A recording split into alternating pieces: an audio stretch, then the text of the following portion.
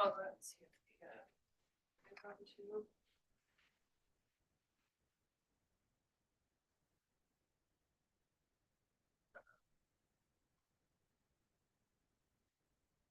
Is red or green?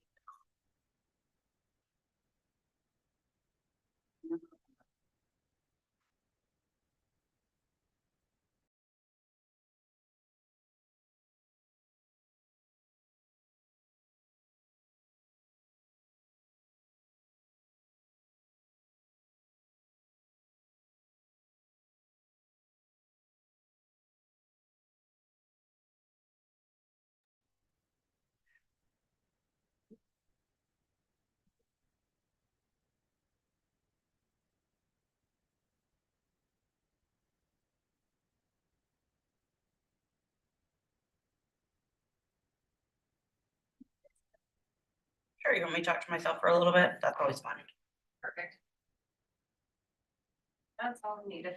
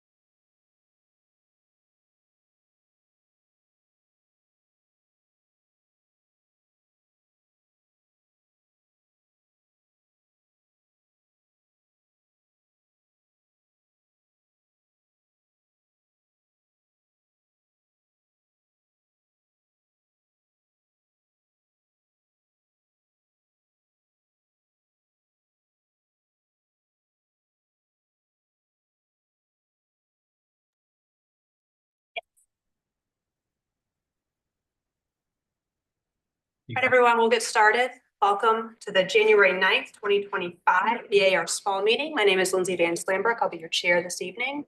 Fellow board members present today are Becky Finna, Daryl Cobb, Bill Turner, and Fillmore Wilson.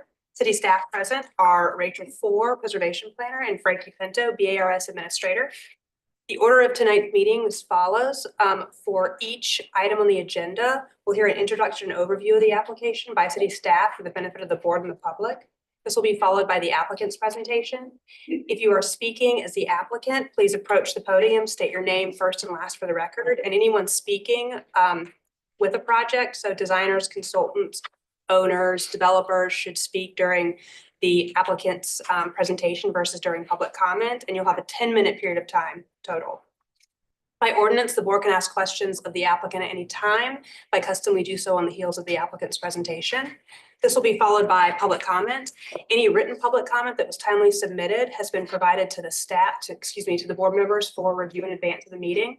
If you are speaking as a member of the public, I'll recognize you. Please approach the podium, state your name first and last for the record. And if you're a neighbor, you could state your name, your address as well. Public comment will be followed by city staff comments and recommendations. Once we've heard from the public and city staff, the applicant will have a 5-minute period of time to clarify or respond to anything raised in the public comment or in the city staff comments and recommendations. After the applicant response period, public comment and the applicant's presentation will be closed and we'll move into board discussion and a vote. Results will be posted online at the city's website. We have no items that have been withdrawn or deferred this evening. Please turn off your cell phones. And please limit your comments to architecture only, which is the purview of this board. Comments related to zoning, livability, lot lines, anything like that are not within the purview of this board and cannot be voiced here. Okay, agenda items A1 and 2, which are review of the minutes from the November 14th, 2024 meeting and the minutes from the December 12th, 2024 meeting. Those are not finalized yet, and I make a motion to defer both of these agenda items. Do I have a second? Bill, all in favor of a motion on items A1 and A2, say aye. Aye. Hearing none opposed, the motion passes unanimously. All right, agenda item B1, 309 Grove Street. Frankie, if you'll give us an introduction and overview of the project, please.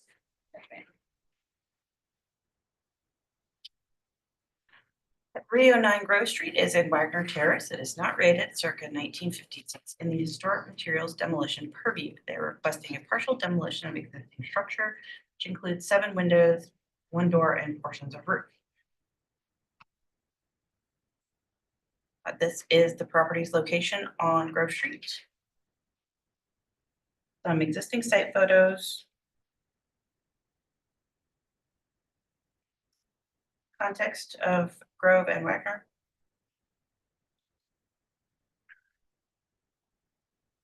And sandboard map showing the history of the structure. And we will turn it over to the applicant.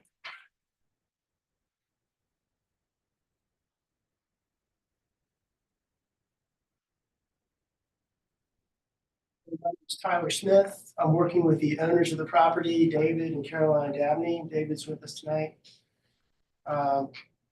The project. Can I advance? You should be able to now. One thing I would note before we get into the drawings is that the 1944 Sanborn map shows the 2 sunrooms facing west as being original enclosed space. The county lists the build date sometime later, but we know it was here, and we don't believe that it was ever a porch. It has several pairs of double windows in it. The brick is a perfect match, and the windows are a perfect match for the balance of the house. All of the windows, save one on the east elevation, are original windows. They're in fairly poor shape. The Dabneys purchased a house in 2020. We've had for 4 years. For the 20 years prior to that, it was a rental, and it had been turned into a 2-family rental at some point. I think it was probably built as a single-family house with no piazzas. The application includes, or it is getting ready for the addition of two piazzas on the west side. And the way that the process works now, I can't show you those drawings, but well, that is a proposed second floor plan. And do we get the, Sorry. The other would go, because I swear we had your revised one. yeah, that's fine. What we have in the boxes, right? Okay, I must have It just doesn't dropped show. the wrong one. Yeah, that's fine. You can click through it. It's fine. Sure. I'm gonna advance to the existing elevations. Well, here you can see both of the elevations at once. Two windows that are ready for work. Yeah, these two windows here would be turned into double windows. One will be in a future kitchen, the other will be in a future owner's bath. All the other windows in this elevation will be fully restored. On the south elevation, which is facing the garden, we have one existing window that would be taken out, and it would be replaced with a multi-panel folding door off the dining room. You can see also there's another pair of windows here on the back, two pairs really. These are spaced about 14 inches apart. On the east elevation, we have one non-original window. It's right here. That will be replaced with a door that's going to access a small apartment that would be at the first floor of the residence. And back to the front elevation, which I skipped past. No windows will be taken off here. So we have 5 original windows that we would remove. Of those 5, 3 would be replaced with doors in the same header, the same opening, only turned into doors.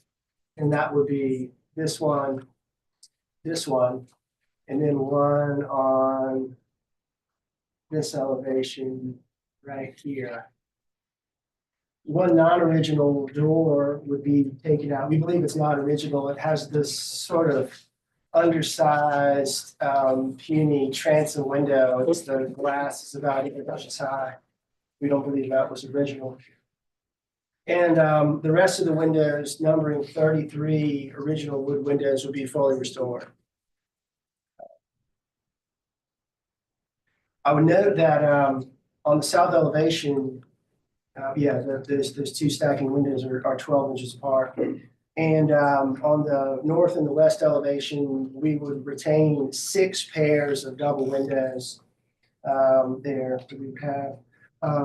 David and Caroline have been thinking about what they want to do with this house for the last 4 years.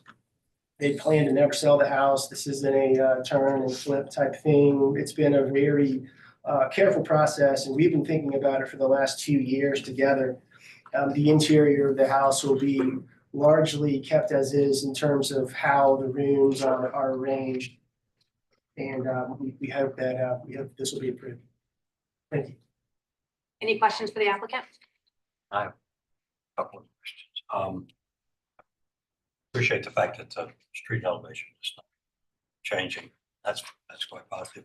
I'm looking at this, not that I noticed that the demolition request is for roof as well, but on the submittal, I didn't see drawings that showed the sections of the roof that would be involved in demolition. Sure, it's a roof tie-in. If I can, where the I'll do new it now. piazza roof will be joining into the existing shingle roof. So it's this area of roof that would have to be affected. It's an asphalt shingle roof. So it's the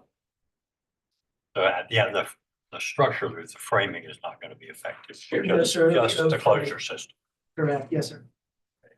And this is also demolition of windows, but in the presentation, it looks like because things are being rearranged, this would also involve some wall demolition as well. On the interior and in one section of the south elevation, yes, sir. Thank you. Yeah. That's the garden facing. It's in the south, not very prominent. It's on a corner, so it wouldn't affect the 2 of the main elevations, the 2 main elevations. Any other questions? Thank you. Do we have anyone speaking?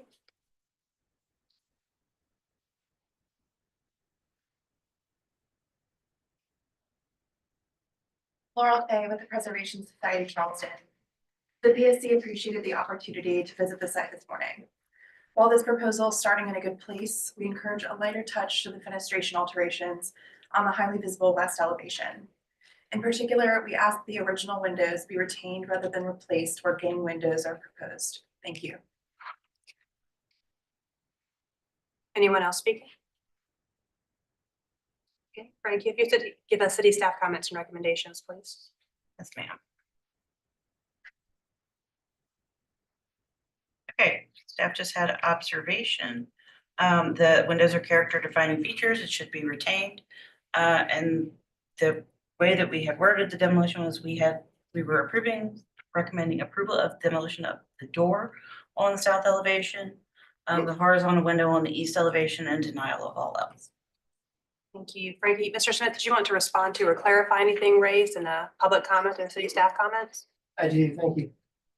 One thing I would say is that in our discussion today with the Dabney, since our meeting this morning, about the idea that the double window that would be in the kitchen, and can I get back to there? Yeah, sorry, it just doesn't, once I zoom in, it messes up the scale, that's all. I'll go back for you. You can go to the west elevation, please. There we go. We have two windows that we would like to replace with doors. These are for access to new piazzas that would be on the west elevation. So we would like to be able to have the ability to get to these piazzas. And but these two windows, this window could be joined with this historic window, both of them restored, and to have two windows side by side here in both the first and the second level. That's something that we can do. Mr. Smith, do you mind pointing to what you were talking about on the screen? Or So, let's see here. there's one behind you. Sorry, I'm sorry. I'm a visual person. Sure. These two windows, we would like to make a pair of windows in the same spot. There's not exactly the same. One shifts over slightly, so I have a gang of two windows here and here. You can take this window, move it over. Take this window and move it over. These two windows center on the sink, and that centers on the kitchen with the island, and it's all, we want to have a good bit of light in the kitchen, which will be well used and used for most of the day, like most families live. And for these two, access to a new piazza here would be very nice from the dining room, and access to the piazza would be very nice from this bedroom that'll be on this level. It's hard to talk about it in a vacuum without knowing what's going to happen there, but that's why we would like to put those doors there, if that makes sense. That's all I have. Thank you. Thank you. All right, public comment to the applicant's presentation is now closed. We'll move into board discussion and a vote.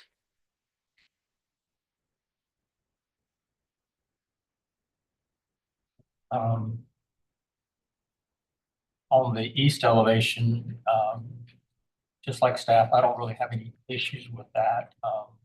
It's quite fairly minor there. On the back, which I guess that would be the south elevation, that's usually where we ask that alterations take place. I think that's a reasonable request to add in that doorway there. I actually, now that I understand the concept of why this demolition is happening on the west side, and I know we're not supposed to, with the demolition purview in this area, we're not supposed to look at what's going back, but you can't help it. I think the addition of the doors and the roof cut, I think that's a reasonable request. I'm comfortable with those. I would like it if those two single windows could stay single instead of ganged. However, I do understand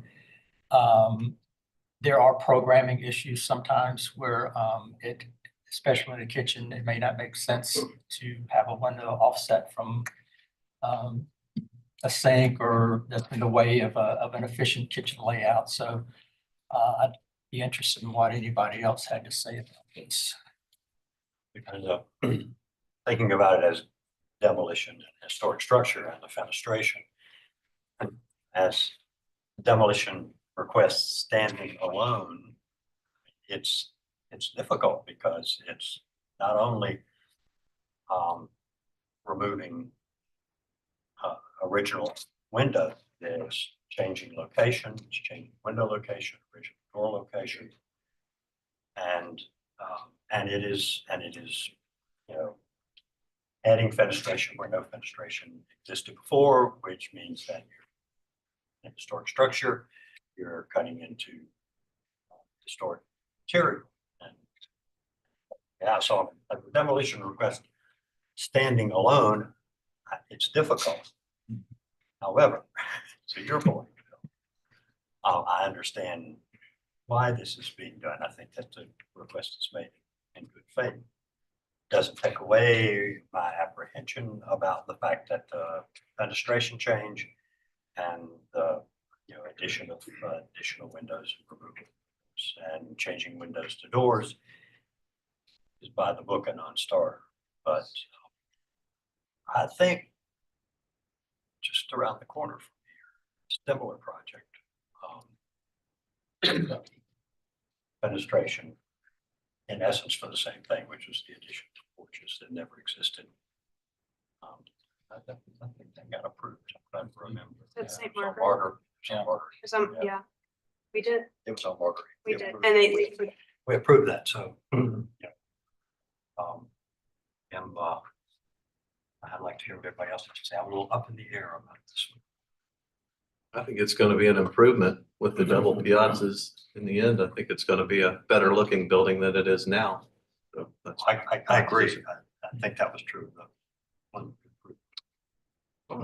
Quarter two, but I still, going back to the idea that this is a problem with press like this. We're not allowed to, we theoretically cannot consider that what's going back. And if we grant demolition, and moving those windows around for access, then you could put an addition on the side of that house as big a footprint and as tall as zoning would allow.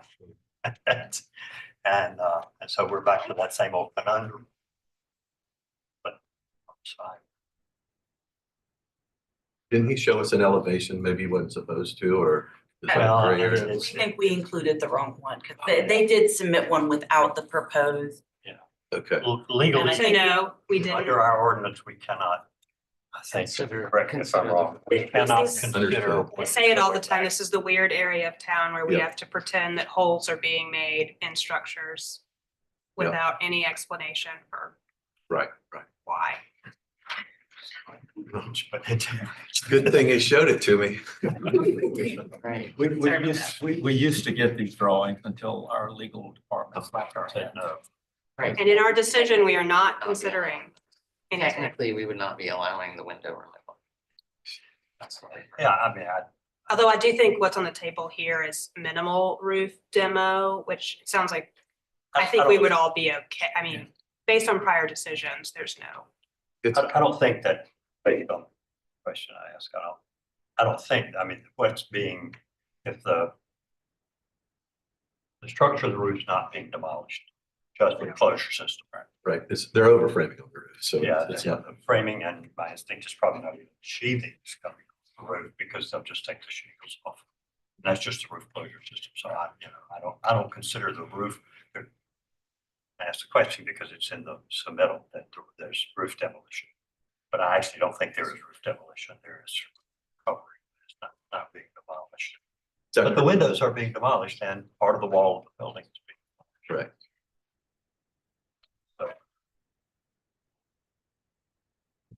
It's hard to unsee it. Sorry about that. Becky, what do you think?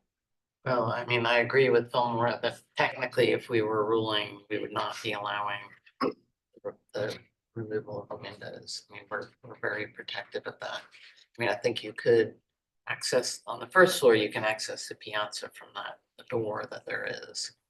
And you could potentially allow the same thing on the second floor without so much wholesale wholesale reworking of this street elevation and removal of historic material. I think that they're didn't study the plans because it's interior. You don't have any purview over that. I do understand that the program is driving the window placement, but there might be a more sensitive way to do that where maybe you only changed one window in its same location, but and didn't make any other changes. But I do understand that would not get exactly what they would like to have with the program. I mean, Again, not, that's not our purview. not considering the interior at all, I think there is a softer approach based on our prior decisions and what, I mean, typically you're right, I think it'd be a non-starter for someone to remove and demolish windows like this, but I think to Bill's point, not considering the interior, I would like to see those two windows stay. And then I think I could get on board with the door placement. The door replacement. 1, 2 levels. Mhm. Those two, I guess, western most windows, if those could remain. To me, when I look at this, I know that the porch, and I hate these things, but we can't consider what's going back, but the, what is being done is not, we're not supposed to see this, but it's not changing. It's not, they're not taking a simple building and trying to really make it into something that it's not. The work that's being done is done in a simple manner, just like the houses now, the new fenestration. And, you know, I think they're so tough. You have to allow these houses to be livable and evolve. So I'm really pretty much okay with this As proposed? as proposed, yes. I don't think what's being proposed, the removals drastically alter the overall character of the building. Is it because of those double windows that are on the? Yeah, I could go either way on the double windows. Mhm. I think in the perfect world, you would leave them as singles, but I do understand. Right, the main mass of the building has all singles.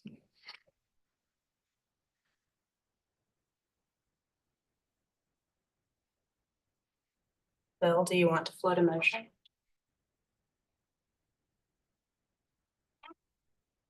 I would make an motion for approval of demolition.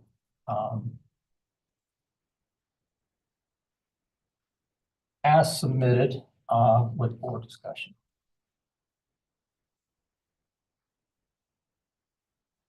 I would second it.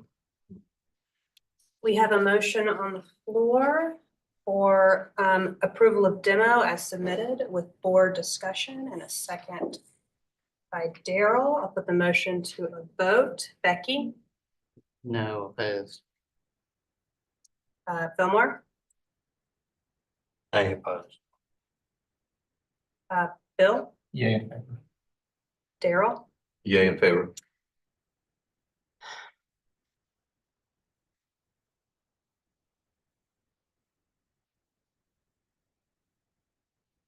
chair votes with the majority. And the motion passes 3-4 and 2 against. Thank y'all. Okay, agenda item 2 is 519 Rutledge Avenue. Frank, you have to give us an introduction overview of the project, please.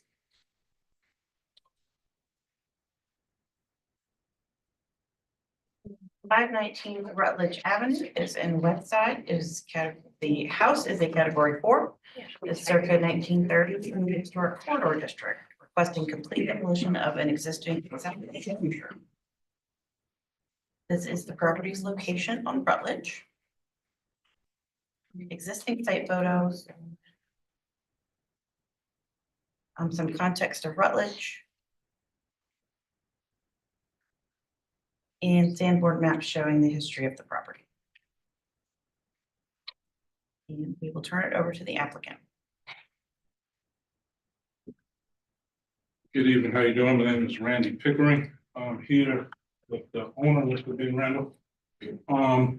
Our request is to demo the existing shed structure. It's a full 258 square foot structure garage. Pretty much stick built, no foundation, old structure. And we previously had approval. There were actually two structures, shed and a garage. We got approval to demo the shed, which is that about 95% complete. So we're requesting to demo this wood structure to construct a new carriage house to make affordable housing on that property. And I think, Ms. Frank, you have some existing pictures? Yes, that is the structure there. It's an old German lap siding building with old timber. You can scroll through. It's right adjacent to the next property. That little area right there is called Nats Court. There actually is some new development there. They're building about 11 houses in there right now. And the owner wants to maximize that property he has there. And like I said, we already had approval to tear down as an existing CMU building, shed building, and we're trying to get approval to tear this down. It hasn't been used. And unfortunately, we just found out there was some termite damage in the rafters that we just discovered. We didn't have the time to get a structural letter to say, you know, that the damage is present, but that's what we have right there. Any questions for the applicant? Yes, one. Have you had discussions with the city's housing office about registering this as an affordable housing? We have, and Mr. Randall has this question was trying to register this property. Now the question is registering the future plan. Or I'll let Frankie kind of get into what's actually required for connection with housing. Yeah, they would have to go through the Affordable Housing Department and be registered. We do have an affordable housing coordinator that I can get you in touch with. Okay. And she kind of helps walk you through that process and what would be required. Okay. And Mr. Randall has been doing a lot of the legwork. He's meeting with the TRC group already. And I guess the next step is, you know. Yeah, you can go ahead and start talking to her. I will send you all Stephanie's contact information. Appreciate it. But that's the future goal, to maximizing that property. And like I said, Nats Court has developed within the past year with the new housing, and my client just wants to maximize that back area. Any other questions? And you can see inside, it's just a dirt floor, you know, limited foundation. There's not much foundation there. Like I said, we just discovered there was some termite damage in that.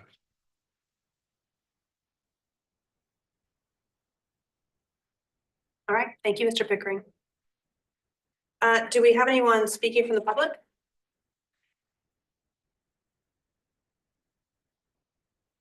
Amanda Nestor, Historic Charleston Foundation. HCF thanks the applicant for the site visit and discussion this morning, and we appreciate and respect that this property has been in the family for several generations. As a policy, we do not support demolition of historic structures, and from the Sanborn maps, the building appears to be original, it's in repairable condition, and is part of the historic fabric that characterizes the property. Therefore, we believe it should be preserved as recommended in Charleston Standard Number 1, which states that historic character of a property should be retained and preserved, as well as Secretary of Interior Standard for Rehabilitation Number 5 that states examples of craftsmanship that characterize a property should be preserved.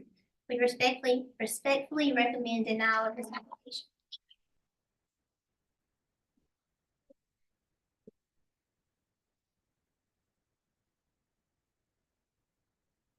With the Preservation Society of Charleston. The PSC thanks the property owner for their time on site with this morning and the family's long-term stewardship of this property. Dependency structures like this one are characteristic of 20th century development in the West Side neighborhood, and this is a particularly well-preserved example. Based on Sanborn maps, this building appears to be contemporary with the primary residence and retains its original form and a significant level of historic material. This building is also visible from the public right-of-way and contributes to the diverse streetscape of Rutledge Avenue. We acknowledge that this building is in a flood zone and will need to be elevated, but this does not preclude rehabilitation of the viable path forward. As future plans for this site are contemplated, we appreciate the applicant's willingness to explore options to retain this building to speak to the evolution of the property. Thank you. Is there anyone else speaking? Okay, Frankie, if you'll give the city staff comments and recommendations, please. Okay, staff just had a couple observations. One, it's an example of Charleston's vernacular architecture and should be retained. The hand cut metal roof is a character defining feature, and just to confirm, as the applicant said, there was an additional CMU shed on the property that staff approved for demolition per our staff policy statement. It was deemed to be of no historic or architectural value or contributing to context. Staff recommendation is denial of demolition. Okay, thank you, Frankie. Mr. Pickering, did you want to respond to or clarify anything raised in the public comment or the city staff comments? And I know it's probably a hard question for y'all guys to ask on the BR.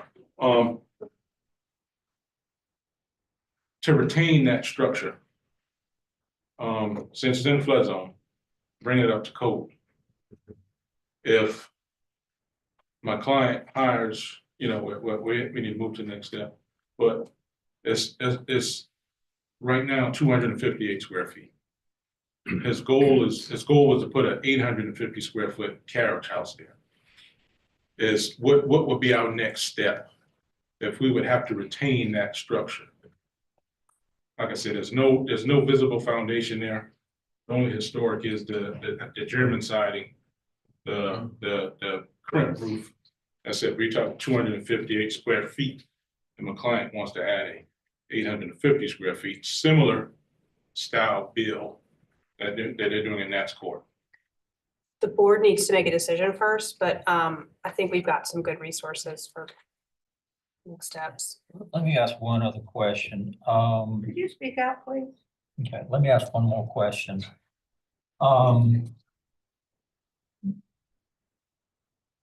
Have you thought about at all rehabilitating it, raising it up some? It would probably have to go up a couple of feet to meet FEMA requirements, and I don't know. I don't think it could be sympathetically added onto, but have you thought about rehabbing it into like a little small little cottage?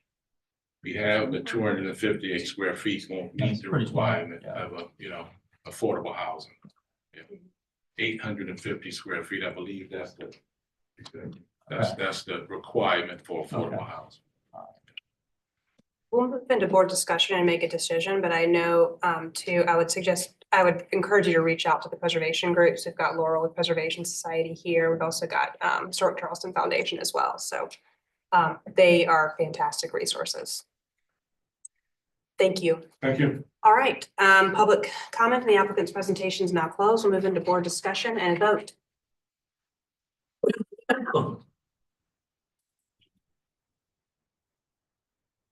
It's certainly in pretty decent shape. It's clearly dates to the, it's not,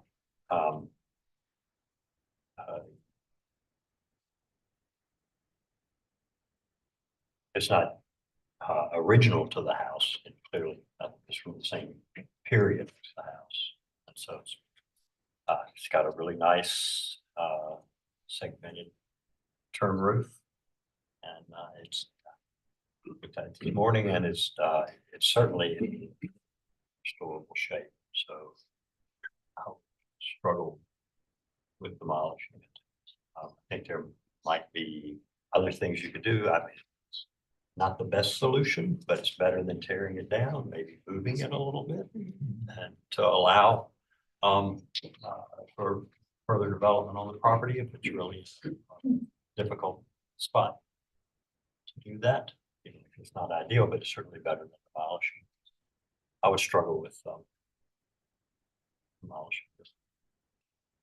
I'm not in favor of demolition of this, but relocating it on the site, I would have no problem with. I don't think what that technically would be demo of the foundation, but I didn't see it. I agree with what's been said. Mr. Pickering, are there any plans on the site of where you took down the CMU shed? Are there any plans? Yeah, for doing something with the area where the CMU shed was taken down? That was for use for turnaround parking. Gotta have, you have the existing dwelling there now where, it's habitable, that people live in there. And that's a tight driveway, but they use it all, that back area for a turnaround space.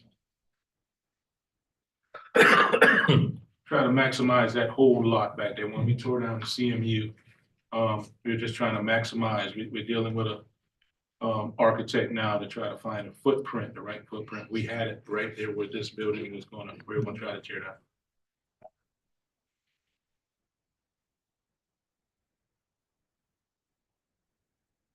Opposed, I'm in agreement with staff that I'm opposed to tearing it down. I think it actually could possibly have been built with the house. It has the same beaded siding detail that the house has on it. And it has a terminality, and I think the eave detail is also similar to the house as well. And, this particular area of town, most of these houses were built with these little garages in the back, and they are part of the pattern of the historic fabric up there. And so it is a character defining feature of the neighborhood in general when you see these. I would make a motion for denial of demolition. Okay, we have a motion on the floor for denial of demolition. Do I have a second? I'll second. Motion to a vote. Becky? Yeah, in favor. Bill? Are you in favor?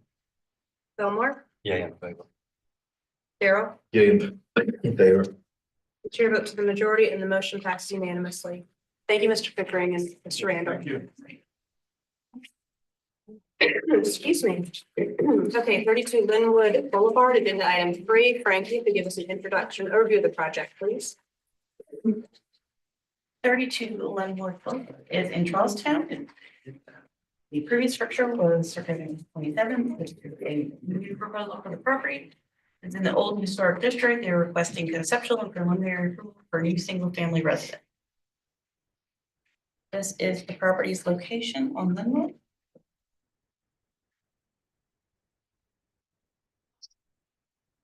Existing site photos.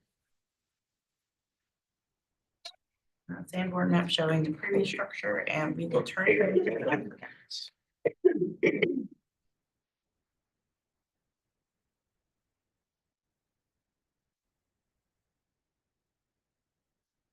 Good evening, my name is Oliver Freundlich, and it's a pleasure to be here with you tonight presenting the updated design for 32 Linwood.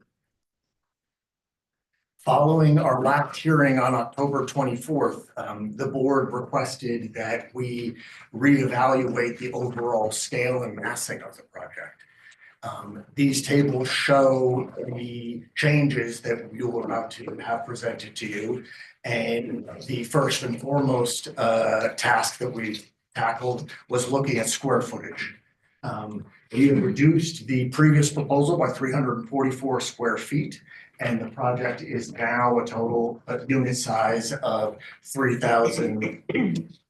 Can't see that far, 3,357. The southern mass of the project was where the majority of the discussion was had about a reduction in scale. And as a result, the lion's share of that 344 square feet is taken out of the southern mass. That's 293 out of the southern mass itself.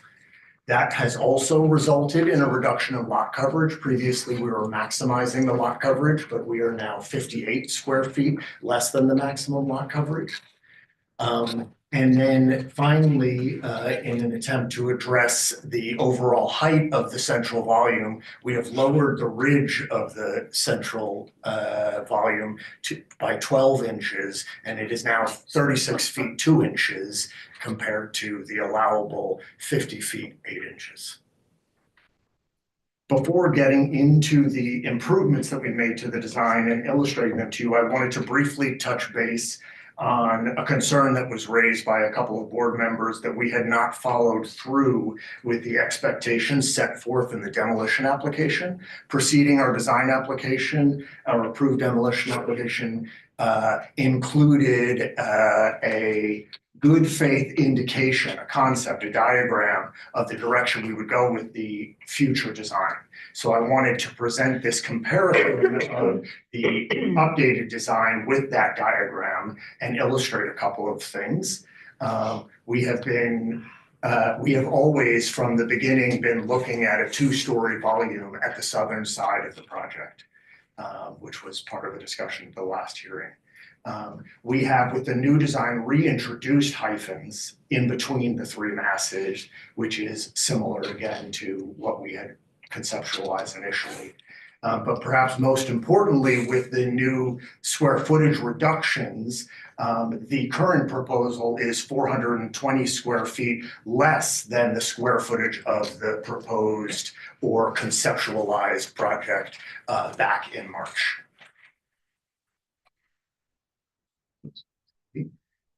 As will be the case with all of the following drawings, the red shadow is the outline or mass of the previous proposal from October. This is the west elevation. With the lowering of the central ridge by 12 inches and the introduction of these hyphens, we've been able to remove some of the mass and bulk from the central volume. And at the southern side of the project, in the southern volume, nearly 300 square feet having been removed from this side of the project has given us the ability to further step back from our southern lot setbacks. This is a rendered view of the project. Some of these massing reductions have really improved the elegance of the proportions of the overall composition.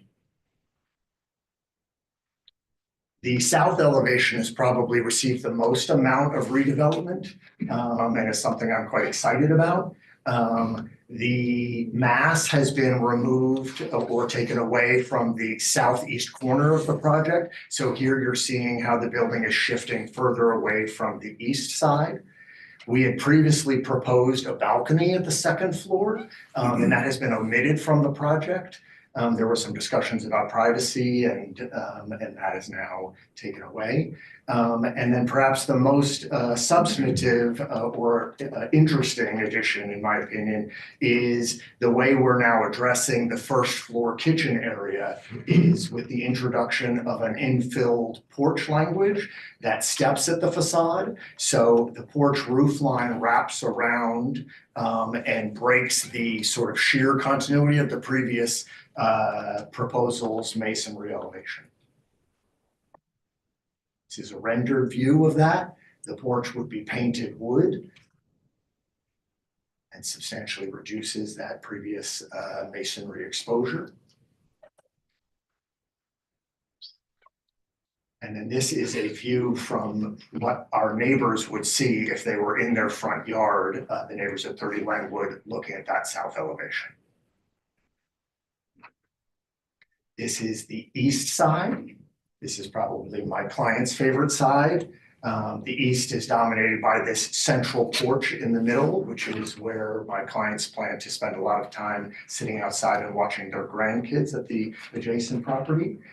The language of the porch from the south is wrapping around, and the roof line of this porch has created a new horizontal datum, which also helps to break the verticality along this wall here. These are the infilled moments at either end, flanking the porch in the middle. This is the north elevation. North elevation rendered. Long section. Cross section. quickly to go through the impact on the plan views. The majority of the massing is illustrated consistently along the south and east corner of the property in an attempt to provide some relief at this end. This is ground floor. Oops, excuse me. This is the area where the stepping is introduced into the facade at the kitchen area.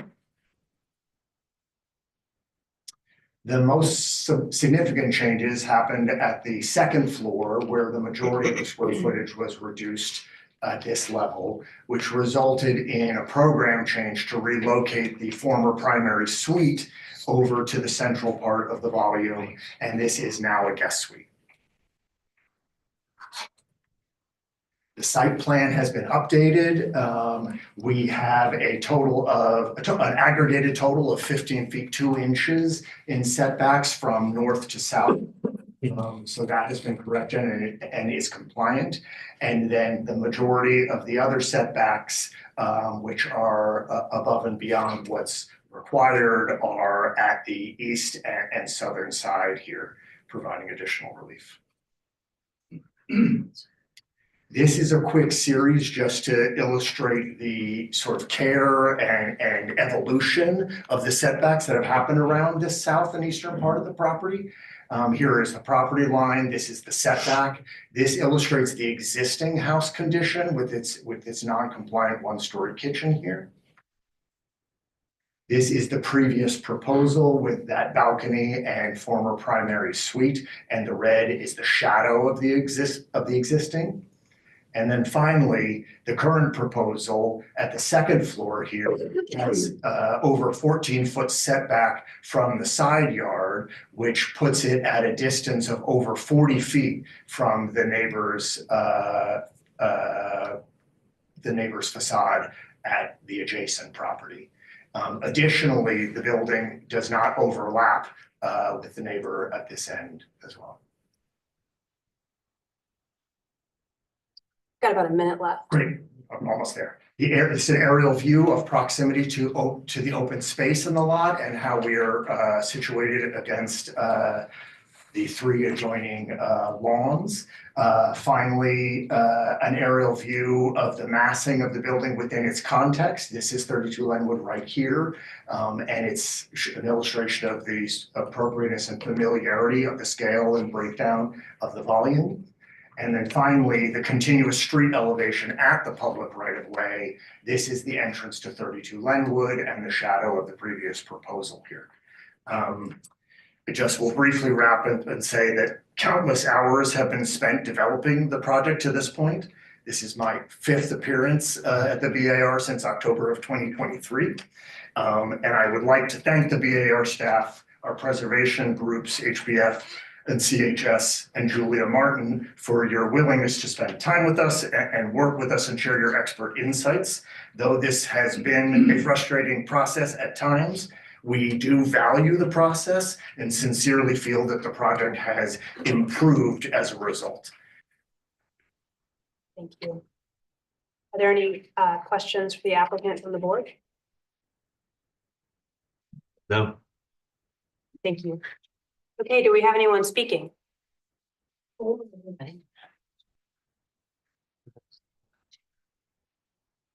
Hi, I'm Eva Ravenel. I live, I think it's the north property. I just have in the last 10 years, I've been completely, the next door neighbor, they went up like about 10 or 12 feet. So my light completely disappeared from then on the other side, which is on Linwood. They allowed a garage to be built, which completely knocked out my garden light. And so this property, the man, we allowed him to build a room off because he was dying. And of course, he passed away right before that. So I just want to make sure I get as much, what is the setback? I want to have a complete setback. You know what it is? So my light is At the north? completely gone. At the north? 3 feet. The setback from, what is it? I know it was before because when I went, Yes, ma'am, it is 3 feet from the north.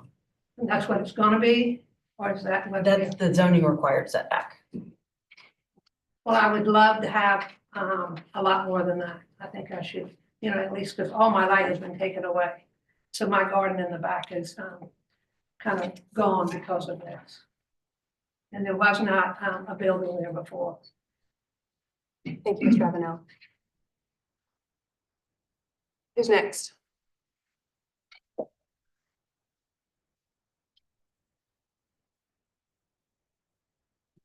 Good afternoon. My name's Christopher Cinto.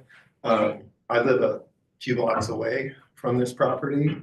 And I've been following this procedure because we're also evaluating the possibility of needing to elevate in the future. So obviously, this is a great education in the process. I'm also very familiar with FEMA rules and regulations, compliance for another coastal property that I own, where we're currently engaged in that. And so I'm watching this very carefully to try and understand how limitations are placed on individuals who try to address the very real threat of flooding, which is clearly not something that is going away here in downtown Charleston. Most of all, I really appreciate the fact that, aesthetically, it's a beautiful property, and anybody willing to go through that much trouble to raise a property and redevelop investing in downtown Charleston benefits everybody around it. So while I certainly appreciate that there are concerns of the neighbors, as I look to what I'm going to have to go through with a almost identically sized home on a smaller lot, to be told that I possibly can't go up because of light and views, I'm having difficulty understanding how that process would unfold. So, thank you for your time. Continue to watch this very closely. But where issues of compliance and flooding are concerned, there's a lot of us looking at it in the neighborhood. Thank you. Thank you.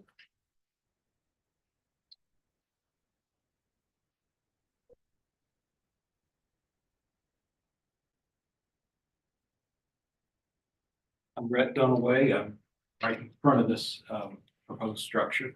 Again, I appreciate what Oliver's done. I think it's heading in the right direction. I'd love to see it move more in that direction. I feel every time I've come here, it's been a learning process and not something that I'm particularly interested in learning more about. But you all ask better questions than I do. And at the last meeting, the two questions that were asked, and I don't remember who asked them, but I know it came from over here, was what was the existing square footage of the property that is going to be allowed to be demolished? It has not yet been demolished, but what was the square footage then? What's the square footage now? That to me was a real sort of moment of revelation. The second was, what are we talking about in terms of interior ceiling heights? And I don't remember who asked it, but well, that's a great question too. I guess my concern is, again, smaller to my mind is better, and less height would be better.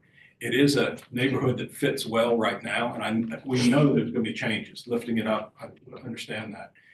I'm not blind to that at all, but this still does tower over my house, and I do think it'll change the character of the neighborhood. I'm very fond of the family that wants to move in there, that are living there now, and I do hope that they will be able to find something and that you all will go along with it. I just want this to be smaller, and I'll count on you all to ask the questions that I didn't know last time that I thought were so pertinent to the discussion. So thank you for your consideration.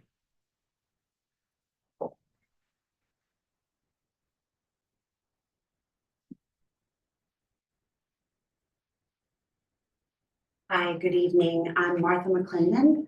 I've lived in Charleston since 1997. I've been a homeowner on the peninsula since 2005 and currently live with a husband a block from here in a beautiful and restored 1804 single on Lawrence Street.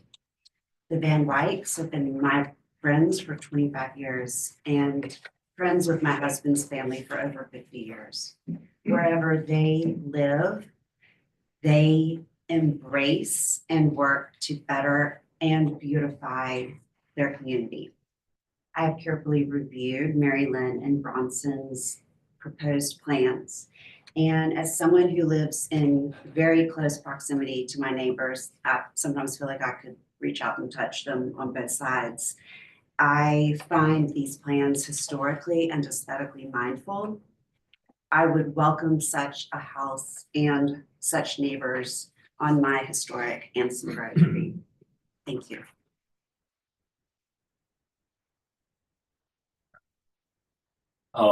Yeah, good evening. I'm Carl Mabry.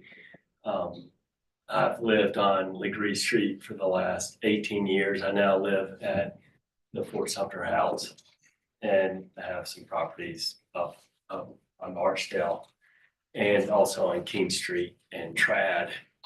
I'm also friends with the Van Wykes. And I would echo what Martha has said. They never undertake anything without putting the utmost care and thoughtfulness into it.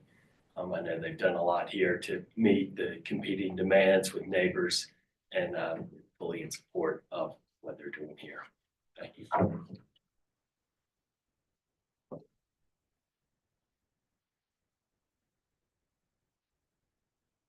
Hello, my name is Dominic Chapaletti, and I also live in the neighborhood. I live just a couple blocks away on Gibbs Street. I walk my dog past this house all the time. And recently I was there and ran into the Van Wykes, who invited me in, offered me a drink, and took me through all of these plans. And I just have to say that they're remarkable. They're lovely people. They would be wonderful neighbors. And having lived in that neighborhood for quite a while, I would love to have many more neighbors like them. I think the house looks beautiful. And compared to what's there now, it's a winner. The house that is there is, you know, kind of a mess. And this looks like something that really will help that neighborhood and make it better. So I just wanted to say that to you. Thank you.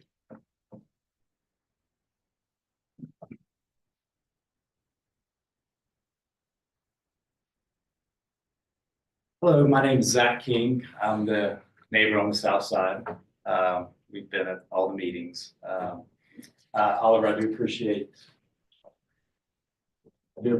you listen to us on a lot of issues, and I do appreciate that. And I appreciate the family, doing that.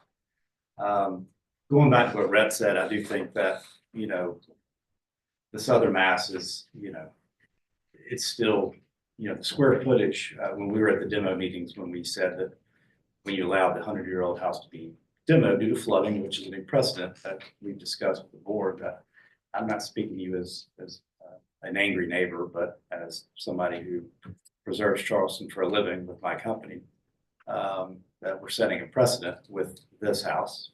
And the discussion was whatever we put back, we're going to make sure it blends in. And y'all have heard my comments that I don't have an issue with the setback so much anymore, but the height is still, I wish I was on the north side. They did pretty well out of this versus the south side. I was hoping there'd be a little bit of balance. That'd be my only comment. But if there's anything we can do to kind of lower our side, we're the ones taking the brunt of this. You look in our yard and, the other comments saying that this house, fits, it doesn't fit in to how all the other houses do, where the other house, yes, is a mess, and I know there's flooding, but in my opinion, this house is just setting a precedent that I think you're going to get a lot of demo permits coming your way soon. And I think that we need to be mindful to make sure that houses blend in. Thank you for your time.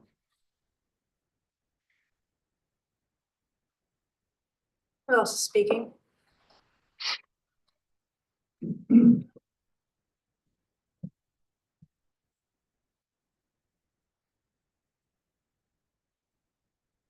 Hi, my name is Mimi Van Wyk Morrison.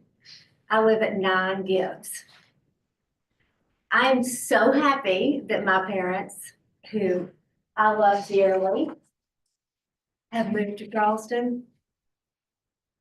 It makes me so very happy. I have, it's a big relief for me as well. I have 2 kids under 10.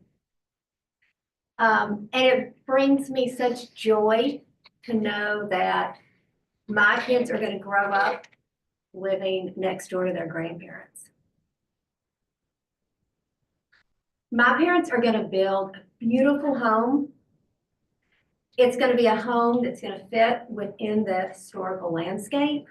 The landscape that we all live in now, that we all love now. And I'm speaking today as a daughter.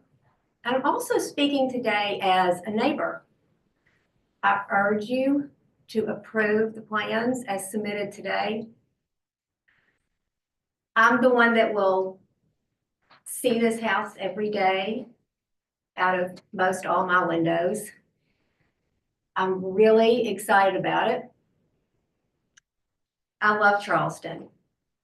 And I'm so happy that my husband and I have picked Charleston to live here, to raise our kids. And I'm excited that this is a city that I'm going to be able to explore further with my parents.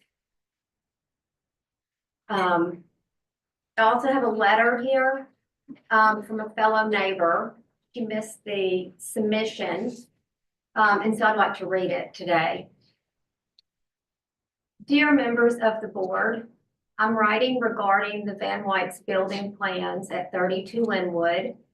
I've known the owners and their family for many decades of personal friendship.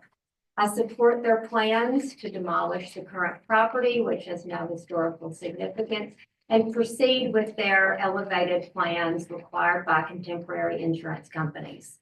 The Van White's project, upon completion, will improve the aesthetics of our neighborhood and raise the property values in the surrounding blocks. I've always known these owners to possess excellent taste, which I'm certain will be fulfilled by their Linwood plans. I trust that the Van Whites will hire contractors who will run a site that is the least disruptive, and it can be and will result in a much better example of architecture than what currently stands. Please feel free to reach out to me with any questions at all. Signed, Lane McClure, 14 Lambeau. Thank you. Do we have anyone else speaking? Thanks. All right. Frankie, if you'll give us city staff comments and recommendations, please.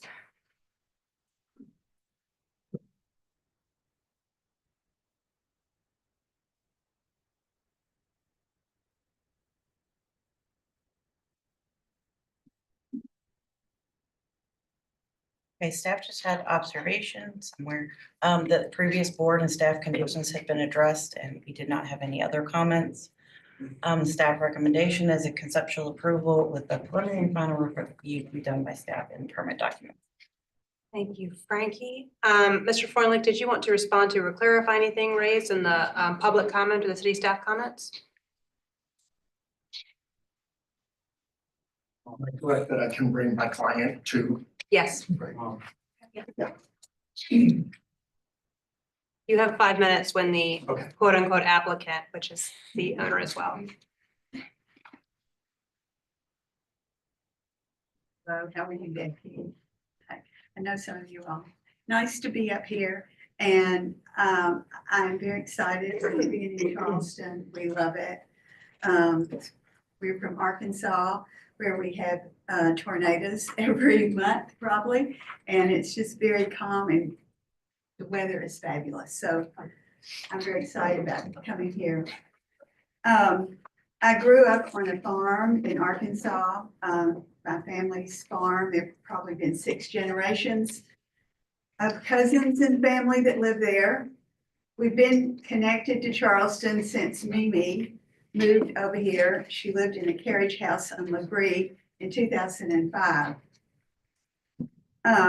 Mimi has kids, and when this house adjoining her backyard came up for sale, we bought it. It floods 5 to 6 times per year. If you remember Dr. Bertel's letter that he wrote this past beginning of the fall.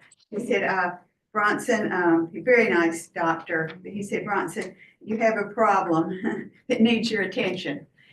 They've moved out of they had to move out of the house 3 times just last fall. But he didn't complain, he's just very nice, so, we can't move our furniture out. The women can't do that. Well, we moved in it last month and we have pots around to catch the water.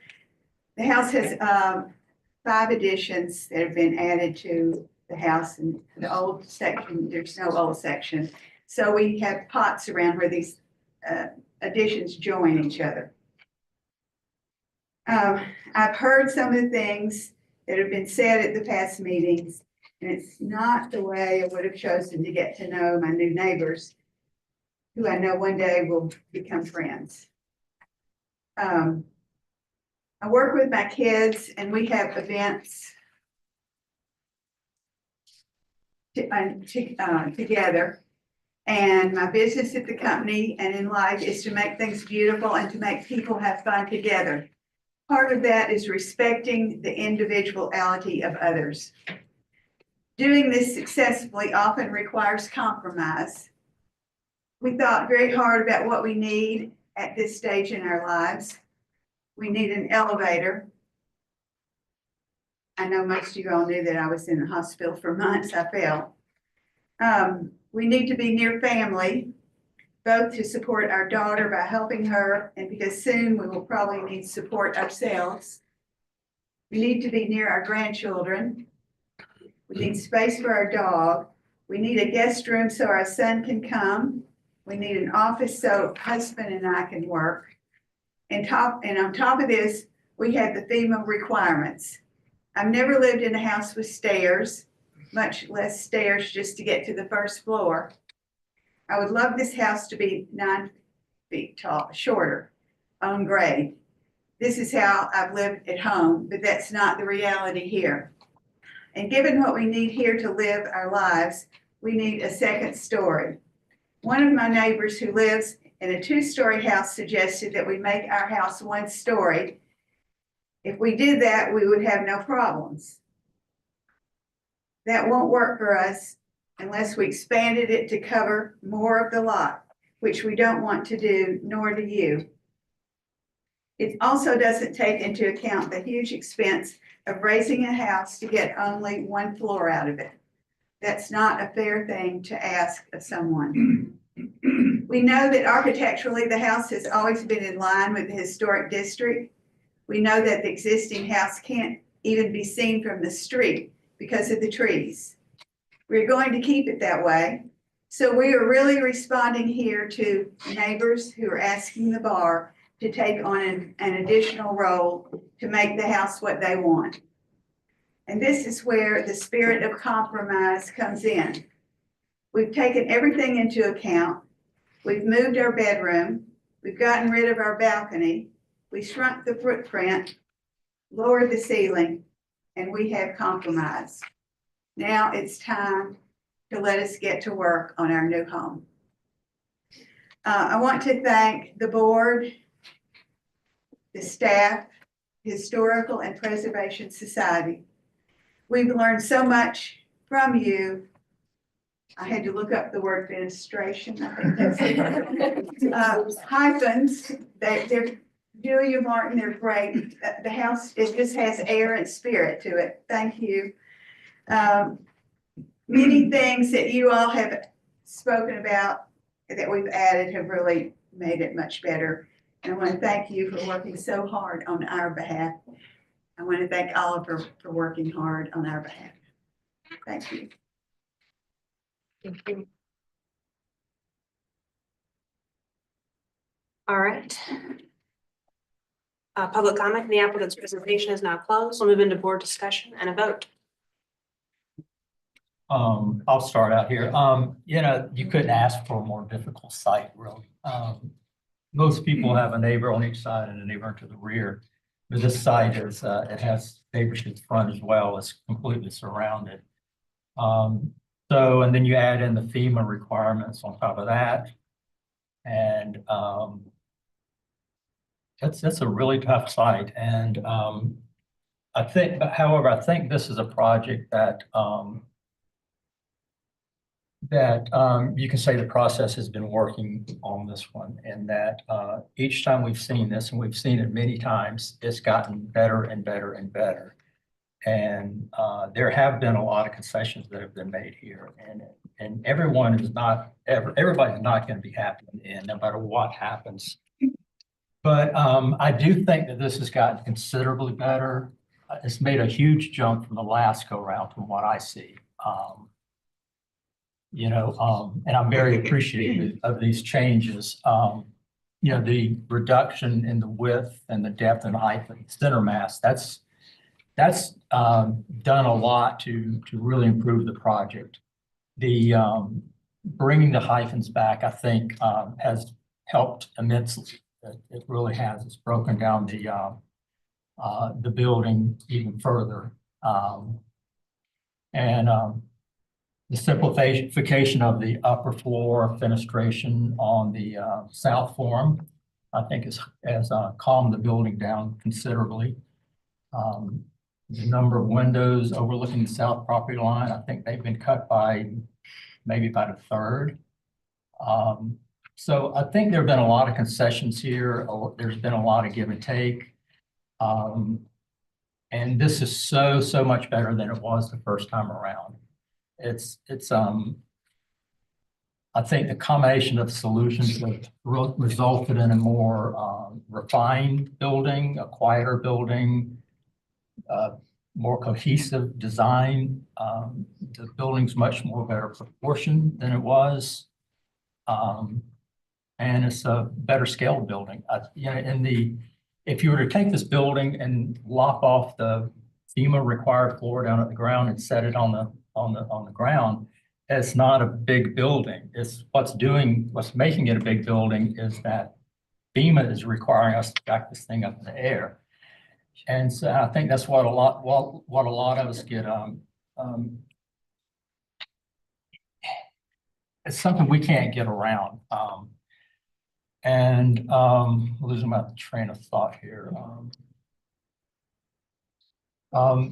The FEMA requirements is just something we've got to deal with here. And like I said, if you were to take that bottom floor off and set it on the ground, it's not a big building. It's a two-story building and a one-story building. And unfortunately, these FEMA requirements, this is what we're going to end up with over and over again with new construction here in Charleston. And so I'm to the point now where I think the project has satisfied my concerns. Frankie, can you go back to the south and east elevations?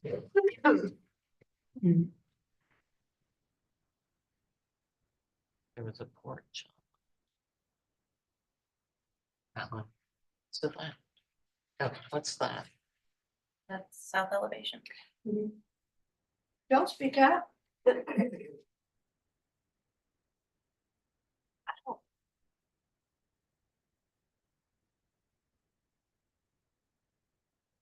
Not in our drawings. right? It's not in our drawing. Not in our submittal.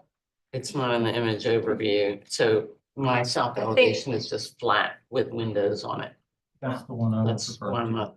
Yeah. I don't, it's wrapping around like that. This is what we have as our south elevation. Oh. Okay, so I'm not crazy. I was looking at. Yeah. The south and the east were- Because there's so many drawings, what you're in right now is the compare and contrast per the requirements. The front, if you keep going to the front of the presentation, there's sort of like an executive summary, which is what I presented. Can you show us what the south elevation is that you're proposing? I've got the plans up on my computer. This is what we've got. The south elevation for. That is not correct. Yeah. This is the south elevation. Yeah, that was enough.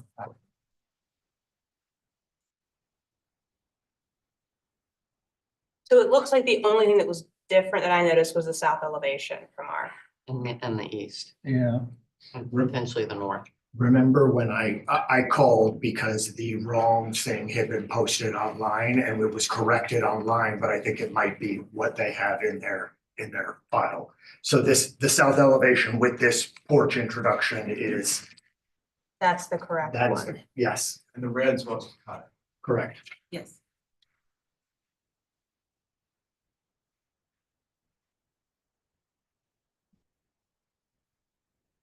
So Bill, Say porch include. I was happy with what I thought was gonna be the south elevation. This is very different from what we had. What we were given.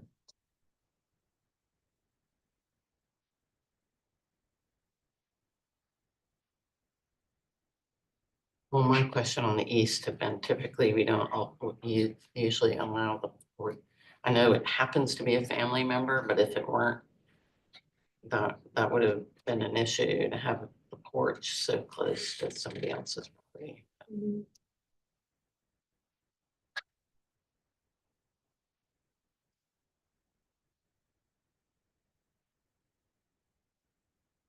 Is that enclosed or that's open?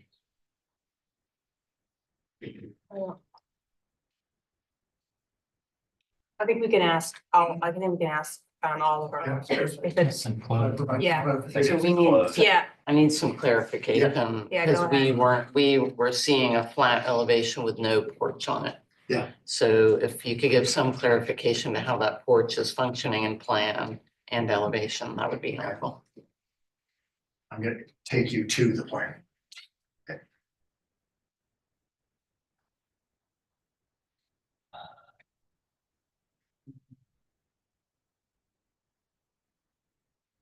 There's no porch.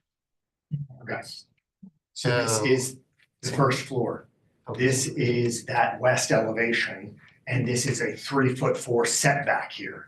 At this point is where the porch language projects and creates a stepping in the facade right here. Can you point to it on that screen for me? I'm sorry, I Yeah, can't. exactly. It's easier. Right here. Okay, so that's the porch. Correct.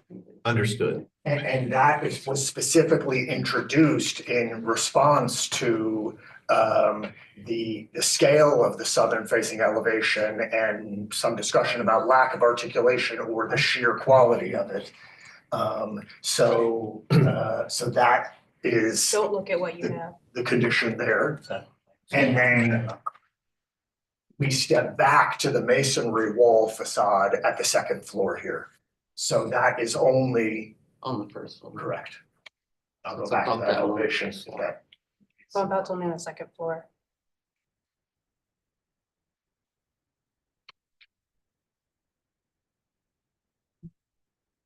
Got it. What's the square footage? Is the square footage the same as it was before, or is it bigger? Overall, so 344 square feet less than previously proposed. And some of these steppings are where some of that square footage came from. The reduction of square footage was an incredibly complex process to work through in plan. And so we squeezed it from multiple different areas and then combined it with facade and fenestration solutions. What was the previous house? We're in board discussion right now. And And you also go to the east elevation so that we can see how this is. here's the east. So that is where we are wrapping around from the southern side to the east. And now this porch roof passes in front of the southern volume, covers the porch, and passes in front of this northern volume as well.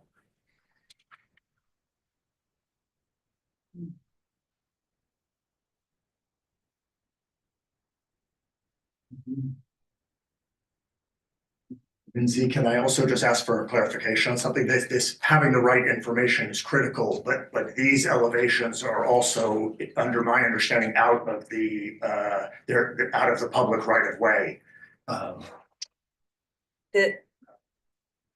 Actually, no, you can see this from the streetscape. I think from what is the street to the? From Gibbs? Yeah, from Gibbs Street. that's now. Yeah. Yeah. Oh, you can't see these from Gibbs Street? I live in the street house, you can see it fine. My driveway, you can see it. So this elevation isn't visible. Frankie, can you flip to the south elevation? I'm trying to kind of compare what I've got on the screen Yeah, here, sure. what we're talking about now, so I can kind of catch myself up. We do the same. Do you have anything without vines on it?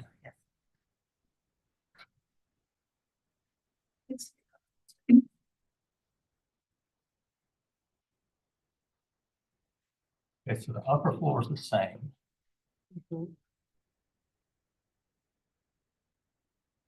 The only thing that's different about the upper floor is that it's further set back. And the way we achieved pushing it back was by maintaining this. Now, this, okay, Extra so opening. is this plane that I'm seeing here, the front, the porch plane, the same plane as that, or? That is. A different plan? Yeah, I mean, we were deferred in December, and I think that is a deferral package. Okay. We shouldn't be looking at this. Yeah.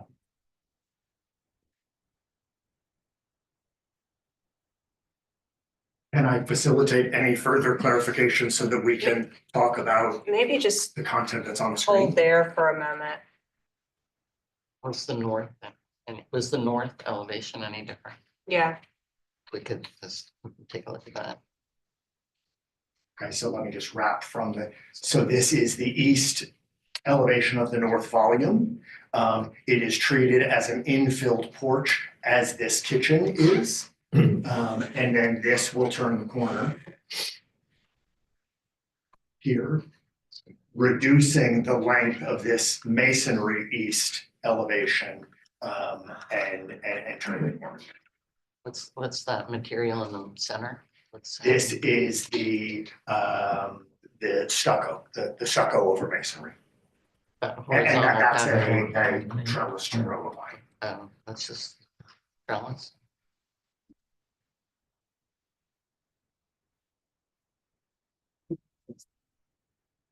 Oh, it's the trellis. So this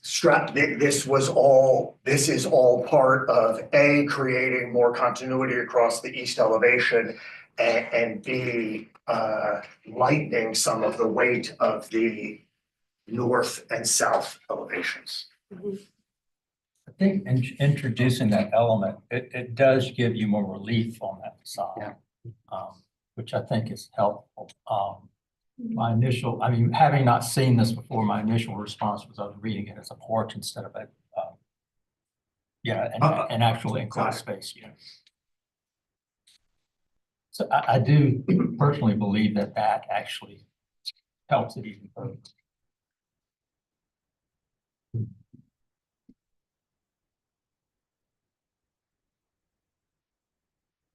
So I think the massing is improved.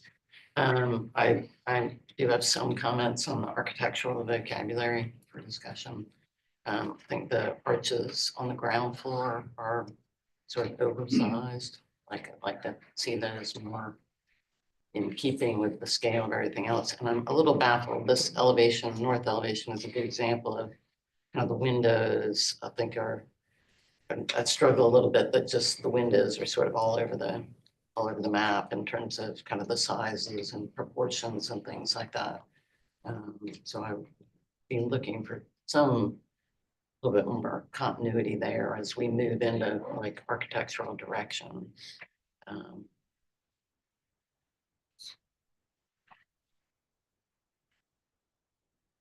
But I agree with Bill. I mean, the dilemma is it's a two-story building on an elevated base. And the elevated base honestly it's only 7 feet tall under there.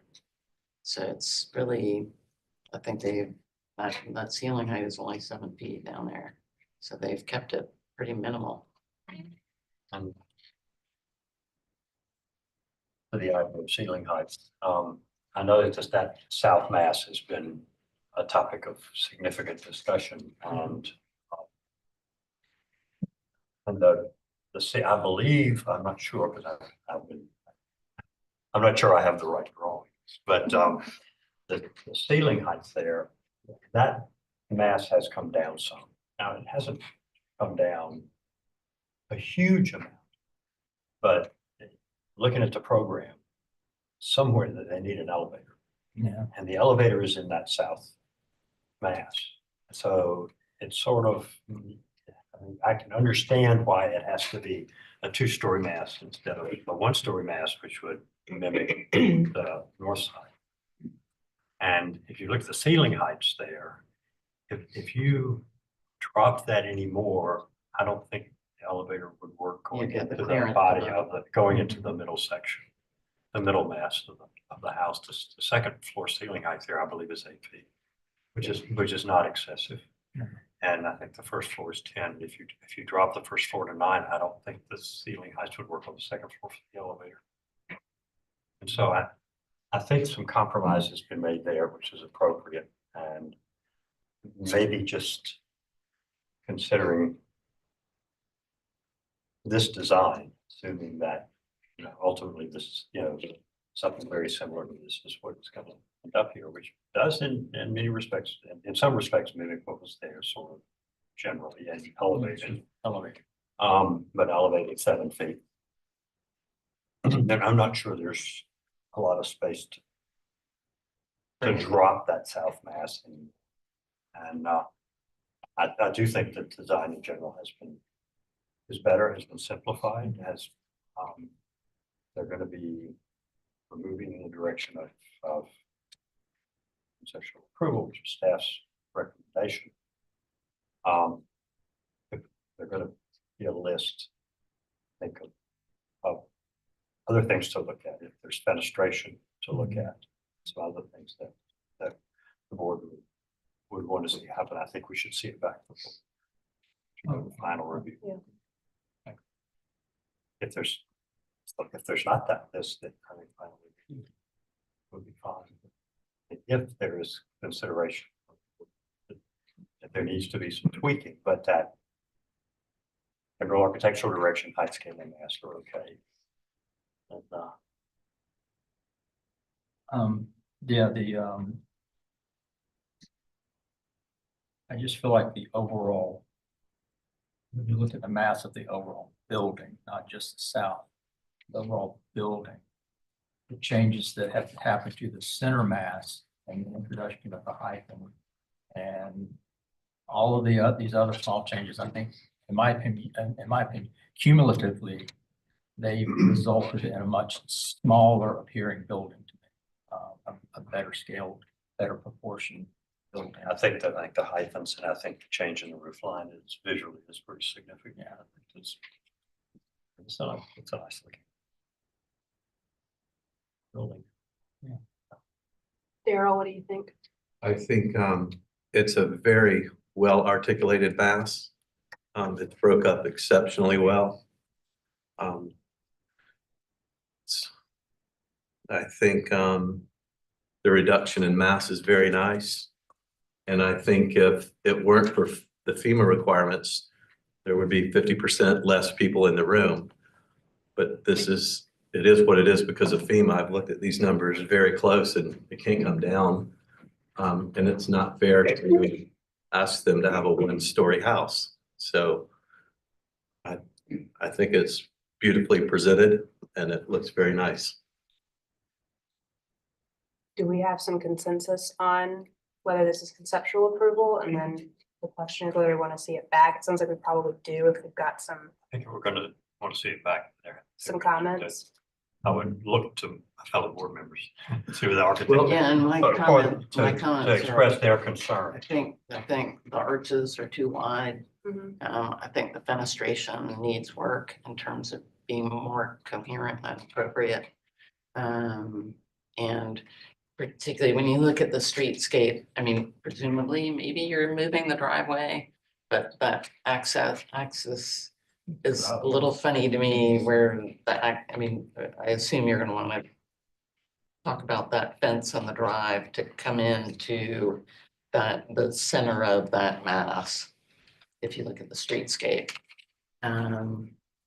So those were my sort of architectural vocabulary questions. I don't know if you all have some as well. Lindsay, I'm sorry to interrupt. Does anyone have a question for Mr. Freundlich?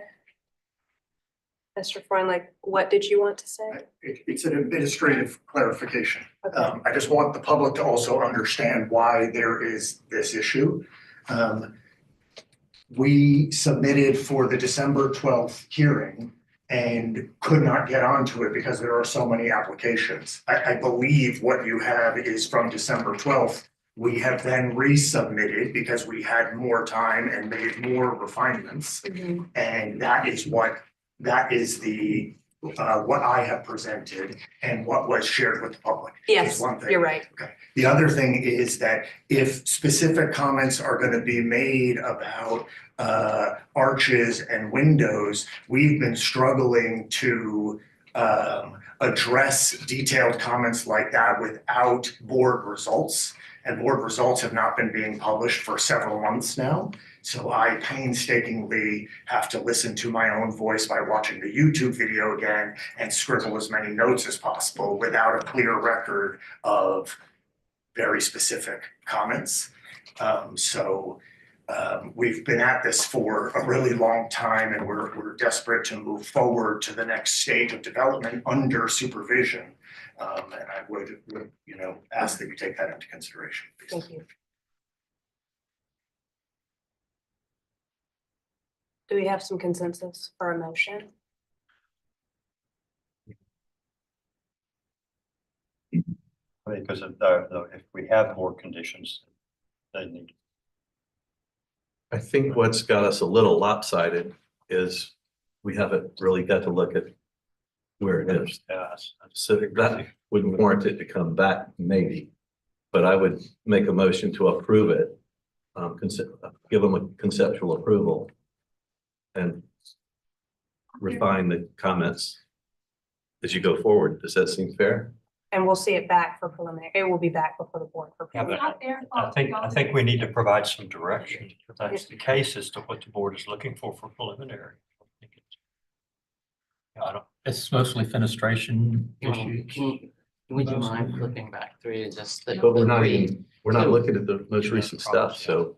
That here on the screen here. Yes. I guess just the west out, since this one's not visible. Not really ruling on this one. Yeah, I think this, if any, to the extent comments are related to this administration, I think. Well, if you step back to what a conceptual approval is, it's height, scale, mass, and general architectural record. Right. And generally, we get I into think we're there. the Specifics. the specifics of the fenestration more preliminary. Yeah. Question is whether it comes back. I would like to Yes. get back. Yes, it has to come back. Definitely. So Daryl, you made a motion for conceptual approval. I did. Okay. Do I have a second to Daryl's motion? I second it. Becky, I put the motion to a vote. Fillmore, Yeah, in favor.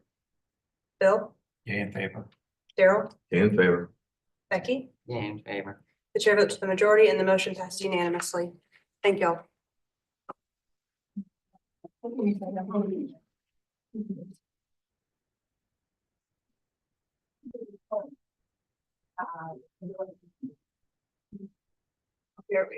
Clear out.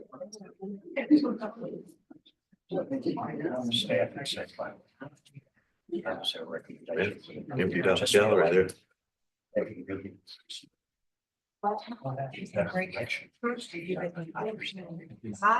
think we should get through a few more unless you really need to. Some of that administration stuff. I wanted to end this. Okay. Clear out quickly. So we can- Right, agenda item 4, 128 Cannon Street. Disrespectful. I'll give them another 30 seconds.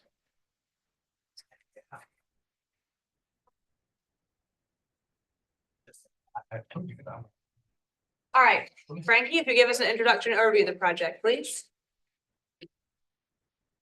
One 128 Cannon Street is in Canterbury, Elliott Borough. It is a category 4, circa 1840 in the Old City District.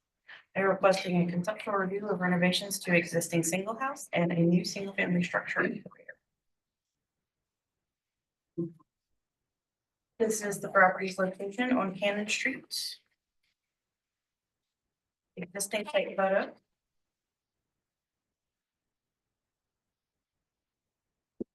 Some context of Cannon Street. Architecture inventory from 1985. And we will turn it over to the applicant. Thanks, Becky. I'm Ashley Jennings. I'm the architect on the project. My client has a brand new baby and be here tonight. So I'm going to handle it by myself. This is a project the board had seen before. I'm not sure that maybe Fillmore was on the board when it was reviewed previously, but we're back with a different proposal. There was a previous submittal with a different architect. The intent here is to renovate the front structure and then to add another single family residence in the back of the property. And the existing structure in the front is a single house, but it's been used for years and years and years as a law firm. So the idea is to convert it from a law firm back to a single family residence. And you can see some pictures here of the existing structure. And it needs some TLC. These are the Sanborn maps. The only ones I could find are from 1940 and 1951. And what you'll see is the building is actually two separate structures. Here it is right here. Two separate structures. It's kind of blurry. But there's this section and then this section, which are two separate structures that, and I don't know the history of the house enough to be able to tell you why it happened that way, but looking at the footprint on the Sanborn on the map, it doesn't read that way. And this is a site plan just to show the overall development of the property. This is the existing structure as it occurs right now. The idea is right now is that the whole rest of the lot is gravel for parking. The intent is to restore this to a single family residence, build another residence in the back and create some a pool in the back and some yard. So I think that the piece that's going to be the most involved with the BAR is going to be the area of modification that's on the exterior of the building, which is a piazza that on your Sanborn maps looks like it extends all the way over to this structure here. Right now, it's been modified already. There's a steel stair that comes down here. This has been modified, and then it's been enclosed on the second floor. And our proposal is to just continue the enclosure and treat it differently than the rest of the structure. And so you can see on the first floor, part of the challenge is this is a very skinny stair, trying to take what's kind of a rabbit warren of rooms and create a single family residence. And you can see how the building pinches right here. And so on the second floor, you can see here, this is that same area. That piazza area is partially enclosed right here. You see that step back here. That's the demarcation of the differentiation between this structure and that structure roof-wise. And this is what the building looks like now, the front and the west elevation. And this is what the proposal is, the front and west elevation. So in addition to this modification architecturally, we're also proposing to re-present that door with the transom over it that you saw in the survey card and eliminate this door. There's some shutters that are not operable right now. They're just kind of stuck onto the building. The idea is to replace those with operable shutters. And then there's going to be a lot of restoration of materials that's going to be required. Some work to the piazzas, some work to the siding, to the windows, the roofs. And you can see the opposite elevations in the proposal. One of the things is to remove this stair here. And then the second part of this proposal is to create another structure in the back, a smaller 1.5 story structure. It's also a single family residence, but much smaller. And my client really liked the idea of introducing some brick here. So we just have brick ends and then an infill in between is the proposal. But here you can see the relative scale of the building. It sits pretty far back and the intent was to make it subordinate to the front structure. So here you can see the proposal a little bit better. The idea is that these end walls would be masonry with an infill that's a vertical reverse board and batten. And then the dormers, you can see to give some usable space to the attic bridge that heave a little bit. Gosh, it's so washed out. But these are the 3D images to show you the relationship of this structure to the structure in the back. You have another structure that kind of steps back here. You have a pretty good rhythm of single houses up to this point. Then you have this building that steps back. You have this single house, and then this is the old church that's being used as community center now. And you can see here, this is looking back from the street. If you're standing across the street on the sidewalk, looking back toward the back of the property, and that's that second structure in the back. And then this is looking up from the opposite side. And then some better shots of the structure as it relates to, so you don't see from the public right of way, but just to describe it a little bit. And that's it. Does anybody have any questions? Yeah, now when we saw this before, actually, was there proposed to be a house in the back, or did we just look at the No, house? you just looked at the front structure. Okay, now I remember this. Okay. Your floor plans show, and what I would say was the original kitchen house, windows and doors on the ground floor, but they're not showing on the elevations. Was that a drafting error? Are there plans of the back building? Yeah, go back to your, yeah. I think there is a door down there. Okay. I think I just missed it. I'm sorry. Okay, I figured it was just a drafting error. Are there plans for the new building in the back? There should be. I don't know where they are though. I don't think there are. I know I drew them. I know I split them. Gremlins and the. It's a rectangle, right? It's a rectangle. There are 2 small bedrooms upstairs. I was curious how the width related to the width of the building. Oh, you can see that on the site plan. You can see the ground floor. Okay. So one thing that happens, this building steps over that side yard setback, and so this one steps in. So it doesn't come all the way out to the face of this piazza here, the back piazza. But you can see the plan here. You've got a center stair. You got a little room on each side, and that's the way that the second floor is laid out as well. 2 rooms. One other question. You had a note on the main house about, I think, restoration or repairs or something to the floors, the balustrade or something.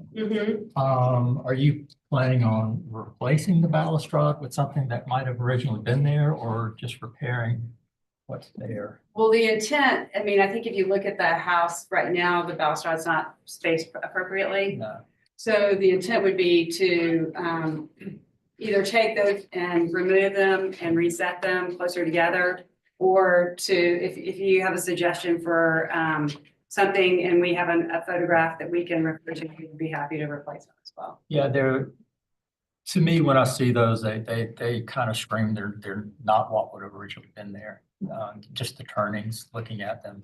And is that at a higher level than what historic balustrade would have been? Yes. And it's also a very short porch too. Yeah. I mean, I think I think in the best world, you would replace what's there with something more appropriate. And even thinking about bringing it down to the historic level and maybe adding a small bar or something so that it would improve those proportions. Sure. Any other questions for the applicant? Thank you. Oh, and let me, one other thing that I wanted to show you really quickly that I forgot to mention. I think I mentioned it in floor plans, but when you're looking at that piazza element, you can see here the line between the two structures. I just didn't point that out on the elevation. So where that piazza stops right now is here and it aligns with the edge of that roof. Just for discussion. Actually, I'm sorry, one more question. Did you see any indication that that was even originally a piazza? Have y'all done any investigative digging or anything? It was hard. There's so much that's that there's no evidence on the inside because it's all sheetrock. Yeah, okay. You can't see anything. Only thing that I could look at and understand was the roof lines. And that was pretty telling of kind of the evolution of the building, I think. Because, you know, if you really look at it, this was the single house that had the piazza that wrapped, and this was probably an L that was then added on to. This might have been a freestanding kitchen house that was then, you know, joined at some point. Right. I think that's exactly what it probably originally was, just as you described. And I'm not sure that piazza was it would have been there originally, but I can't say for certain. No, it's all the 1940 Sanborn, which was early when we defined. Yeah, they don't go back any further than that part of town, unfortunately. All right. Is there anyone speaking from the public?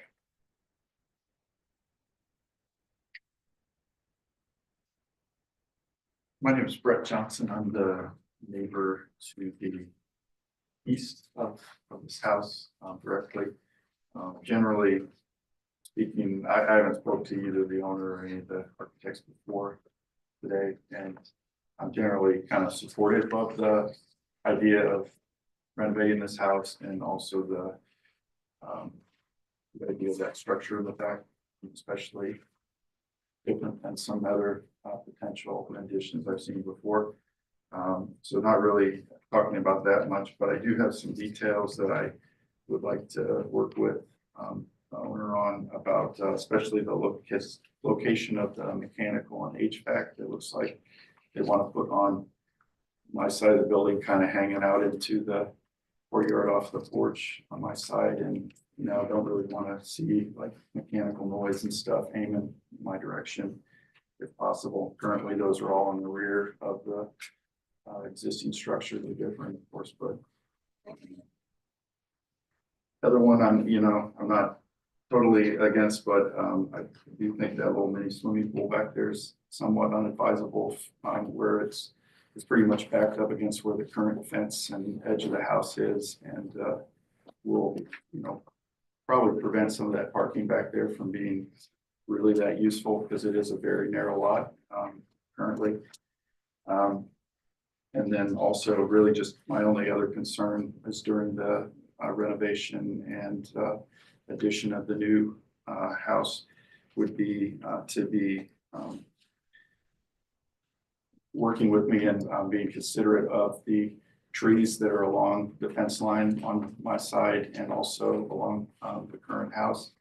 There's definitely one tree in the very rear corner of the property that probably butts right next to the property line itself that is a very grand American elm. So it's probably, I've been told by arborists, the only one probably within 5 to 10 miles of that house, because they're all gone now. They're actually extinct in the area mostly. So I would like to make sure we don't get any kind of damage like that through the process of working on that house. So otherwise, just I had never met the owner or anything, so I would like, you know, to reach out to get some contact with that person so that they also reach out to me. There's already been some demo work and some kind of stuff going on around there that's been a little loud and stuff, and I would like them to be notified in advance if I could. So, Thank you, Mr. Johnson.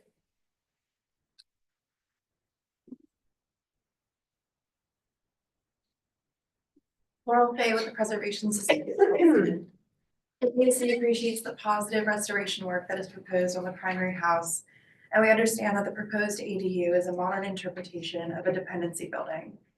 As this design progresses, the PAC would like to see the scale of the ADU's fenestration be restudied, refined to add visual depth, and for it to better relate to the primary house, particularly on the south elevation, which is most visible from the public right of way. Thank you. Anyone else speaking? Okay, Frankie, if you give the city staff comments and recommendations, please.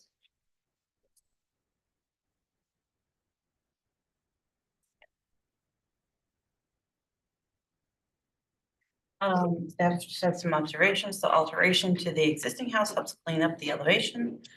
Conditions for approval for accessory house, we feel the top of the proposed structure should be lower than the rearmost addition of the existing house.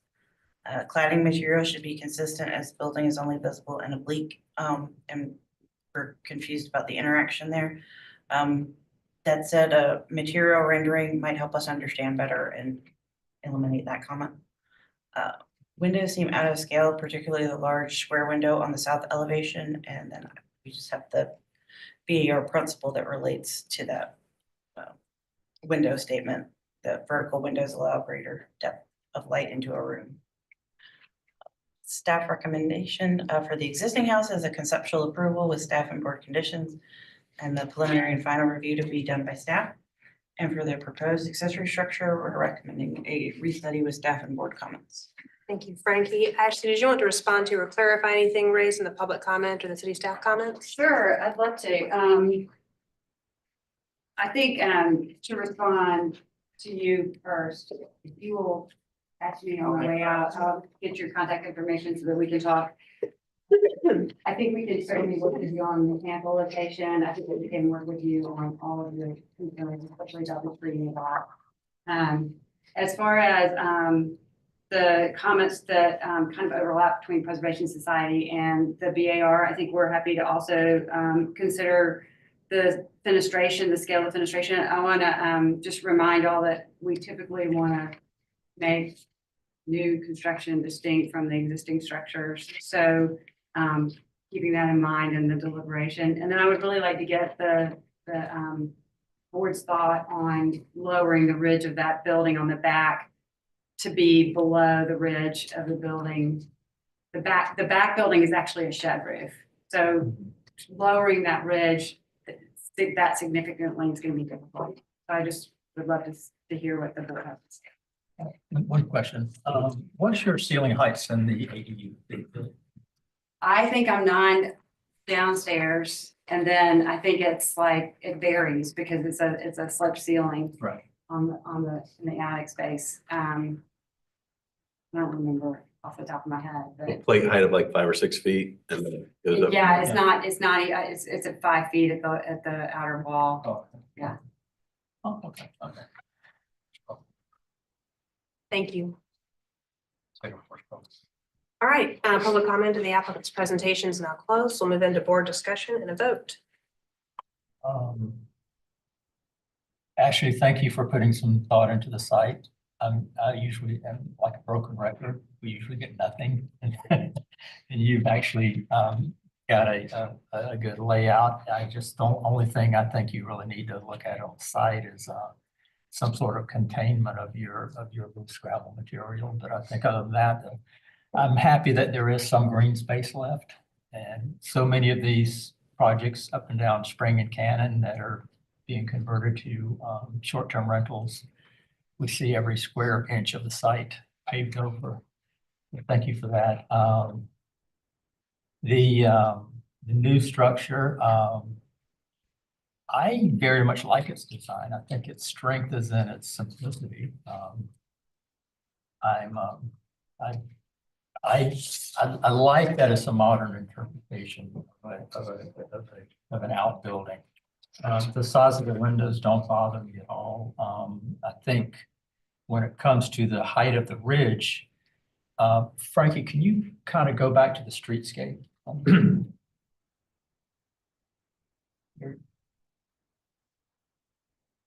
As seen from the street. I noticed you passed it.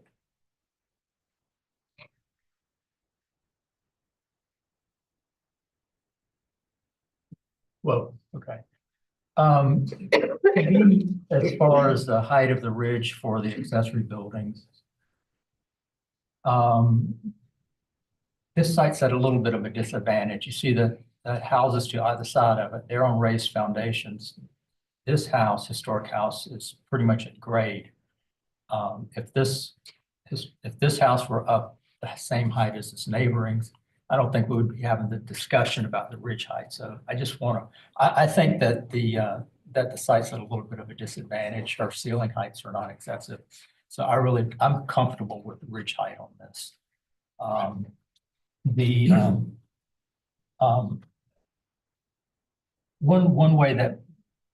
One thing that you might consider, I don't mind the two materials, the siding and the brick, but I think it may actually look a little better, just a little cleaner design. Maybe if she likes brick, you go with all brick, you know. But other than that, I really like the ADU.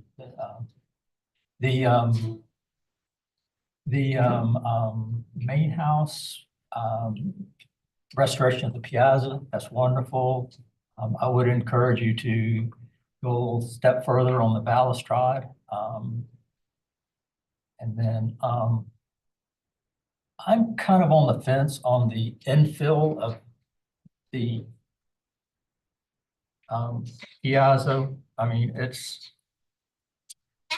normally we're not at all in favor of piazza enclosures. So, but I'm not sure that this was originally a piazza, although it's become a piazza it's become part of the history of the building. So I'd like to kind of hear about what everybody else thinks about enclosing that. But overall, I think the project is a really nice project. Piazza enclosure, I think it's to the rear, which if there is going to be one, we prefer it to be at the rear, towards the rear. And I know we also talked about it being reversible. They are leaving. I don't know if it's necessarily reversible, but It's not what we typically characterize as a piazza. It's not in the same context as we normally speak about piazzas. not a typical piazza enclosure. Right. Well, I'm okay with it. I think the hard part for me is kind of the loss of like the hyphen, any representation of the hyphen. Yeah. Like that was a really powerful part of that history. You know, when you go there, sort of the loss of the definition of that corner on the first floor, you know, that's the part I struggle with is, I don't know that I'm comfortable, like that's just such a part of that history is the front building, the back building, and that there was a recess in the middle. Yeah. It wasn't bumped out, it was recessed in between the two, even if it's slight. I kind of feel the same way. And this is becoming just a very kind of very monolithic long building. I think I would be more comfortable with the enclosures of the piazzas. The piazza, I'm going to call it a porch because I don't know if it's really a piazza.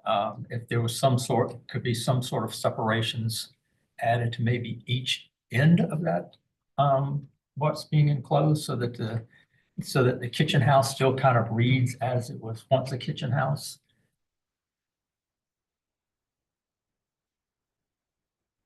Something to break up that long linear wall that we're creating with the infill. My other question was about the front entry. So, you know, they're proposing something a little bit different than that is on the survey card. And the survey card just has a simple surround. And whether we're, you know, I mean, it looks like they're adding kind of the brackets and canopy, if we're comfortable with that. I am, because there were probably alterations to the screen wall before the survey card was done. Right before that picture was taken.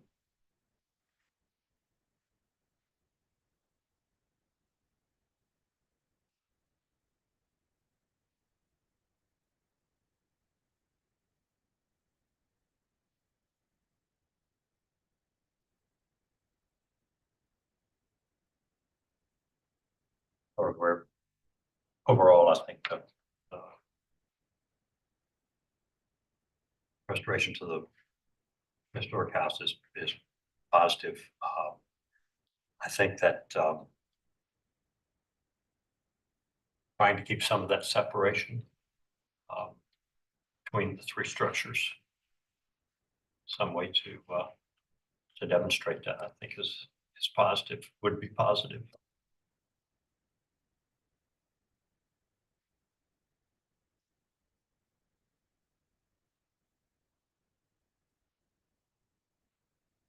We have some consensus on the front, the historic building.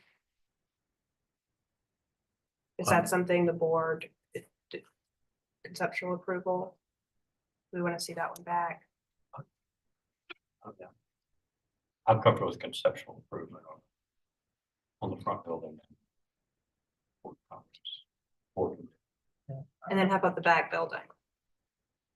My comments are in line with Bill's. I think in the general architectural direction, is fine. I also don't have an issue with the brick ends. I don't think.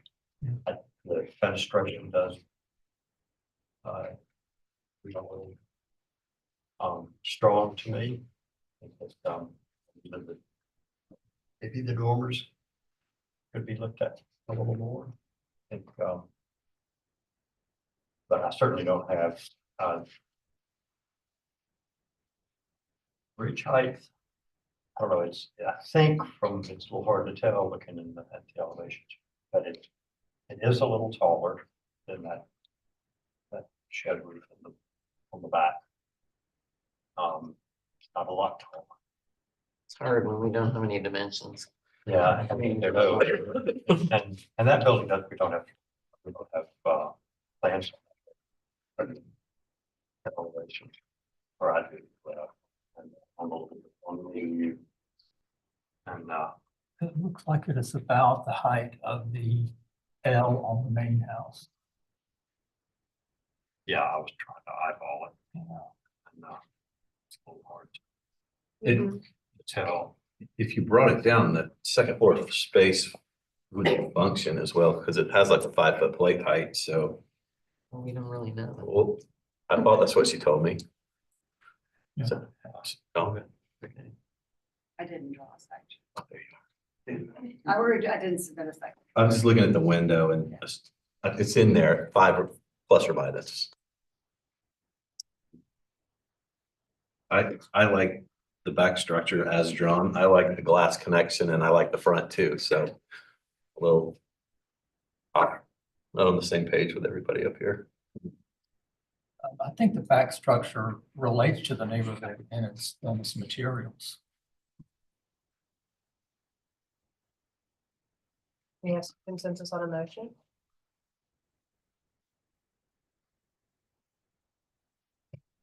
How does everyone feel about, it sounds like Becky and I have a little bit of reservation about the extrusion of the main house, and you're losing that kind of the break that the open porches do now. Do you want to make a board condition?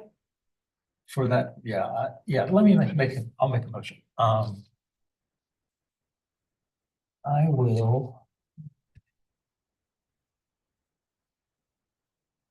will make a motion for conceptual approval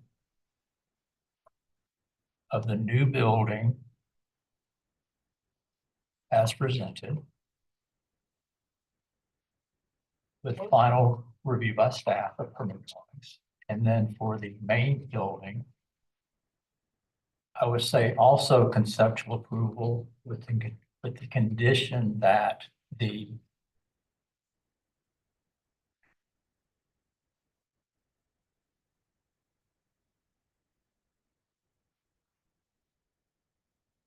there be there be some type of visual separation. Yeah, visual separations. What I'm trying to get at is I don't quite know how to word this. Just visual restudy of the enclosure of the rear porch. in relation to providing visual separation. That's all.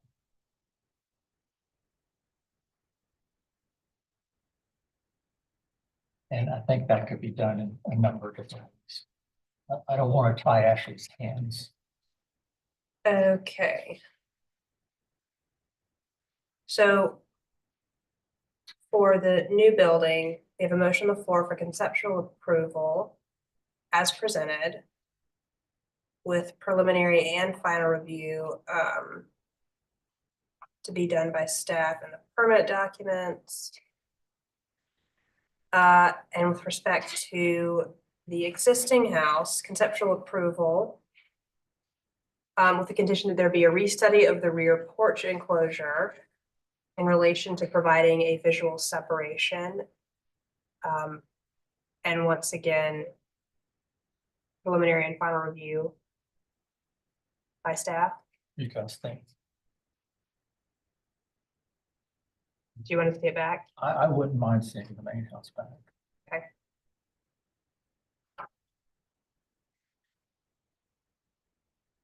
Sorry.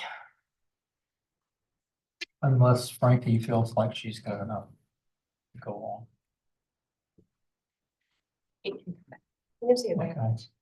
I Okay, don't do want to misinterpret what your motion Okay, is. all right. do I have a second to Bill's motion? I second it. You, Becky, with the motion to a vote. Fillmore?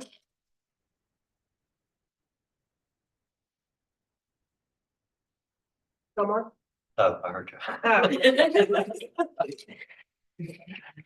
Okay, yay in favor. Daryl, Yay in favor. Bill, Yeah, in favor. Becky? In favor. Chair vote to the majority and the motion passes unanimously. Thank you. Thank you. Agenda item 5, 6 F Street. Frank, if you give us an introduction overview of the project, please. Okay, 6 F Street is in West Side. It is new construction in the historic corridor district. There are a conceptual through final approval of a new single family house.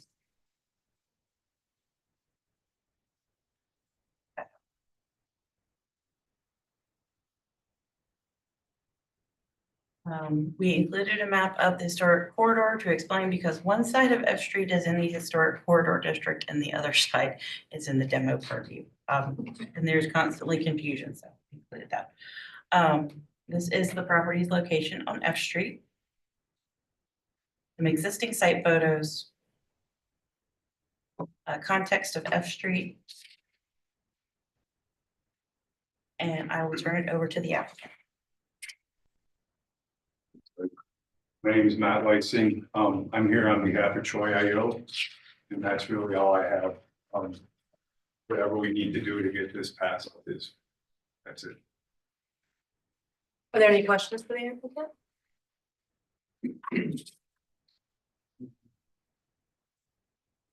Okay, do we have anyone speaking to the public? Frankie, if you'll give us city staff comments and recommendations.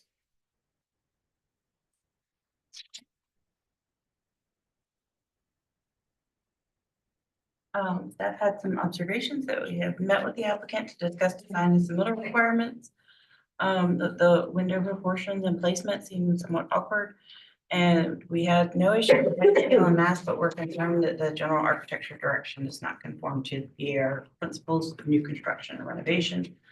I've included those under conditions for approval. That's just the vertical, requirement of windows being more vertical than horizontal and the size and frequency creating a rhythm. Staff recommendation is a deferral for a restudy with staff and board conditions. Is Mr. Lightsing? Yes. Before we move into board discussion and a vote, did you want to respond to? We'll do whatever we need to do to make this get through. Like if we have to change windows, we'll do what we need to do. Okay, thank you. All right, public comment on the applicant's presentation is closed. We'll move into board discussion and a vote.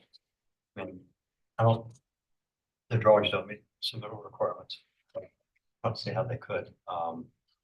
There's conflicts, it appears to me, it's hard to tell from the elevations, but there are conflicts between the wall section?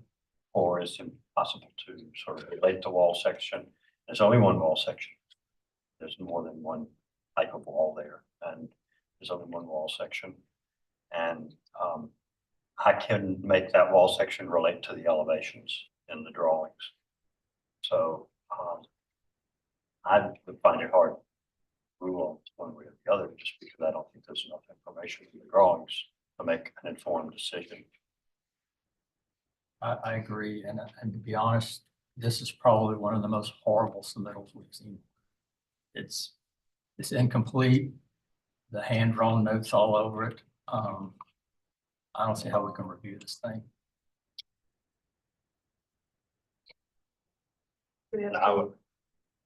I'd like to make a motion for denial.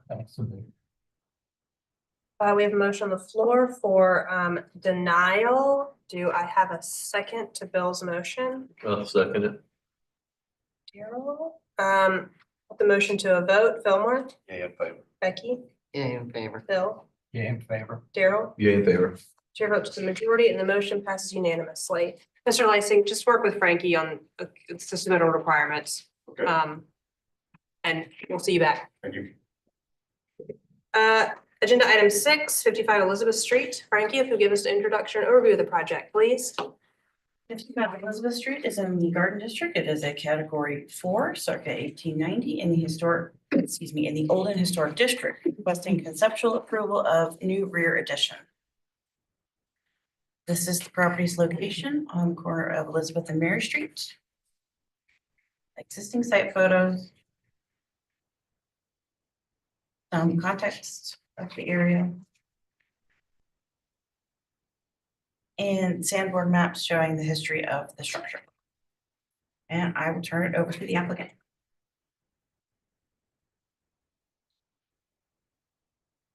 Hi, I'm Diego Gonzalez. This is Evan Gonzalez. We're public regard.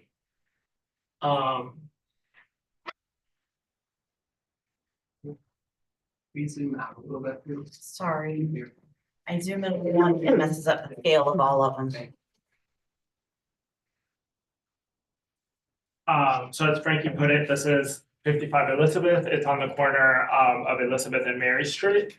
And it's also across the street from the rear of Aiken Rhett House. The house was built in 1890s. It's part of the John P. Daly houses, so 51, 53, and 55 Elizabeth.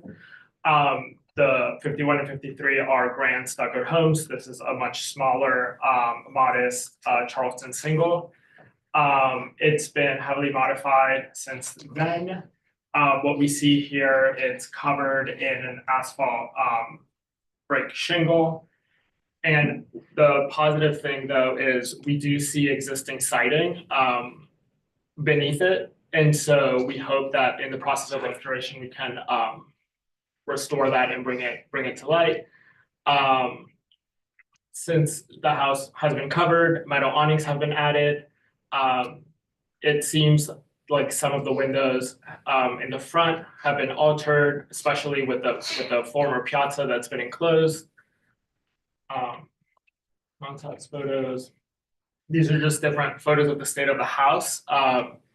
It's in very rough shape. There's a lot of water damage.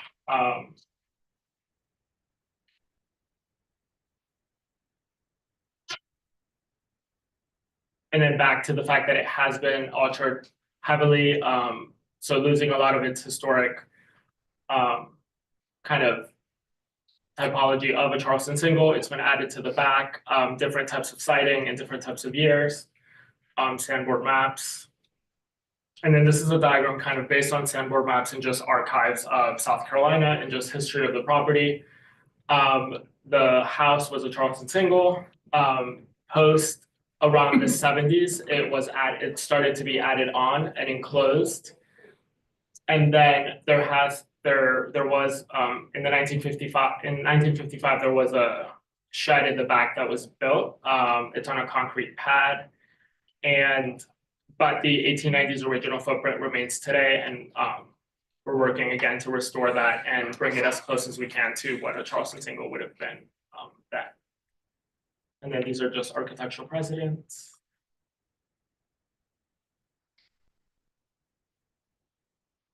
Sorry, you may have to. I'm fixing it again. Sorry about that. No, Great, so getting into the design, a lot of the main house portion we're looking to restore, back to the original. With the 1970s addition, the den and the mudroom coming off and a new addition coming on the rear of the property. So just floor plans, but really want to get into the elevations.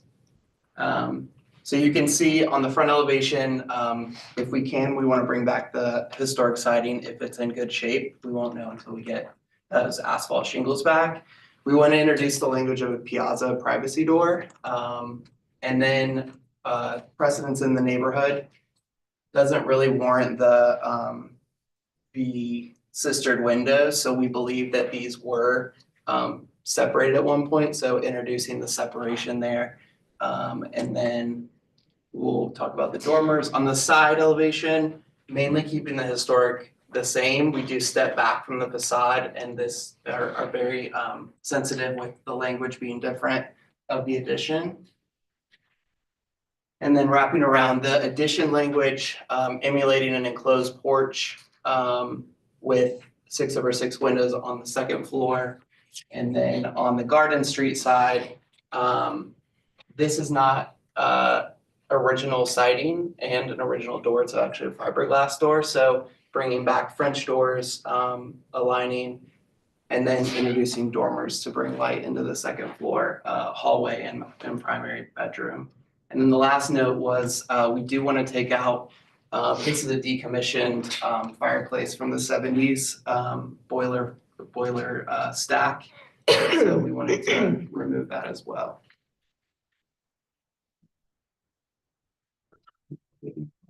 Any questions? Yeah, a couple of them. First of all, I'm glad to see somebody's finally doing something with this little house. I walk by there often. Have you done any type of research, be it photographic or digging into the walls or anything to determine whether or not those windows were originally separated or? We have the earliest photo, kind of, I would say on record is from 1941. And it actually shows, it shows the windows ganked. Okay. Which is actually. But the house has been so altered over the years. I mean, even the like 2 feet into the piazza has been enclosed. So it's hard to say. There's been we have done a little bit of exploratory demo, and it's just, there's not a lot of original framing that hasn't been cut up and changed. So sometimes it's just a simple thing of opening them. I know. I don't know if you're to the point where you could open walls or not, but opening walls and seeing what the framing was. Let's see. Regarding the roof, have you had like a roofer who has expertise in turn metal to evaluate it, and is it not salvageable or? It's pretty at the end of its life. Okay. Their recommendation was to change it. So we went between doing a coated or the copper, which is what we put in our. And then the final thing, the round vent in the gable that you're changing out, will that be a window that's going into occupied Into space? the primary, Yeah. That's it. That's all. Any other questions? Thank you. Do we have anyone speaking?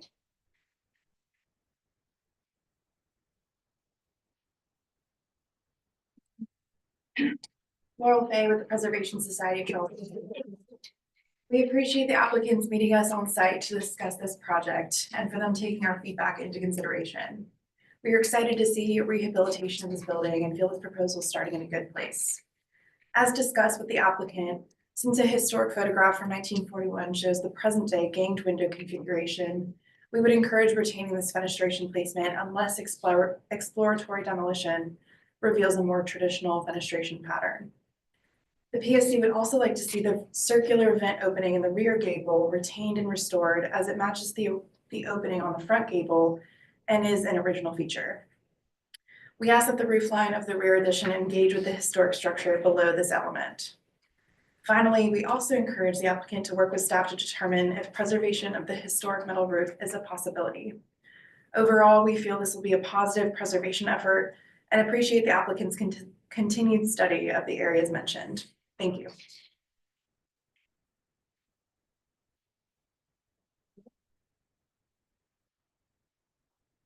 Minister, Historic Charleston Foundation. HCF has met and talked with the applicant several times regarding design concerns for 55 Elizabeth. We believe that 55 Elizabeth is long overdue for rehabilitation. The applicant has thoughtfully addressed our concerns, including the alignment and simplification of administration. Given the responsiveness and due diligence demonstrated in addressing these concerns, we are supportive of this application and look forward to seeing this important preservation project move forward. Thank you. Is there anyone else speaking? Okay, Frankie, if you'll give the city staff comments and recommendations, please. Yes.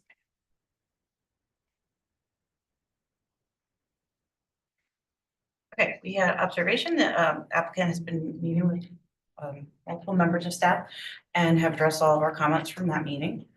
Staff conditions for approval, we recommend that the use of shutters be more consistent across the structure. On the previous addition, which is being altered, the windows should be shifted away from the corner to keep the corner fabric established. And the rhythm of the windows on the first and second floor should match. Staff recommendation is a conceptual approval with staff and board conditions, and the preliminary and final review be done by staff. Thank you, Frankie. Mr. Gonzalez, did you all want to respond to or clarify anything related to the public comment to the city staff comments?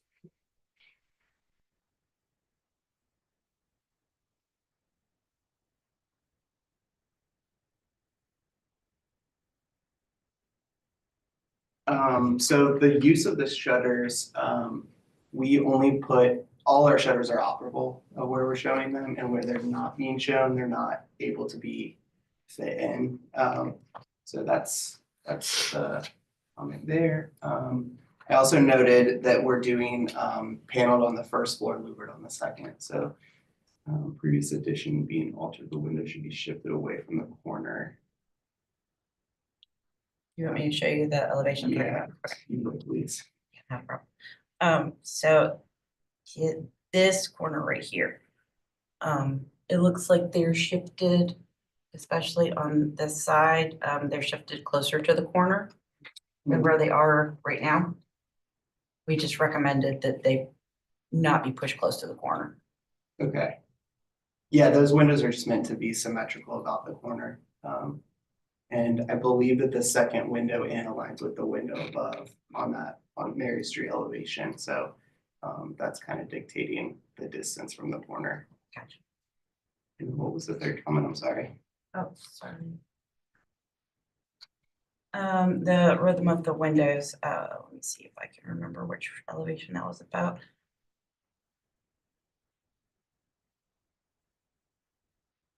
I just remember on one of the elevations, the placement of the windows was kind of awkward. That may have been our last submittal, because we did the Garden Street elevation was quite different. Everything else should align pretty well with the windows below. Maybe it was the internal side. I can't remember honestly. Thank you. All right, public comment and the applicant's presentation is now closed. We'll move into board discussion and a vote. I'll jump off first. There are a lot of positive things that are happening with this. Now I want to start out by saying that we can naturally assume that there was once he has a screen wall. I'm happy to see that being reintroduced and appropriately fenestrated. I think it's designed as probably appropriate. If there are no photographs to document what it would actually look like in the beginning. I agree with staff on the distribution of the shutters. I would either do all shutters on the historic body and none on the addition, or all shutters on all. In areas where they would overlap, there's always it was very common to use bifold shutters. So they could just bifold to one side of the windows. I agree with Preservation Society on the gaming of the windows. They should remain gamed in the front. This is something that you would occasionally see. It's not very common, but you did see some of these houses constructed that way. Shy of finding some concrete proof that they were separated, I would like to see them stay there as they are. And they've gained historic significance over the years just by being that way for so long. Let's see. The dormers, let me ask a question. The dormers, is that to provide light into a third floor bedroom or something? Yeah, Third it's floor bedroom? So it's there's, a second floor, they're to provide light into the primary bedroom as well as the stair hall that no longer has a window. in okay, it. so they're not just purely No. decorative. No, they're usable. Okay.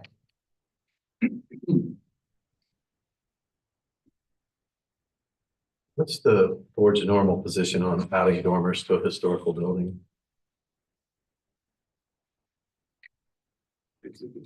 Off the side. That's the side that they would be on historically, but I don't know if we've had any consistency. That's not something I don't think has really come up. We get to it more in demo applications and all we're looking at is demo of the roof. Not necessarily a bad thing. No. No. I mean, I think it's generally accepted, particularly on the rear or on the, port side in this case, to provide additional space and adding. I'm not clear what they're doing since there's not an upper level plan. Like that front round window is in a vaulted ceiling. Yes, the upstairs is vaulted. Which is why it's, why not the oil above in the front and the dormers will be adding light into the bedroom and then the stair hall.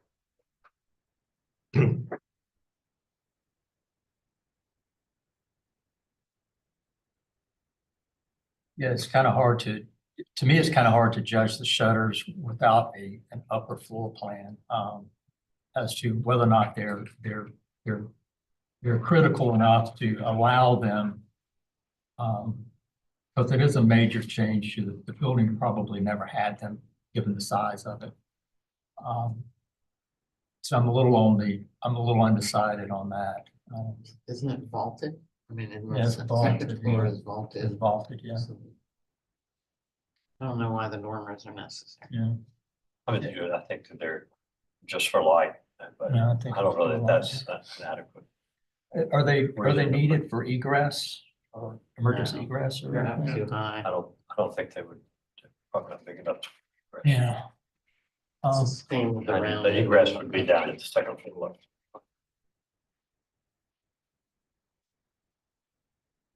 Yeah, I have a Also that kind of gets into, the dormers also kind of get into the issue with the turn metal roof. Yeah, I want to see a report on that before we. Yeah, I mean, because if you cut in that turn metal, put dormers in, then Yeah. you got to replace the roof. So to me, the dormers kind of hinge on the condition of the turn metal, for one thing. I mean, and then the other thing is seeing a floor plan so that I can understand what's going on up there. To justify the need of them.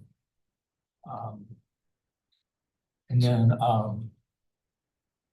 then also just kind of gussing up the building with things like the band board around the bottom. It was probably originally a simple building. Is that really necessary?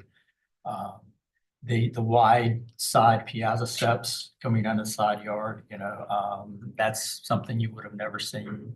A smaller size would be fine, just to gain access to the side. Additions, I don't really have any real issues with the addition. I do. You do? I'm sure you do.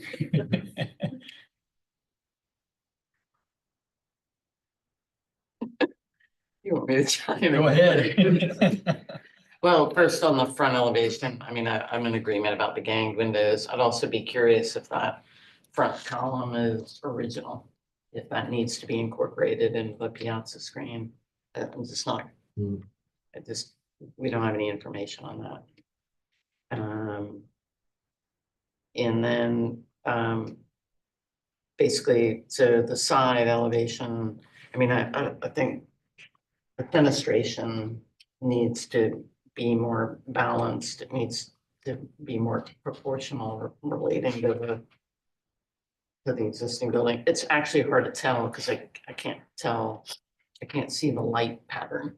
So it's a little difficult to, but where you have that one window over, as Frankie mentioned, the double window shifted to the corner is just not, is not very aesthetically pleasing. And then I'd say if the back, I'm torn because, you know, to do an enclosed porch on the first floor, but not on the second floor, is just seems, I'm just curious why, I don't know why you would do it why you would do it at all or not do it completely. If that bump out is an enclosed porch, then that's what it should be. So that's, and then I'm in agreement with, I think, Preservation Society about the roof line. So I'm curious about the board, the board's policy on this. We used to make people drop down below the existing eave to define that. Yeah. And I don't know if the board is feeling, I mean, you know, it's a cleaner join to not drop it. But, you know, for 20 years, we've required that there's definition subordinate to the main building eave. Yeah, and generally you don't continue the eave line. Yeah, it's hard. It's a hardship on the construction, but it's typically been something that was asked for. Sorry, that was my comment. You didn't have any there. Man, you guys have said so much. No, So is this, sounds like this is a deferral? I mean, I understand and agree with everything that Becky has said, and she's done a good job on that. But I also have some concerns about the historic body of the building, mainly the roof and that. the roof, what's happening up with the roof, and the ganging windows and. Yeah, I mean, I think that the 41 card shows that those windows are very, very close together. And I don't think it would be nice to know if they've identified any original or early windows in the house or not. And, you know, and which ones are and which ones aren't. And clearly, I think that probably the windows in the front that are there now they will not be original. It looks like, it's hard to tell, but in the photograph, it looks like maybe there's two are a little separated by a mall, and the ones look at in the photographs now at the front look like they're slammed. You know, and so I don't know, you know, exactly what we're dealing with, and particularly with the fenestration in the sense of what's original and what's replaced. And I think a little more information there would be helpful. Certainly, I think if there's no evidence to the contrary, I think everybody's sort of landed on this, that separating those windows on the front without evidence to the contrary is complete speculation. And looking at the one photograph.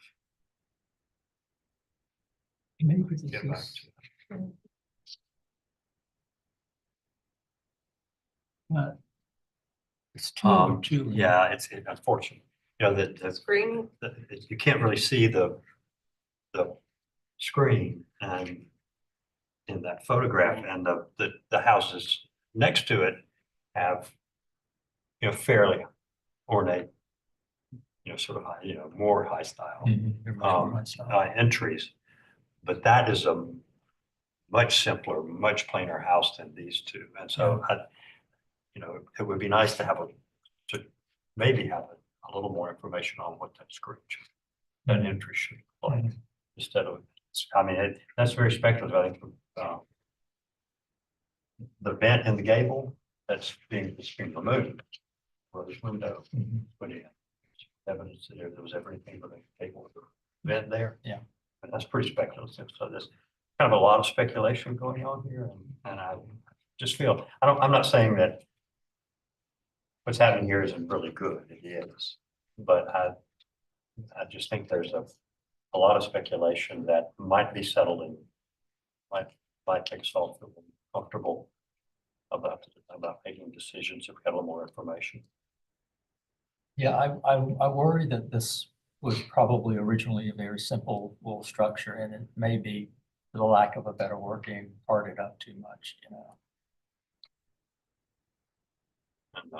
And certainly the roof, I mean, I think we need information as to whether that roof is actually dead or whether it's serviceable, if it could be coated. And certainly I would not, if that roof is serviceable, I would not be in favor of the dormers.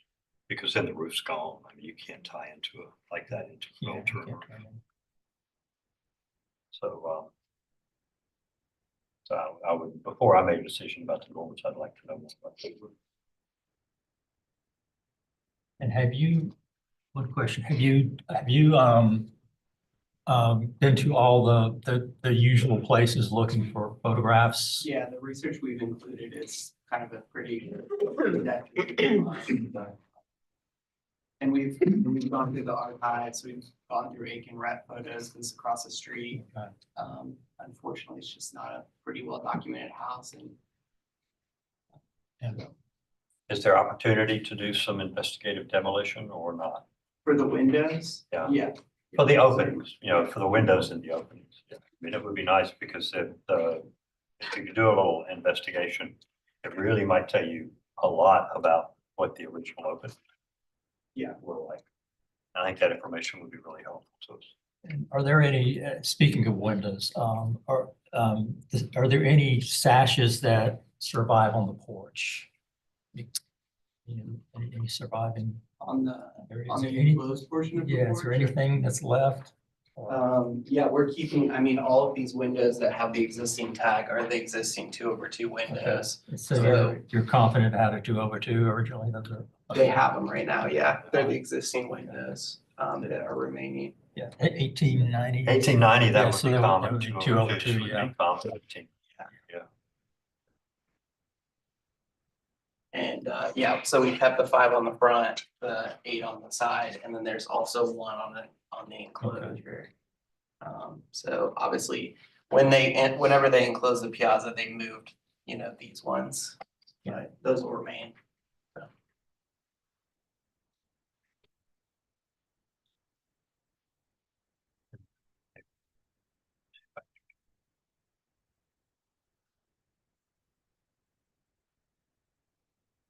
I think there's enough we need to see back.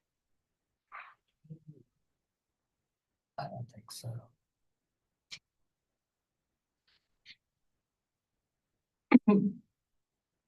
Daryl, did you want to make a motion? Make a motion to defer? Or just issuing, should we specify information Yeah, about fenestration and the roof? yeah. So a motion for deferral for additional information on the roof and additional historical information. Yeah, yeah, I mean, I think it's gonna be mostly digging into the walls. That's how the Yeah. walls are gonna be, yeah. Okay, do I have a second to Daryl's motion? I'll second. Fillmore with the motion to a vote. Becky? Yeah, in favor. Bill? Yeah, in favor. Daryl? Yay. Fillmore? Yeah, in favor. Chair vote to the majority and the motion passes unanimously. Thank you all. Okay, agenda item 7 is 605 Rutledge Avenue. Frankie, to give us an introduction overview of the project, please. Okay, 605 Rutledge Avenue is in Hampton Park Terrace. It's category 4, circuit 1925 in the historic corridor district. They're requesting conceptual approval of a rear addition. The inclusion of that porch was confirmed by staff for the previous board motion. This is the location on Rutledge. Some existing site photos. A context of Rutledge. and sandboard map showing the history of the structure. And I will turn it over to the applicant.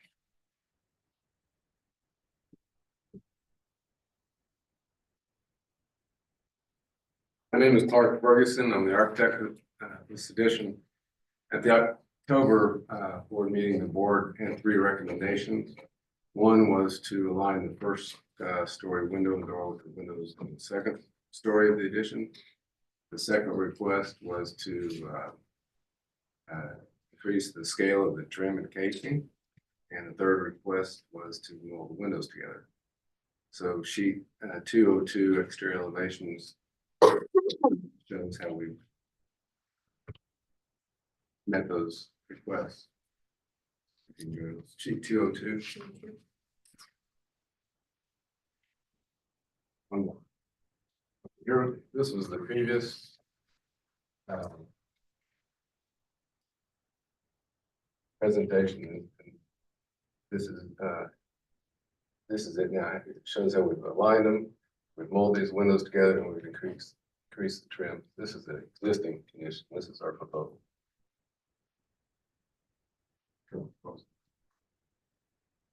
Any questions for the applicant? Just, I don't remember if this was discussed last time. Your mechanical on the roof, is your parapet just enough to cover that, or is it?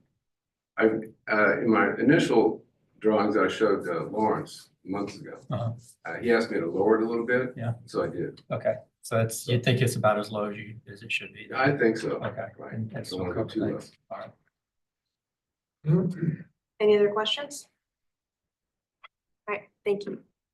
Do you have anyone speaking?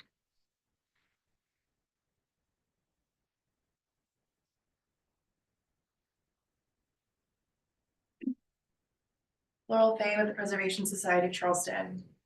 The Preservation Society appreciates the applicant meeting with us to discuss this proposal. And based on the submittal, we understand that staff has determined the rear porch roof to be non-original. As this project moves forward, we ask for continued study of the addition's fenestration. Light pattern should be differentiated from the historic building on the south elevation and the amount of blank wall space reduced on the west elevation. Thank you. Anyone else speaking? Okay, Frankie, if you'll give us city staff comments and recommendations, please. Okay, staff had some observations. Per previous board motion, staff have conducted site visits and met with the applicant. And the photos applicant has provided of the porch framing to determine it was not historic. Due to the structure's location on the corner of Rutledge and Congress, the addition is visible pretty highly in the historic corridor district.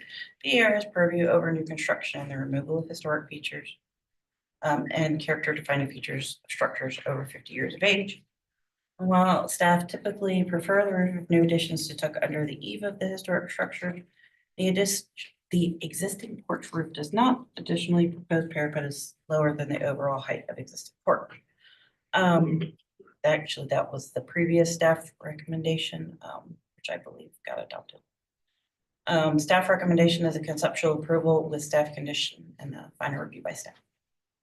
Okay. Mr. Ferguson, did you want to respond to or clarify anything raised in the public comment and the city staff comments? No, I think I agree with everything. So I think it's fine. Thank you.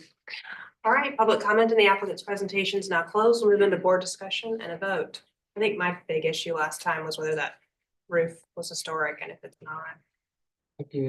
I apologize, I do have one question for the applicant. So in the plan, it looks like the northwest corner, the northwest corner of the existing building is articulated in plan. But in the elevation, it doesn't look like it is. I didn't know. Can you point that out to him? I'm not sure. Yeah, go back to the plan.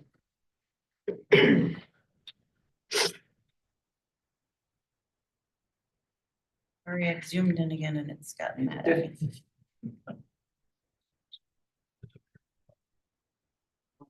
Yeah, here, thank you. So this corner here, is that like, it looks like there is a little, like, is that corner actually defined of the existing building? So, Well, let's see. Okay, this is like a zero lot line here. Yeah. And so I have not gone back Oh, I in see. physically Okay, and okay. Google Earth, I can't exactly tell. Okay. So when I drew it, I did give it a little bit of an offset because it's different construction. I assume they're Okay. not flush. Okay, I was just curious because Right. that whole part of the wall there is one way, so I just was wondering what was happening there. Right. Okay, thank you. Okay.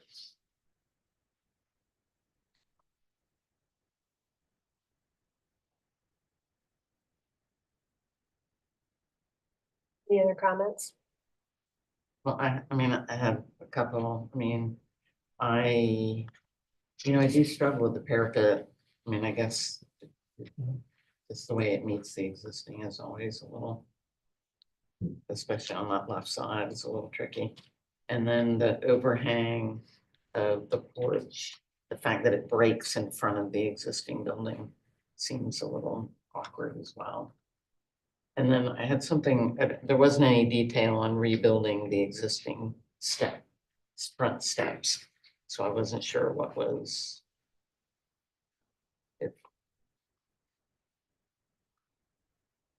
What we were approving there. Basically, it says remove tile and rebuild steps. So those were my. I had that same concern about that. That was the reason for my question about the parapet is that it's awkward intersection of the roof on the neighbor side, the north side.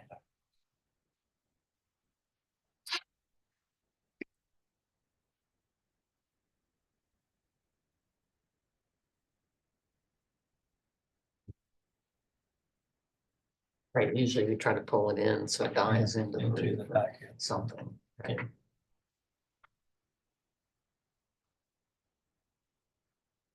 And I don't think, I wonder if you even need it. I wonder if it's even visible. I wonder if you even need it on that side, depending on where the equipment. yeah, I was wondering that too, with the parapet, we just needed on the two sides of the street. Yeah. I don't know, it may also present a challenge for flashing as well. And sometimes these units on the roof, they don't need to be screened as you're seeing them in Right. elevation, because in reality, from a distance, Can't see it. you're not gonna be able to see it like you would perceive it in elevation. Yeah, depending on where they're positioned. Yeah. So I'm wondering if you just, maybe, I don't know if you could lower it enough just to correct that situation. Or stop it short. Stop it short or something. Yeah.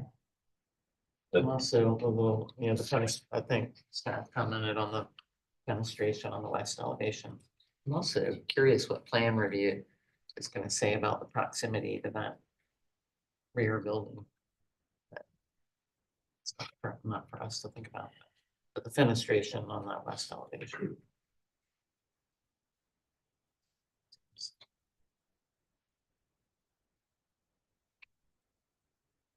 And one question to the applicant, your addition, does it go out any further than the existing screen porch? Yes, Have you talked to zoning about any setback issues? yes, that's the very first thing. Okay, We talked about that at the last meeting. okay. Yeah.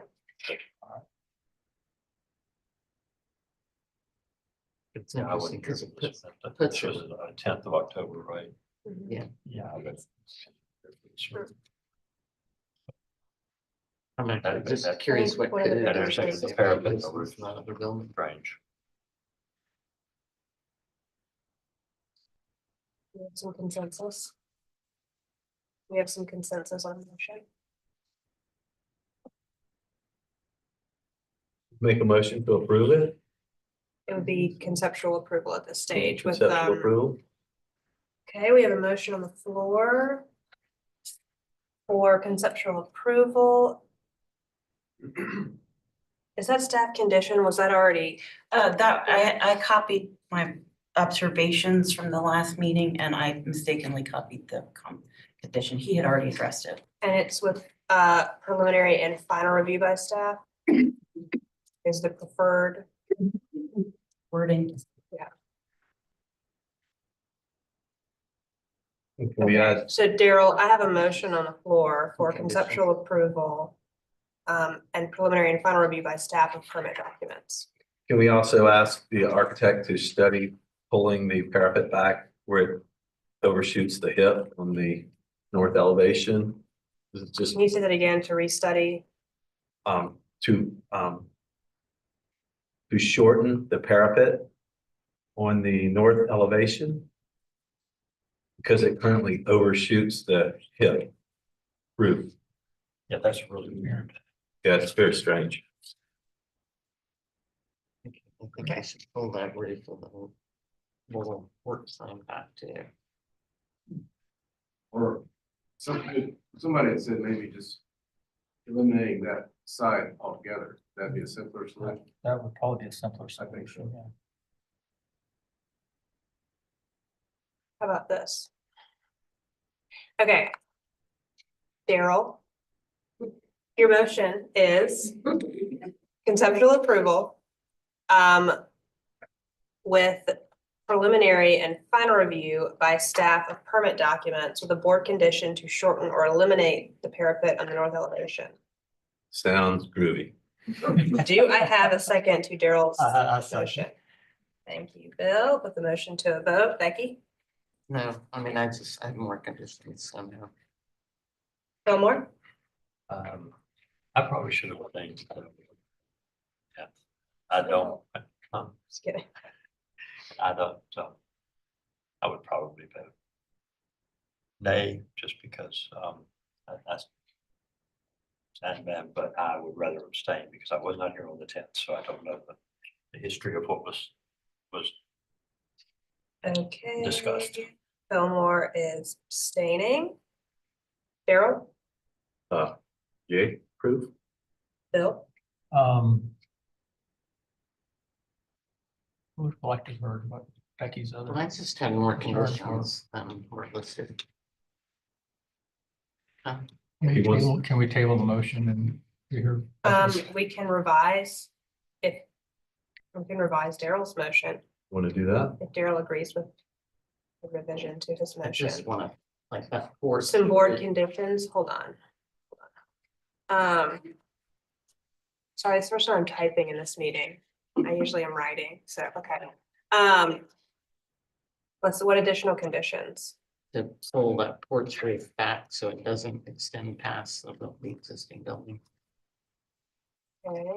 And then like then to look with staff at the windows on that west elevation.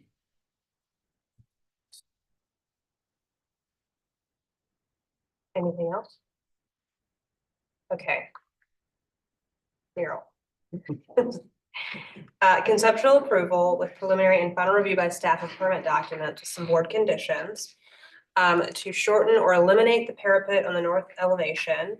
2, to pull the porch roof back. And 3, to work with staff on west elevation windows. Yes. Bill, do you renew your second to Yes. Daryl's motion? I This renew revised my motion. second. Okay, put the motion to a vote. Okay, now, Becky, Yeah, in favor. Fillmore, I'll vote yea. Daryl, Yay in favor. Bill. Yeah, in favor. The chair votes to the majority and the motion passes unanimously. Thank Couldn't you. quite hear what the suggestion was on the windows on the west elevation. I couldn't hear. Work with staff. Work What with staff. can you can give a little bit more color so that you Well, they understand. just seem out of character with the rest of the project. So whatever is visible, I know there's a building blocking part of the, like maybe all the ones on the bottom, I'm not sure. But the top 3 at on the second floor are gonna be very visible. I think they should be more in character. Yeah, the top 3 are visible. Either the addition or the main building or something. Okay. Thank you, Mr. Ferguson. Okay, agenda item 8, 16 Haygood Avenue. Frankie, if you will give us an introduction overview of the project, please. 16 Haygood Avenue, it is in West Side. It is new construction in the Old City District, requesting conceptual approval for a new 2.5-story affordable housing. That's it. This is the property's location on Haygood. Photos of the previous structure up or down. Context. And I will turn it over to the applicant. Good evening, I'm David Hill with the Nova Architecture. Thank you so much for your time and attention tonight. I kind of figured you'd have a 7th inning stretch or something here. You've been at it for a while, so if anybody needs to stand up, you're not gonna throw me off my game. Look, the word of the night and every meeting that you have is context, right? That's what we talk about all the time. And I think there's a context to this project over and above the architecture, which we will get to. And it's not a big project. It's not in a critical location, but I think it is significant. It fills in a gap in the streetscape. It is an affordable housing project to provide 3 units. The owner, Mr. Alcuza here, is approaching this using insulated concrete forms. So I think he's looking at this as a strong and durable representation, something you don't see very often in this area. And I wish you'd see more of the buildings that can withstand the impact of the weather that we have here. And I think the context that we've really striven for here is to be a good neighbor here in the community. We presented before a month or 2 or 3 ago. Like any project, we work with staff, we work with neighbors. And I think I learned a couple things from our last presentation. One was that even though I knew what the submittal requirements were, my idea of a conceptual presentation was a little bit different than what is normally approached here. We looked at this originally as sort of the beginning of a discussion of what could be done on this piece of property. We're made aware last time that we needed to provide a little bit more information on our drawings and a little bit more context on those drawings, and we have done that. But I think the other thing I learned was just what we hoped to learn, was what your opinion was on this project. You were very generous and helpful with your comments, and I don't know, 12, 15 comments, something like that, everything from the footprint to the roof line to the dormers to the size of the windows, to the configuration of the windows, to the entry. And I think between the notes I took the other presentation and then going back and listening back through the YouTube a couple times and trying to really pull all that together, we've made a lot of good changes that I think improved. Assuming the left and right arrows go backward in the pages here. Check. Oh. I think so.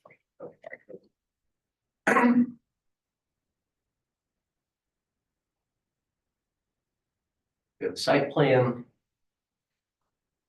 We worked closely with zoning. You know, there was an existing footprint that we were grandfathered into using. We've stayed within that. There were some comments in the last presentation about the scale of the streetscape elevations here along Haygood. I made a nuisance of myself up and down that street with the tape measure. These are much more representative of what was actually there rather than the estimates that we had originally. And then there is the proposed structure within that context. We are having to place this structure at about a 7-foot elevation above, not quite a 7-foot elevation above grade with flood requirements. That is the floor plan at the ground level. What we have is 2 approximately 800 square foot 1-bedroom apartments. One of the comments that came out of the last meeting was that that to the right side of this drawing, which would be the rear of the property, that master bedroom and bathroom were stepped back in as if it was a later addition. What we've done is, per suggestions, simplify the floor plan into this rectangle that you see now. That same floor plan goes up to the 2nd floor. And then the half floor is an approximately 400 square foot, again, a one-bedroom apartment. A little bit more than efficiency, basically. And we have revised the dormer. As you can see in the roof plan here, we had a dormer towards Ashton on the other side also. Now we just have one dormer on the porch and entry side there, which allows us entry and light in that central space there. Front and neighbor side elevation there. Again, we've made some revisions to window sizing. We've made revisions to how the base was articulated with the screening there and the solids around those. We've studied, again, you can see where we've eliminated one of the dormers that was on the Ashton side there.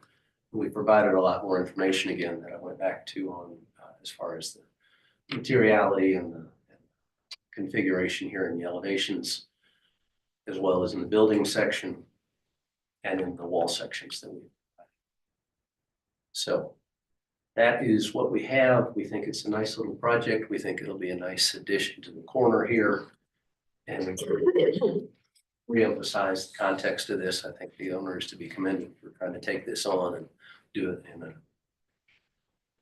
in a way that'll be here for a long time to come. We look forward to your comments this evening. Thank you. Any questions for the applicant? I have one, and just a curiosity more than anything. The ICF construction is interesting. Mm-hmm. The breakaway foundation panels are called out as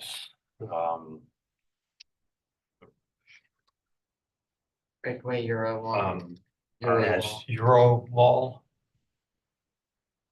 In Euro wall, I think in the wall section. Yeah, they are. And I'm familiar with Euro wall glass, but I mean, I'm unfamiliar with what that would be. And I'm just wondering if you can tell me what that construction is. They are simply site fabricated louvers that are installed in such a way that are a breakaway. Oh, okay, so that's. That could be a misnomer in the section. These are I still. was a little confused with. Yes, sir. By that as to what those panels actually were. Okay, thanks. Great. What's the material of the panel? The breakaway panel? Of the breakaway. Louvers, Wood. wood, okay. Yes, sir. Any other questions? All right, thank you. Thank Do you. we have any public comment?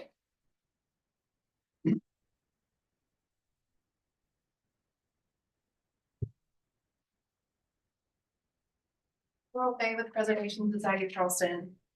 We appreciate the applicant taking the previous board feedback into consideration and the resulting improvements to the proposed buildings, dormer singular, windows, and piazza screen.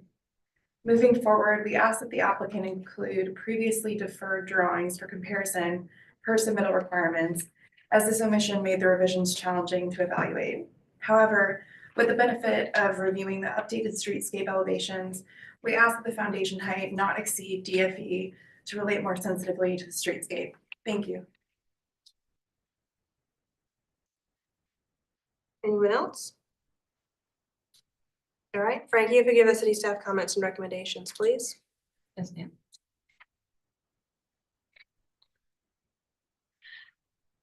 Okay, staff had observations.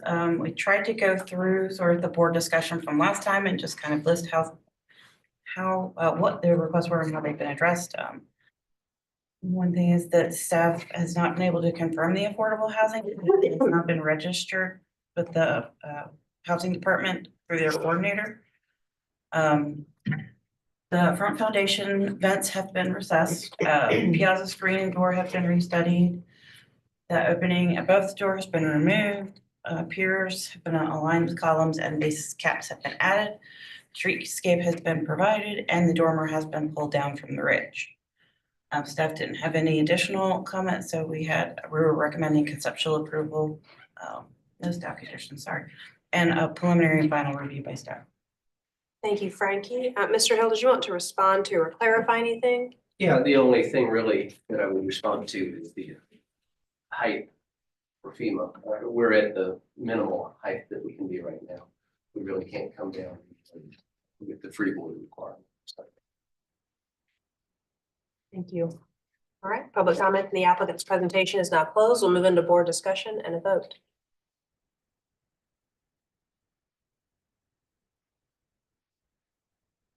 Interesting, I think it's a little disappointing in a way, that it's a very traditional, but I think, sort of nice design. And on this particular, it's a little disappointing that that's a single shed roof dormer instead of small gable doors. It would look a lot nicer the other way, but it's a shed roof dormer for access. Yeah. I don't understand that. But the other thing is that I prefer not to see horizontal wood louvers. I would think something more, since that's a traditional design, something a little less suburban looking in that, and particularly on the front. I think that horizontal flat louvers on the front is not very appealing. It does overall certainly. It's a nice design, and I believe it's first IPF that I can recall that we new construction that we've seen. Yeah. And really, my only comment was kind of yours with the vents on the base of the building. Something a little more creative could be done with those, so they don't look so utilitarian. I'm sorry, I couldn't quite hear that. The vents on the foundation vents, if something, those could be detailed in a way so they don't look quite so utilitarian. Okay. Yeah, and it's suburban, and it's hard to tell from the drawings, but I envision this. Yeah. And I just don't think that's a very appropriate look. Something vertical and less horizontal, maybe just in the design of the breakaway. That's all. A little less beach house. Yeah, a little less beach house. And particularly on the front, I think if you can, I mean, ideally on the front of that foundation, they can be reset and stucco. Certainly you can do a breakaway. And on the side, I don't think it's critical, but certainly you can do a breakaway wall that way. But it's just. This is just a little minor comment. Your piazza screen, is there any way you could maybe, just to help with the stretch proportions there, maybe widen the door somewhat? Can we pull that back up, please, Frankie? Or maybe you lower the transom. The transom looks really tall. There's Yeah. something funny proportionally there. Yeah. It's just, it has very stretched proportions, but just maybe a little bit of massaging of that. Maybe reducing the transom height, widening the door a little bit. Yeah, I'd prefer to possibly widen the door a little Yeah. bit, just based on sort of the space above that. Yeah. I wouldn't want to lower that any, Yeah. for that reason. Yeah, because of the negative space above. Right. But otherwise, I think the board's concerns have been addressed. We'll make a motion. Yes. I will make a. Let's see, real quick.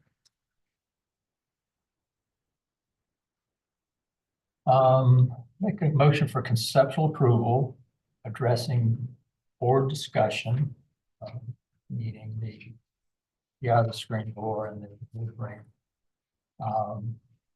With final review by staff. I guess I would say preliminary and final review by staff of the permit drawings. Keep forgetting we have to put that in there now. Okay, we have a motion on the floor for conceptual approval addressing board discussion with preliminary and final review by staff permit drawings. Do I have a second to Bill's motion? second it. Thank you, Becky. The motion to a vote, Fillmore, Yeah, in favor. Daryl, Yay, in favor. Bill, Yeah, in favor. Becky. Yeah, in favor. Chair vote to the majority and the motion passes unanimously. Thank you, Mr. Hill. Thank you. Okay, agenda item 9, 18 Church Street. Frankie, if you give us an introduction overview of the project, please.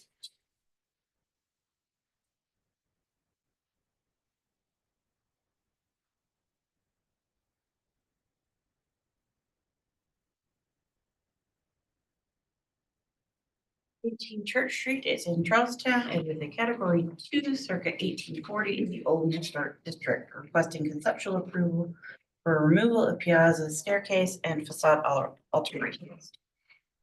This is the property's location on Church Street. Existing site photos. And context of Church Street. Historic photos. And Sanborn map showing the history of the property. And I will turn it over to the applicant.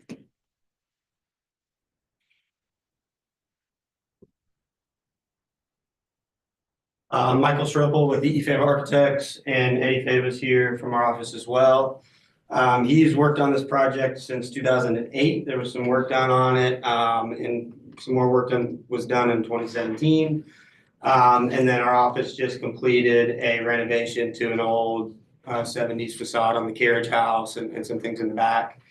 For the current owners that bought it in 2022. And so look at some photos here. So what we're looking at is a small area that's in the rear. There is some work going on the ground floor. This recess behind the building and behind landscape walls that is not visible from the public right of way. However, there are some piazza stairs that were added after the fact into the piazza here that you'll see. There are historic doors that these stairs run right in front of that are no longer operable due to the stairs that were added. And so what the owners would like to do is restore those piazzas in the rear and remove those stairs that again are non-original and non-historic. And that's really the gist of the request to the board. Like I said, there is some minor adjustments to some existing additions on the ground floor that are recessed behind the rear facade that are not visible from the public right of way. And so again, just showing that really the second to third floor stairs, the one that's visible from public right of way very minimally. And that's where they would like to restore the existing doors and remove that stair. Show the third floor and included some of those. No changes to anything else. No changes to the front or rear elevations. And so again, the only thing we would be doing is be restoring access to those historic doors and removing the stairs from the first to second and the second to third floor.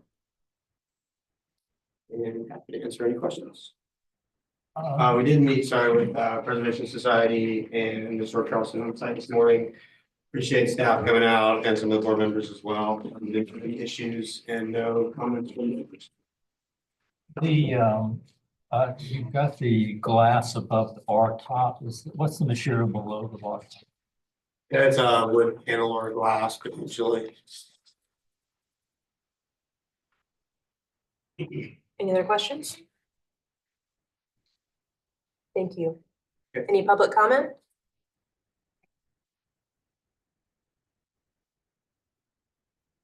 Hello, ladies and gentlemen of the board. My name is Mike O'Neill. I'm a neighbor at 16 Church. And I don't have any aesthetic issues with the project that's going on at my neighbor's property. However, I'm a bit concerned because this is a category 2 property, which is irreplaceable. And our neighbors presented conceptual plans to the board for the said carriage house in September of 22. And subsequently had 10 to 12 modifications and deviations of that plan, which all went through staff review. So our concern is we originally took a peek at the plans and we were okay with the plans, but we were never notified of any of the modifications or changes until they were actually happening. And I'm just asking the board that a property of this significance, that if anything in the future changes on these plans, as they did before, that those plans, the total project be submitted to the board so that we can look at what they really want to do. Because the original plans from September of 22, if you look at those plans and you look at where we are now with those plans, they're night and day. So I'm just afraid this is deja vu, to quote Yogi Berra, all over again. And I just am hoping that the board will protect this beautiful property and neighbors such as myself, and make sure that this property is managed and preserved at the highest level without it going through a staff approval process. Thank you very much. Thank you. Do we have anyone else speaking? All right, Frankie, if you give us city staff comments and recommendations, please. Oh, not yet, after Frankie. Okay, staff just had a couple of observations. One, that it is a category 2 in the architecture inventory, so alterations do need to be approved by the board. And the proposed alterations match the floor above. Staff recommendation is a conceptual approval with preliminary and final review by staff. Now, do you have any response? Good evening. I'm Eddie Fay with PCP Fay Architects, and just would want to respond to some of the comments from Mr. O'Neill. And if I could go back to. Let me zoom back out. Sorry. No worries. The area that's being reviewed, as we said, is minimally visible, but definitely improvement to the property. And I do think that the Stromans have made great strides to do exactly that, restore this property to a caliber that hadn't been before. As I said, we worked on it in 2008, 2012, and some other architecture in between. But the length to which they're going to is pretty extraordinary. They're, without getting into details because I don't know them, I know there was some bad blood or litigation between the two neighbors about pool element that none of us had anything to do with. It has nothing to do with this project. But that is no longer in process from what I understand. And there wasn't anything that changed to the rear of the building. It wasn't done without approval. Everything was very minimal. If you looked at what it was prior, and I have photographs if anybody wanted to see, it's a world of difference from what it is now. So most respectfully to the neighbor, as he said, I think Mr. Strong wants to be a good steward of this building, and by removing those non-original piazzas and elements below them that are non-original as well, you couldn't ask for better. I can say one more thing too, if you don't mind, I don't know if this affects the board, but in our database, we show this as a category 3, not a category 2, if that changes. That's been fixed. Put it online. Thank you. Yeah, it's category 2 We're outside of online, public it's comment. not accurate. Their comment. So I know they have an this applicant. presents some new information, but if you look back at September 22nd, September 9th, 2022, it was listed as a category 2 from the outset. But it's always been a category 2. Somehow it changed from category 2 to some category 3, and 12 modifications were made to the original site plan. So as I said, I don't have a problem with what they want to do, but there needs to be community comment, and no public comment is being given to us because it's being circumvented. It's being circumvented through staff approval level. And they're not posting on this building. And all I'm asking for as a neighbor is to know what's going on before it's happening. I don't have a problem with the aesthetics of what they're doing, but you know, it just should be done correctly. As a category 2, this is one of the top priority projects to preserve. And it is in the guidelines that it should come back to the BAR. And that's all I'm asking for, is that BAR has the ability to review this to make sure that it is being preserved and that the public has a chance to comment. Thank you, Mr. O'Neill. Thank you. If you would like me to provide some information from staff.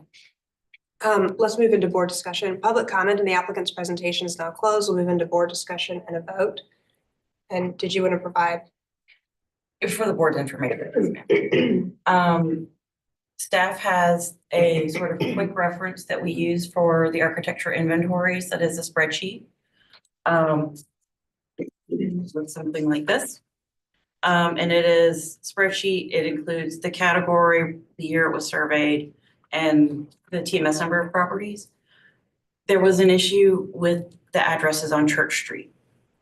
If you pull the category cards and look at the digital versions we have, there's handwritten notes and Post-its on them that were never corrected. And this is an issue that goes back more than 10 years. So what is this building? This is a category 2. Okay. When staff looked it up, it was listed as a 3. Okay. So we did approve things incorrectly. Okay, understood. Thank you. That has been rectified. So let's speak to this application. Yes. I mean, I think kind of extreme. I mean, I actually appreciate the attention and the concern for the building. I think the application goes over and above the submittal requirements, and I feel like staff was particularly cautious. We all saw and visited the site, so it's really been covered extensively. So I appreciate that. I actually really like the submittal.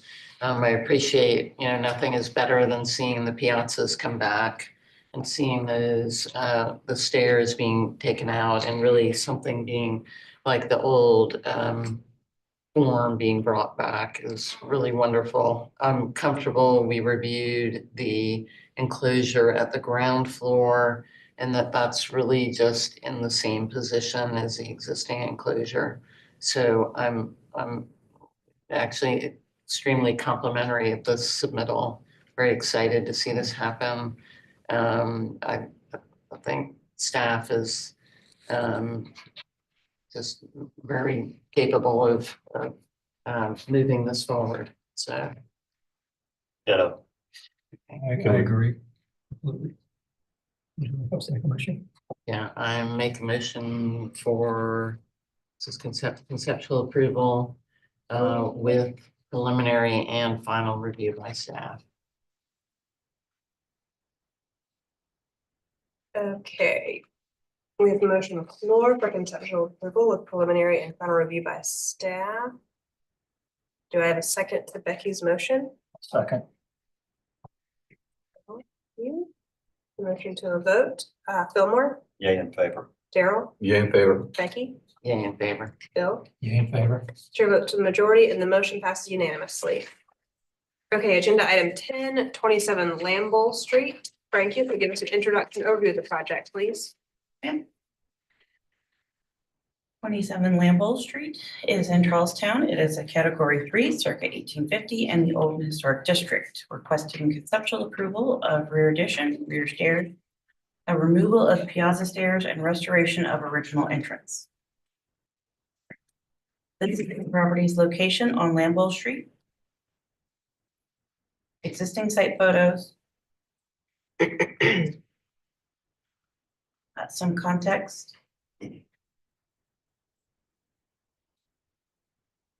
Historic photos of the property. And Sanborn map. And I will turn it over to the applicant.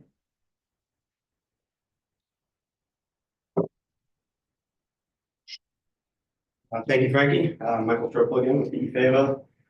So 27 Landball is another project that we worked on a little bit in 2020. There's been a few owners that sold multiple times in the past couple of years, but the current owners just bought it in 2024. We would like to make some minor improvements to it, stuff that we think would really improve the property. And so I'll skip that since Frankie just went through it. So looking at the photos here, there's a couple of things that were changed in, previously that are non-historic. Again, one of them is the same thing we just looked at. There's a piazza stair that runs through the middle, cuts through the middle of the piazza that's non-original. The owner would like to remove that and restore the piazza. Again, the exact same thing we just talked about. And then the other one is to restore the entry door from LeGree Street. So the fact that the address is on Landball Street is a little strange because the historic entry is from LeGree Street. And so you'll see When I go to the ground floor plan, again, a previous owner has infilled what used to be the existing entry here and put a closet and bathroom down there. Which again, our owner would like to remove and restore that to being the pedestrian entry off of Legree Street with a more historic French door as opposed to this sort of 6-panel modern door that's there now. And again, we had some photos at the beginning showing precedents of those French doors. And then there is again, non-original addition off of the rear, which is a single-story addition. And the owners would like to add a small portion. It's about a 7 to 8 foot total addition, single-story addition on the rear of that, which addresses, there's some water infiltration issues with that current addition. It also improves the kitchen area and kind of gives them the plan that they're looking for. It also allows us to put a new masonry stair off of that rear that replaces the one that's currently cut out of the historic piazza.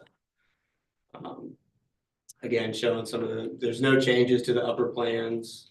The only change from the roof plan, as you'll see, there's that single story addition on the rear that would be extended in that 7 to 8 foot range. And that's shown in red here on the roof plan. Elevations, you'll see the elevation of that masonry stair, the restoration of that piazza door off of Legree Street, and the removal of the current stair that's non-historic that's cut through the historic piazza. And again, happy to answer any questions that you guys have. What's the date of the rear addition, the 1 story? Is it 80s? I want to say it's 80s, Becky, if I'm not mistaken. I think both planning we had done some work on that and kind of gone back and forth between the building over the years. And it seems like it's my turn right now, but that was an addition I think they did or somebody similar at that time. So my original has a TPO kind of flat roof on the back. We don't have an exact date, but it doesn't show up. Any other questions? Thank you. Do we have anyone speaking? Okay, Frankie, if you give the city staff comments and recommendations, please. Okay, we just had one condition for approval. There was a shift in the windows on the east elevation. We thought they should remain in the same location as the new rhythm was awkward. Staff recommendation is a conceptual approval with staff condition and preliminary and final by staff. Did you want to respond to or clarify anything raised in the staff comments? Michael, you want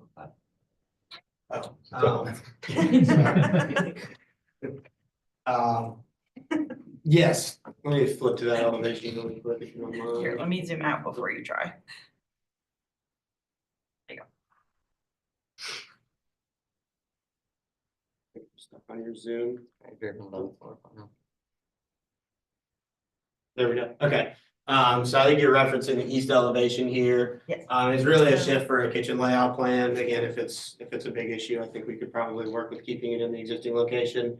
But again, just knowing that's not a historic addition, knowing that all of that's new, it seemed appropriate to move it to find work away.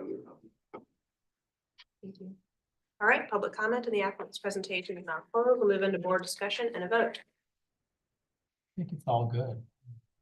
Especially reopening the door. I walked by there and this is another house that I've wondered, why is that door sealed, you know? Eddie knows, she sees me on foot all the time. Like trespassing is my favorite word. I used some of that. I did that at the last project. I think all's good. I'm not bothered about the positioning of the window. I don't think it's a big of a deal. I would hate for them to compromise the efficiency of their kitchen program. Did you have a motion? Yes, conceptual approval with final review by staff. And that was conceptual approval, preliminary and final. I keep forgetting. No staff condition. Okay. We have a motion on the floor for conceptual approval with preliminary and final review by staff. We have a second to Bill's motion. I second it. Thank you, Becky. Put the motion to a vote. Fillmore, Any in favor? Daryl, Yeah, in favor. Bill, Yeah, in favor. Becky, Yeah, in favor. Chair votes to the majority and the motion passes unanimously. There, maybe. 11 for South Battery Street. Frankie, could you give us an introduction overview of the project, please? Okay, Forest Gallery Street is in Charlestown. It is category 2, circa 1895.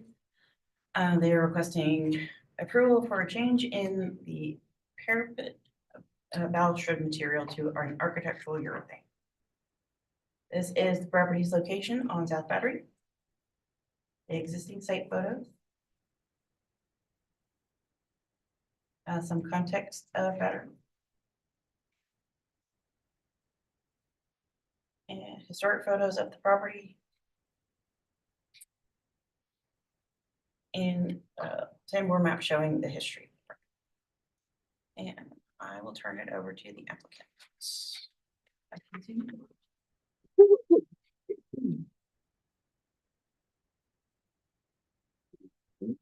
Moving, sorry, there's kind of this, a lot of our project, we get a lot submitted before the holidays, and I think it got caught up in the y'all's kind of over submissions with everything, so we were appreciative that staff was able to put them on one course. Thank you.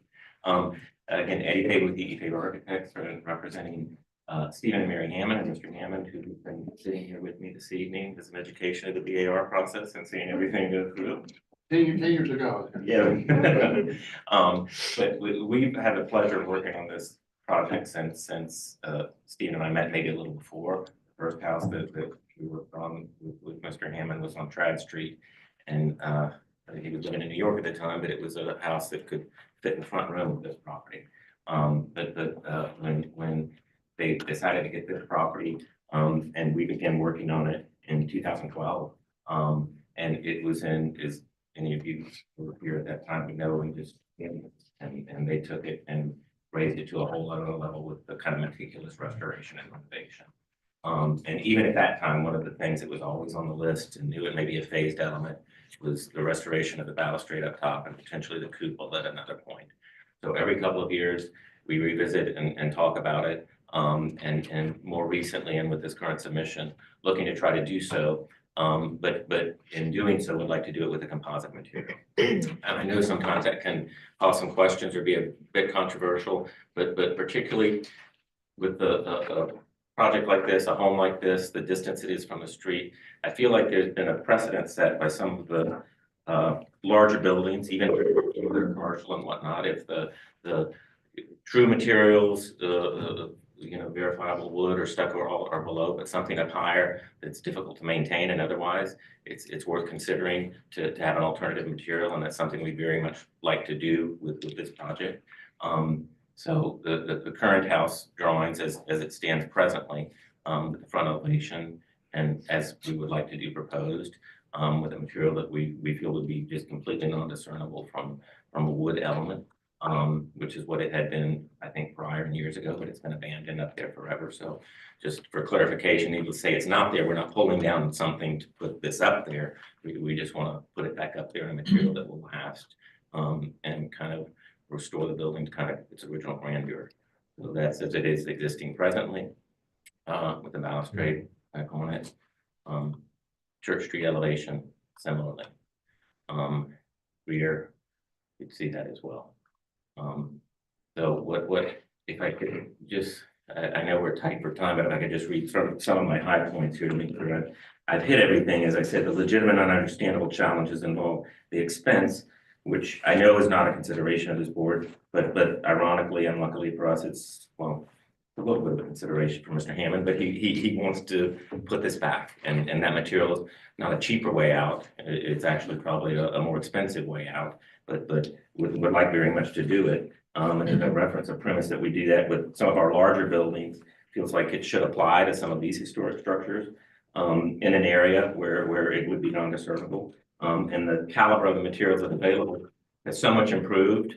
I mean, they're not something that yellows or falls apart or breaks or cracks. And that's as evidenced by some that are in town presently, that we're aware of and you see all around. So our proposal request to do the same. And although the balustrade serves no functional or practical purpose and it's strictly aesthetic, it would continue the admirable work that the Hammonds embarked on 12 years ago. And more importantly, return another element to the historic structure and the grandeur of this iconic property. We did meet and speak extensively with both the Preservation and Historic Charleston Foundation about this as well. And I will let them speak to it if they're here this evening or if they're still here.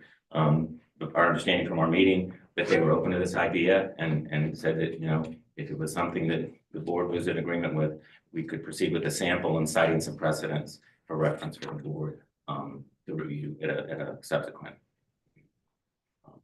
But happy to answer any questions. Thank you. I'm sorry, I didn't, Mr. Hammond, if you would like to say anything? No, I just, we've done wood everywhere else on the balustrade, and then every 2 years I'm replacing it. We started with mahogany, then we went that decade, we went treated wood. I was told that would be great success, not so much. So the elements where we live, of course, now, unfortunately, you all know they're doing the batteries now are even worse, but up top, the weather, of course, would be pretty tough to do wood. So just an idea. And difficult to maintain. So Yeah. we said everything below that would remain, but we would like to at least explore Yeah, the of options, course. look at it on it. So. Any questions?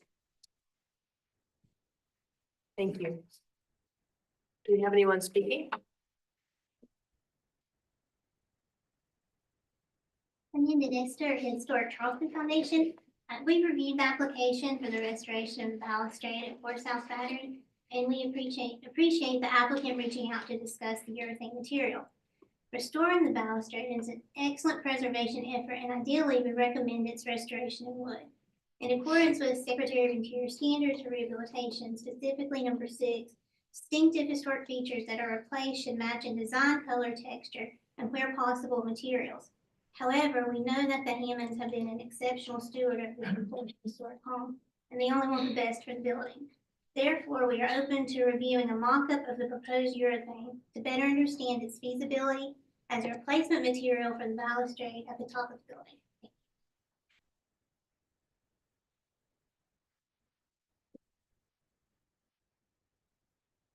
Laurel Fay with the Preservation Society of Charleston. The PSC thanks the applicant for reaching out to us about this request, and we commend the property owner's desire to undertake this restorative effort based on historical documentation.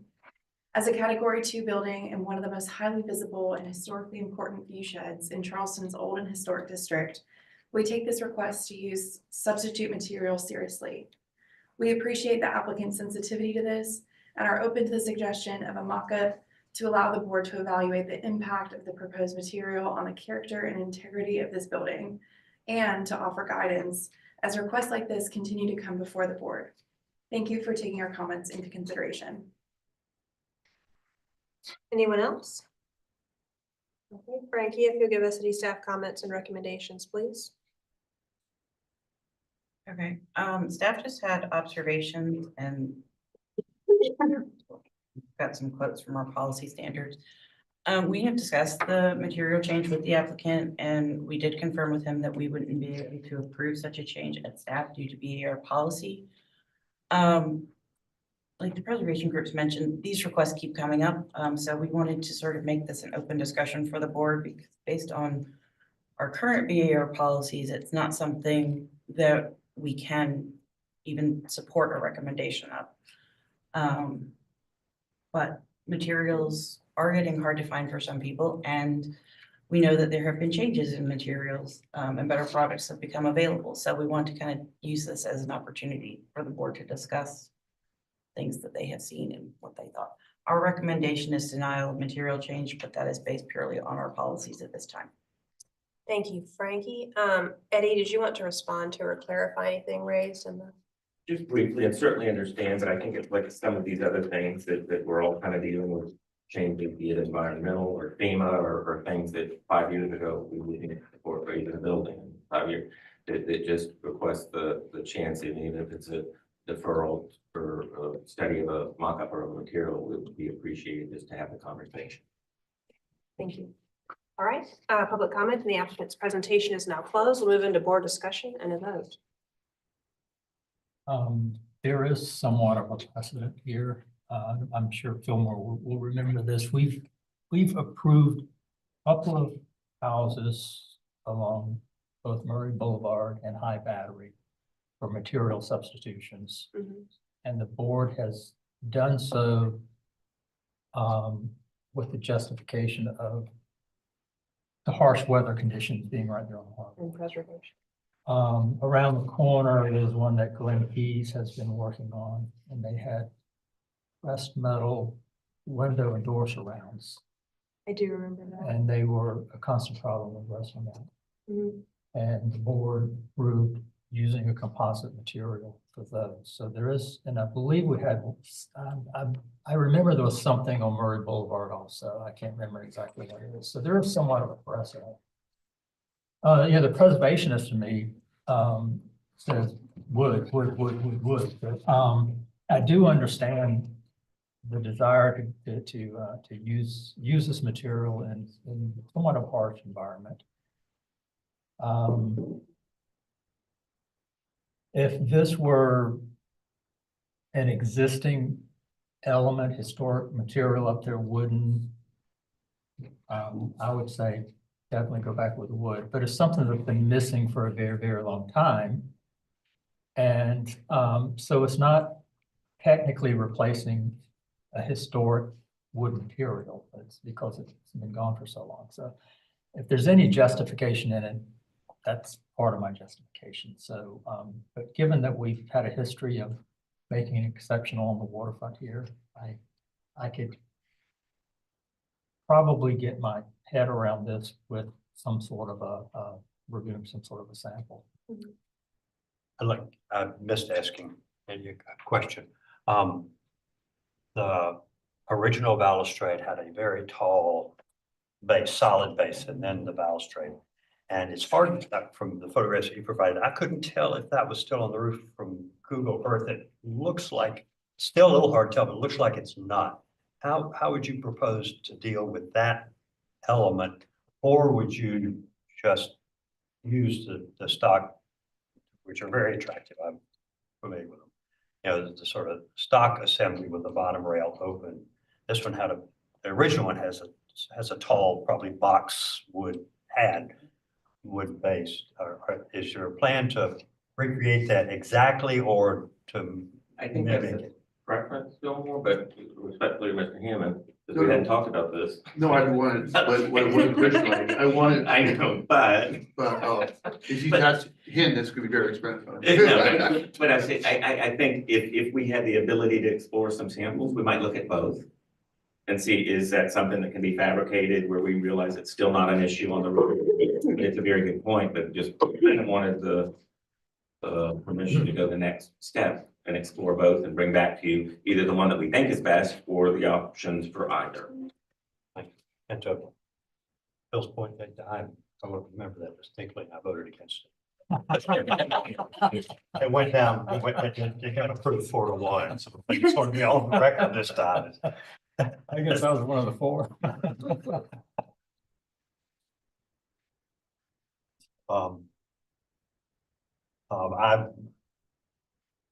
I am philosophically opposed to changing significant historical features, changing the material to modern composites, and Bill's absolutely right that with the Victorian ornamental metalwork that was approved by the board was being replaced with the composite, and I voted against that because I really struggle with the idea that these precedents ultimately, you know, have those details and the craftsmanship in those details. It's going to go away. And it's sort of difficult to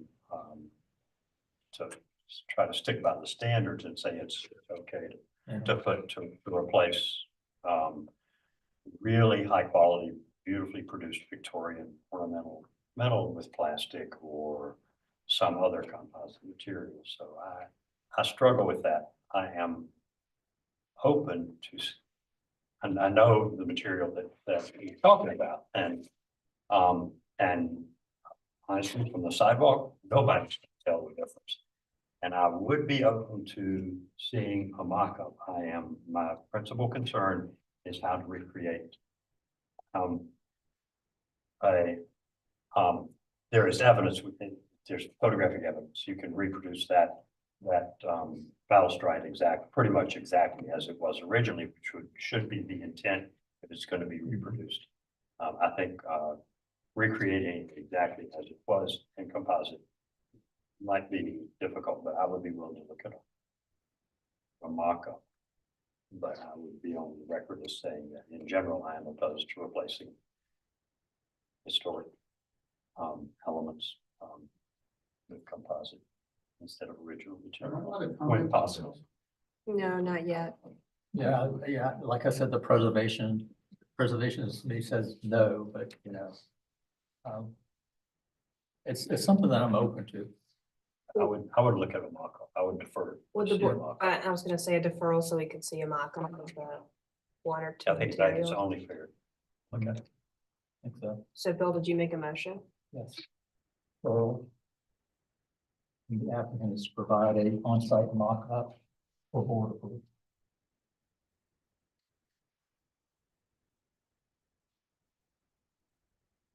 Okay. What you got? We have a motion on the floor. Got everything to say. For deferral for the applicant to provide an on-site mock-up for board approval. Do we have a second to Bill's motion? Second. Thank you, Daryl. With the motion to a vote, Becky, Yay in favor. Fillmore, Yeah, in favor. Bill, Yeah, in favor. Daryl. Yeah, in favor. Chair vote to the majority and the motion passes unanimously. Agenda item 12, 155 Trad Street. Frankie, if you'll give us an introduction, overview of the project, please. 155 Track Street is in Charleston, a category 3 circa 1900 in the old historic district. Requesting conceptual approval for alterations to non-original piazza features, removal of non-original side yard steps, alterations to existing non-original first and second floor alterations. This is the property's location on Trad Street. Some existing site photos. Some context of Trad Street. Sanborn map showing the history of the property. I will turn it over to the applicant.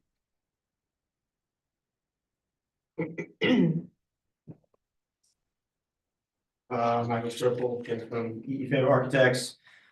This is one where the owners bought this property in 2022. It was in relative disrepair. They've done some pretty significant cleanup on the outside.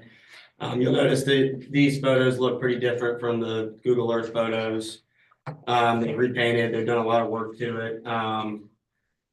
The biggest thing that they would like to do is remove, they've got some stairs coming in that go into a piece of screen where some piazza is removed, and these were modifications that were made prior to their ownership. They'd like to remove those stairs, restore the piazzas, balustrade there. And then on the second floor, they'd like to add a bathroom on a previously modified infill portion of the piazza. And so when we look at the rear here, you'll see there's a portion at the rear that's already kind of been infilled and it's been done pretty poorly. It doesn't really align with any columns. It doesn't really align with anything. You can see all this has been modified previously. This stuff off the rear is also not historic. And so the addition would be on the second floor, kind of back behind here, minimally visible from the public right of way, but kind of as far away as you can get.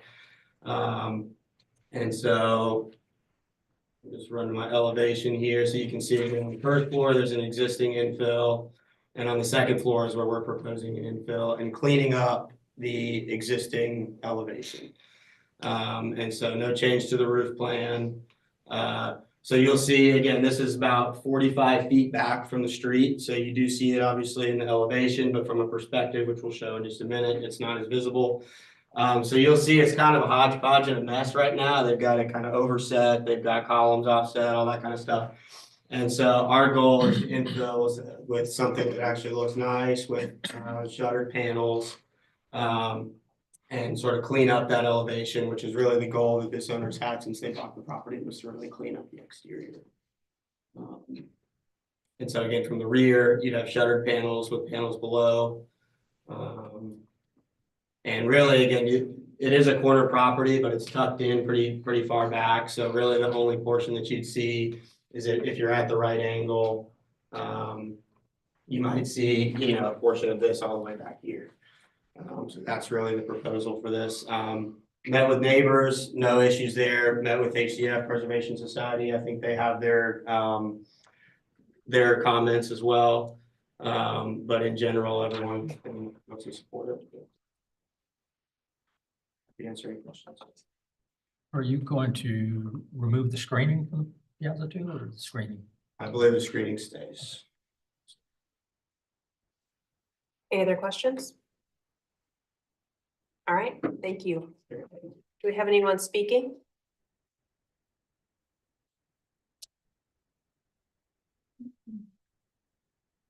Laurel Fay with the Preservation Society of Charleston. We thank the applicant for reaching out to us on this proposal. While we appreciate the effort to clean up previous alterations, we cannot support this proposed piazza enclosure, which is at odds with BAR principles. If more square footage is desired, it shall not be at the expense of character defining open space, and we ask that alternative solutions be explored. Thank you. Anyone else? Okay. Frankie, if you have city staff comments and recommendations, please.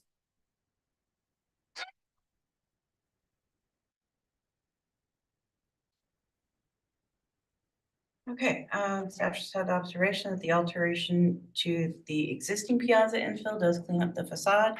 But per the BAR policy for piazza enclosures, the necessity for additional area which results from the enclosure must be sufficiently compelling and extreme that no other alternative could reasonably accomplish this purpose. Also, the location of the piazza enclosure shall be to the rear of the piazza, be minimal in size, and not alter the conceptual relationship between the house and the piazza. Staff recommendation is a denial of infill per BAR policy statement for piazza enclosures. Thank you, Frankie. Michael, did you want to respond to or clarify anything raised in the city staff comment? The only clarification I have is just with this being a quarter lot, pretty much anywhere we put an addition is going to be very visible. And that this is essentially the least visible area. And it's an area that's already been modified and is not very attractive currently. So we saw an opportunity to potentially clean it up and make that back corner look a little bit nicer. Thank you. All right, public comment in the applicant's presentation is now closed. We'll move into board discussion and a vote.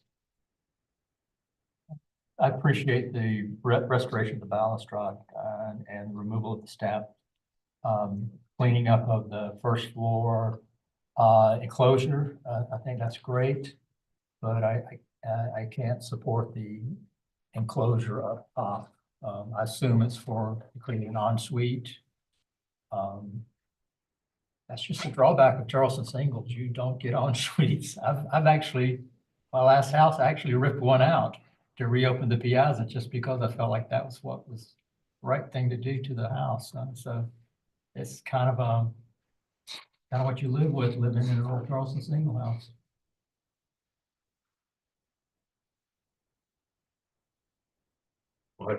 I like it. I think you're cleaning it up and it looks better. I know it's kind of goes against the grain of probably what the BAR's thinking, but I think it's a vast improvement. Like Bill, I appreciate the effort to clean up the existing enclosure. I certainly appreciate that, but I agree adding additional porch enclosure, so very difficult. And so I think I could not support the additional porch enclosure on the second floor. Becky? I agree with Bill.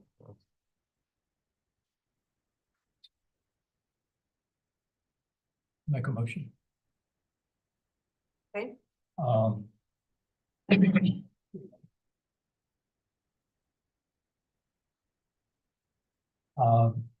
Motion would be denial for the enclosure of the second floor piazza and conceptual approval with with preliminary and final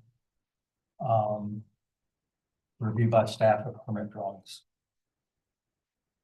Of the remainder of the Right, application. yeah.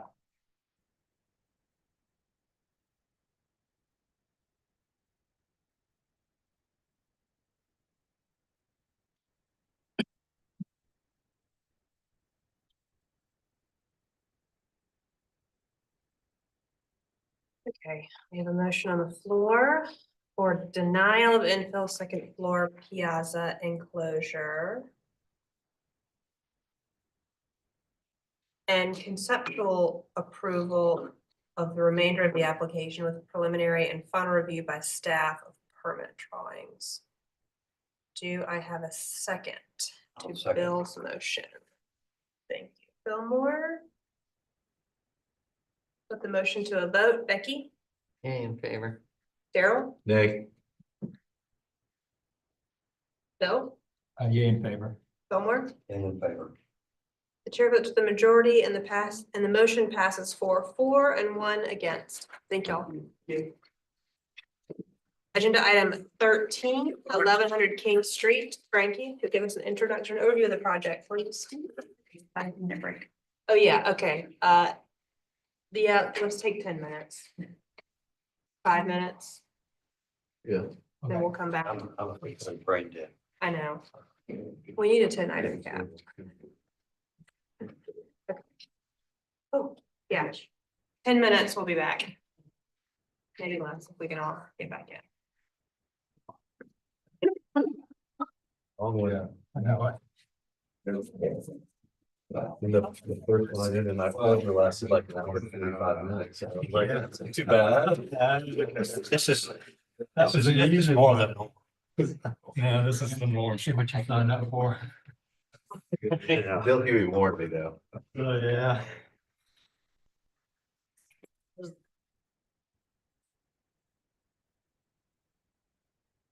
Stand up. Can see in trouble. I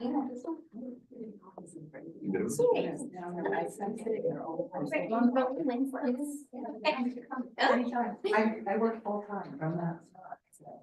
Yes, I love it. Where's these rooms? Is it? It's all right. Right, okay, thank you.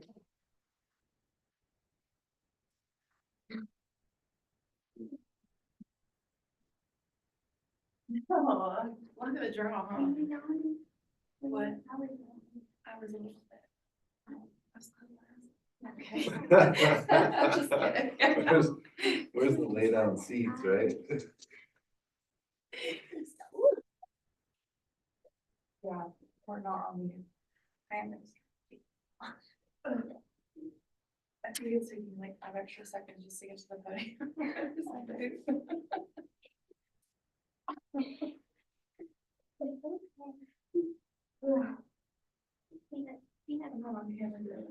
No. 3 more.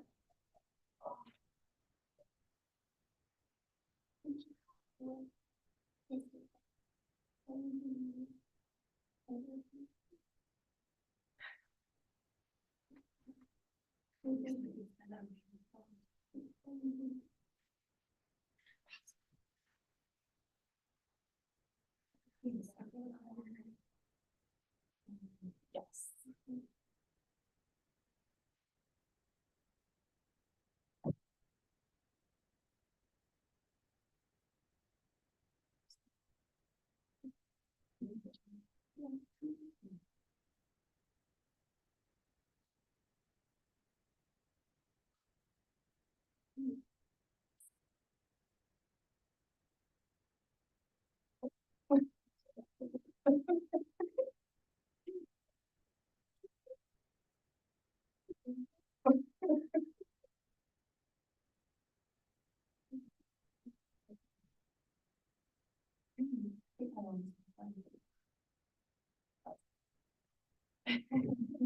I think I've been in here past 10, Yeah. at least once.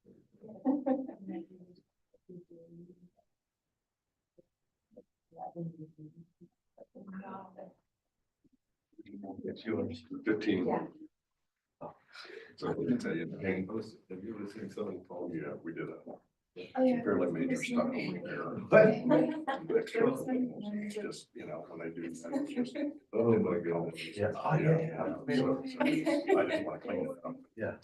With one color, you know, and of course the staff said that the bylaws said that they couldn't approve it, so I had to come to you guys, so. Like, I'm trying to figure out.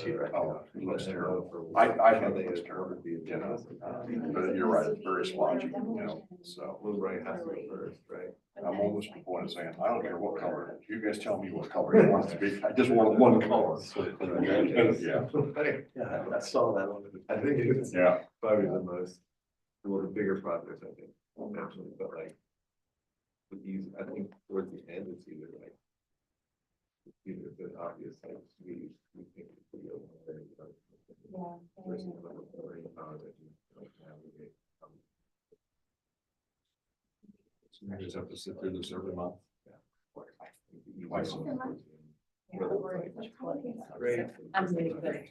Yeah, I would agree with that, but. Yeah, I figured, you know, each of these, I was surprised really, 3 hours and 3/4, you know, it's longer than that. 4 hours already.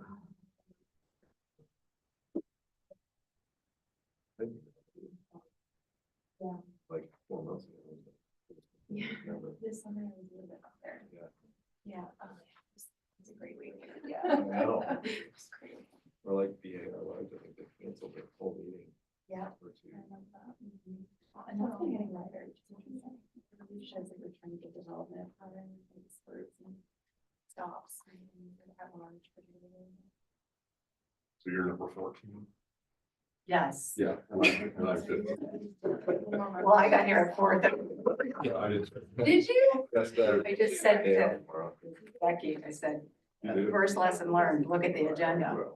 Well, this is the first time, so. It's my first time too. I asked her, I said, is there a hard stop on this? Or they Yeah, go through? yeah. She said, no, they go through. I asked somebody that the So, same. but yeah, I had a 6 o'clock basketball game I was gonna watch and 7:30, you know, playoff game tonight, and I'm missing them both, so. As is everybody, so. Goodness, I don't know what my dog is up to. Like almost there. My wife, should I bring me some dinner? No, I just forget it. But, you know, good glass of wine. good- Yeah, yeah. Somebody asked me if I brought a flask. Really.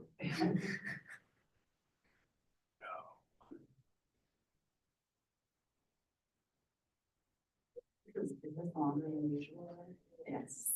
Yeah, I would describe this one as like a marathon one, Okay. which Just- happens every so often. Yeah, I'm sure. I'm sure. It's not, Given the subject matter. unprecedented. Yeah, we're almost there. We. Yeah, yeah. You Look, I witnessed learned it a all. ton. You witnessed it all. I learned a lot. Yeah.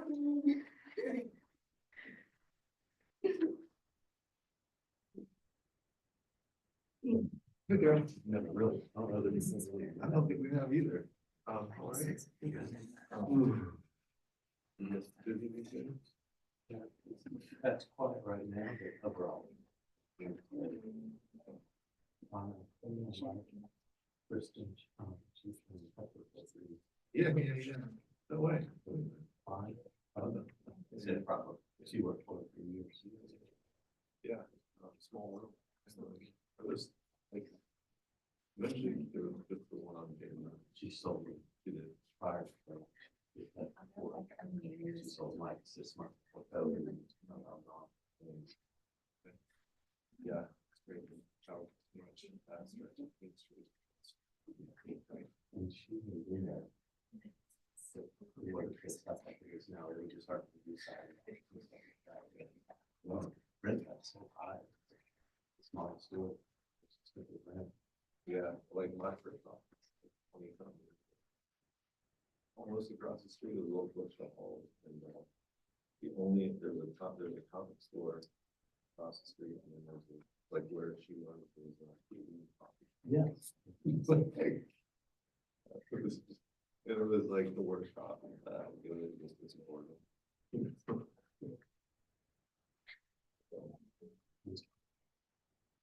Same, it's interesting.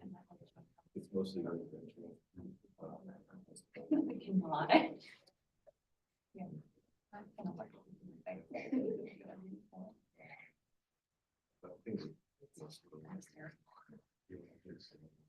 You gotta take a look at this one. How many of them approved and how many of them rejected ones? Yeah, get to put a face with a name. Let's stick together.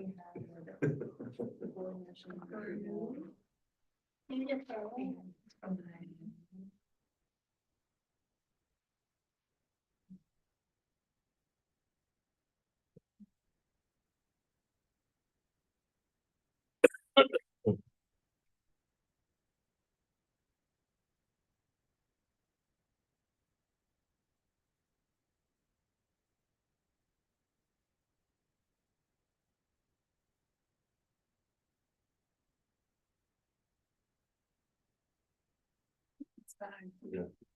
Hoping it's a little bit heavier with approval. It's easy, I've seen them. Yeah. Yeah. It's great. Oh. And a nice big chocolate chip cookie that I was gonna bring. I left it, you know. So sweet. I could have, but I wouldn't have.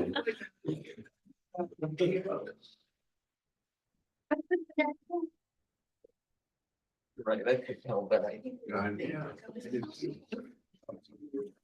Anybody need water before we get back to? Anybody need another bottle of water?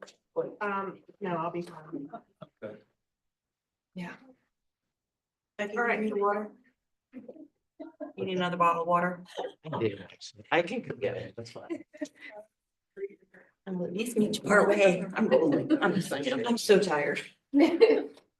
Okay, we're on agenda item 13, 1100 King. Frank, Do it. if you'll give us an introduction overview of the project, please.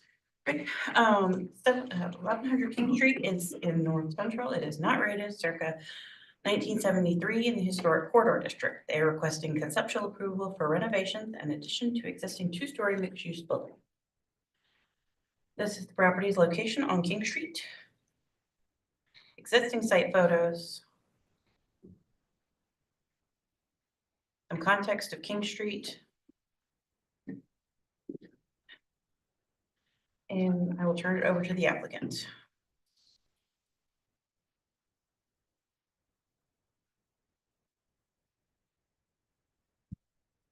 It should. Good evening, Kevin Hurter for Architect for the Owner. I know you guys have had a long evening.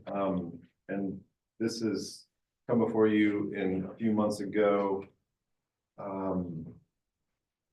Obviously, I'm not gonna go through the whole history of the site and what the context is. It's been a garage and piecemeal over the last close to 100 years. The most important piece is the Ellen Bright Hall, which is the left side of the existing three storefront piece. So in the interim between now and the previous meeting, we met with the Preservation Society, had a conversation with the Historic Charleston Foundation, and then kind of revamped the idea of what this front facade is. And I'm just gonna skip to what was previously submitted. So the conversations with Preservation Society kind of helped us understand their interpretation of the kind of Western storefront facade and what was important and why they thought it would be valuable, and taking that into consideration, this is the current proposal. So essentially keeping the form of the existing facade on the second story, kind of breaking it up slightly differently. And then the other piece is kind of not doing a wood storefront, but doing an aluminum storefront, keeping the sizes comparable to what they are now and just cleaning it up across the facade. That would be on the right two storefronts under the wood sided second story. On the left side, the Ellen Bright Hall In honoring the history of that site, just looking to essentially make it a two-story stucco facade and painting on the existing angle of that parapet facade, as well as matching the letters when it gets redone. So Preservation Society was in support. We took this to the neighborhood association, had a wonderful meeting. I believe there's a letter in support of that. And honestly, the best part for me was hearing stories from elderly Black community members talking about all the amazing times and food and music they had to experience there. So they were all excited to see this. The rest of the proposed elevations and essentially the streetscape showing the current design. Any questions for the applicant? Yeah, Kevin, the existing, isn't there a piece of the roof that's visible? That sticks out from that forefront? I can't remember. Yeah, there's this little guy, is this pointer work? It does, but it's really hard We to see. can't really see it, so if you want to, if you point to that, it's best. Yeah, it's this little guy right here. Is that going away or? Yeah, Okay. it is. So we're redoing all of this gets taken off, Okay, right? So we're rebuilding it from this floor framing up. gotcha. Because the roof, this dash line is actually the roof line behind. Yes. So the head height, this is the attic space over the storefront. Okay. So it's truly a stage set facade. Any other questions? Yeah, is that right-hand door also gonna be part of the storefront system, like have the transom above it? It is, Okay. for some reason that's not Disappear. showing up. It Yeah, should look like the other. It should look like Okay. the others. Yes, good catch. Good Any- catch. Anything else? Mm. All right, thank you. Do we have anyone speaking?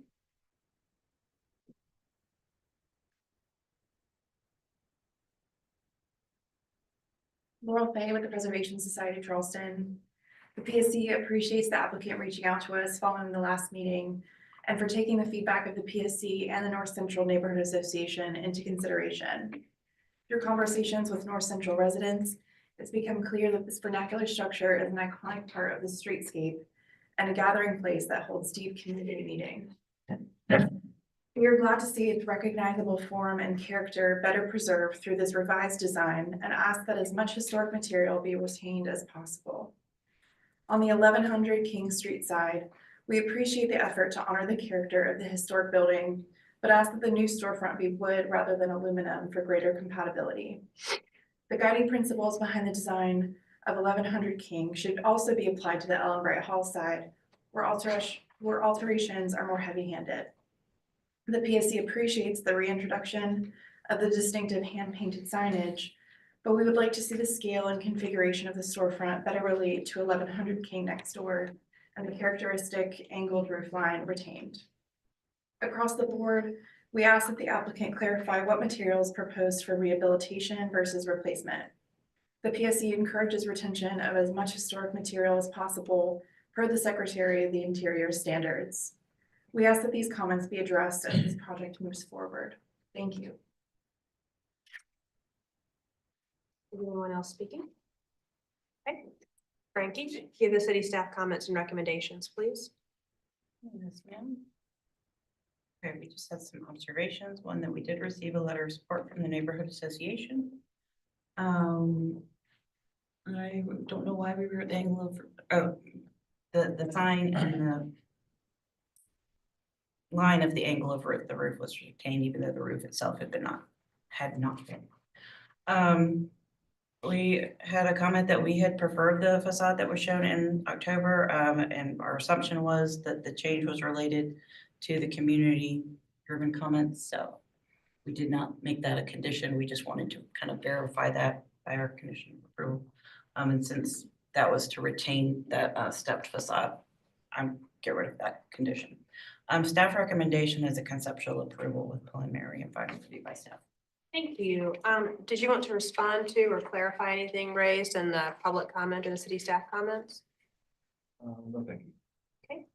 All right, public comment and the applicant's presentation is now closed. We'll move to board discussion and a vote. You know, I did like the last proposal. However, I'm only saying that because this one is clearly liked by the neighborhood, and it takes into account what the Preservation Society asked for. And so, Laurel appropriately slapped my hand on this one this time. I know we were all maybe taking this lightly.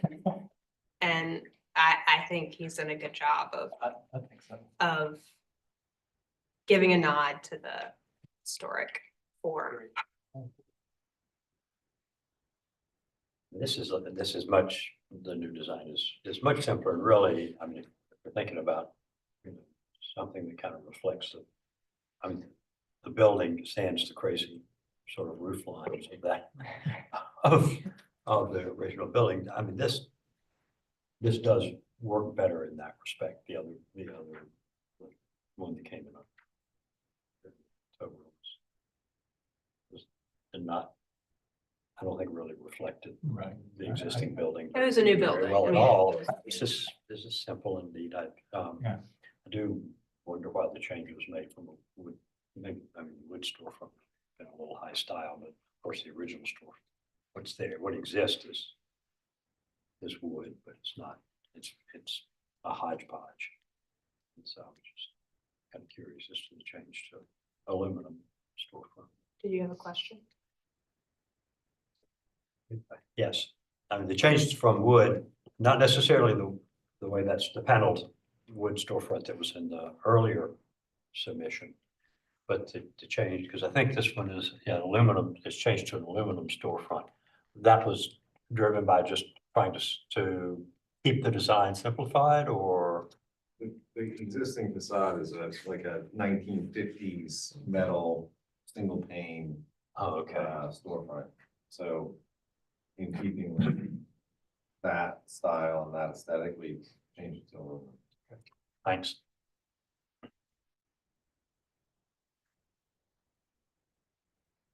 Active comments. No. It's acceptable.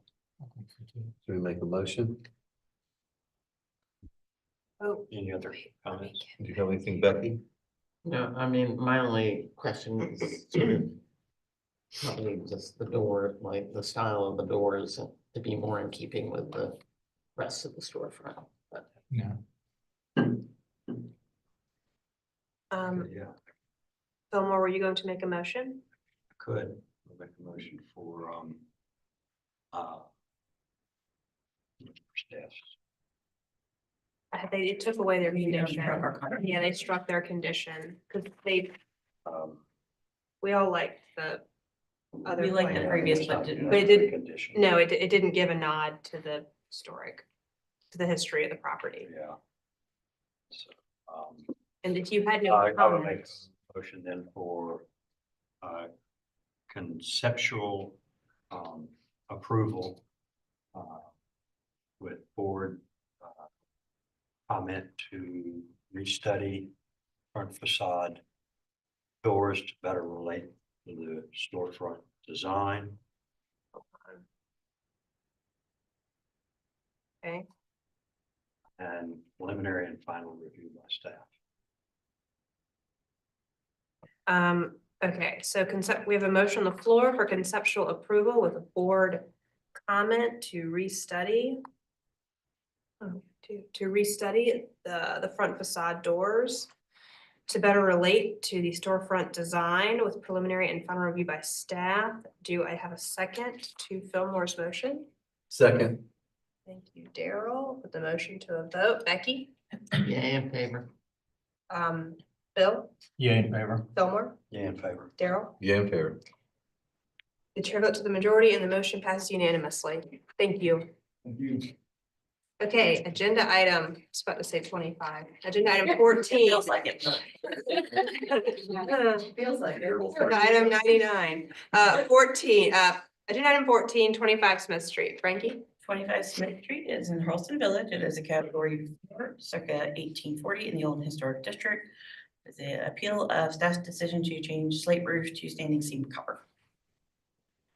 This is the property's location on Smith Street. Existing site photos. Some context of Smith Street. Historic photos of the property. And Sanborn maps. And we will turn it over to the applicant. And there were two. I'm Liz Logie. I am the owner and applicant. I think the only pro se plaintiff of the evening. So I'm having some pretty significant leaking in my upper piazza roof. The main part of my house is slate, the roof. The hyphen is metal. And that's an addition from, I believe, 2005 that has copper. So I would love nothing more than to repair this slate roof as opposed to replacing the entire roof, but I'm learning that repairs of slate roofs are very, very difficult. This one impossible, according to the 7 roofers I had come. And so I'd really, for primarily maintenance purposes, love to replace it with copper. I also happen to think copper is beautiful, but also to be consistent with other portions of the roof of the house. I know I've learned a lot tonight, but I've learned that you don't consider cost, but I need to. And that's a factor as well. So it's a pretty straightforward question. I'm happy to hear what people think about it. Any questions for the applicant? Has the roof always on the main part of the house, is the roof always been slate? I believe so, to my knowledge. I can. Oh, you probably. I checked the earthquake report. It listed as slate there. We were trying to find if it had previously been a metal that we could help her out, but it's in the earthquake report as slate. Any other questions? Thank you. Do we have any public comment?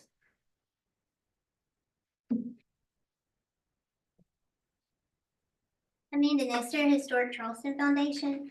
HCF agrees with the staff denial to change the slate roof at 25 Smith Street to standing seam copper. The replacement of the slate roof with copper does not meet Secretary of Interior standards for rehabilitation, nor does it meet the Charleston standards. Both standards state that deteriorated features should be repaired rather than replaced. If the deterioration is so severe that the historic material must be replaced, it should match the old in design, color, texture, and where possible material. We recommend repairing or replacing the roof in kind because slate is still an available material. Thank you.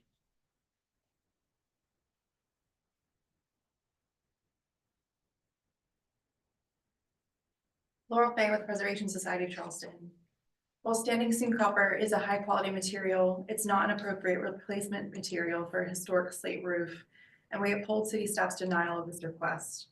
We ask that the applicant work with staff to explore solutions to repair the slate roof, as it is a character defining feature of this property. Thank you.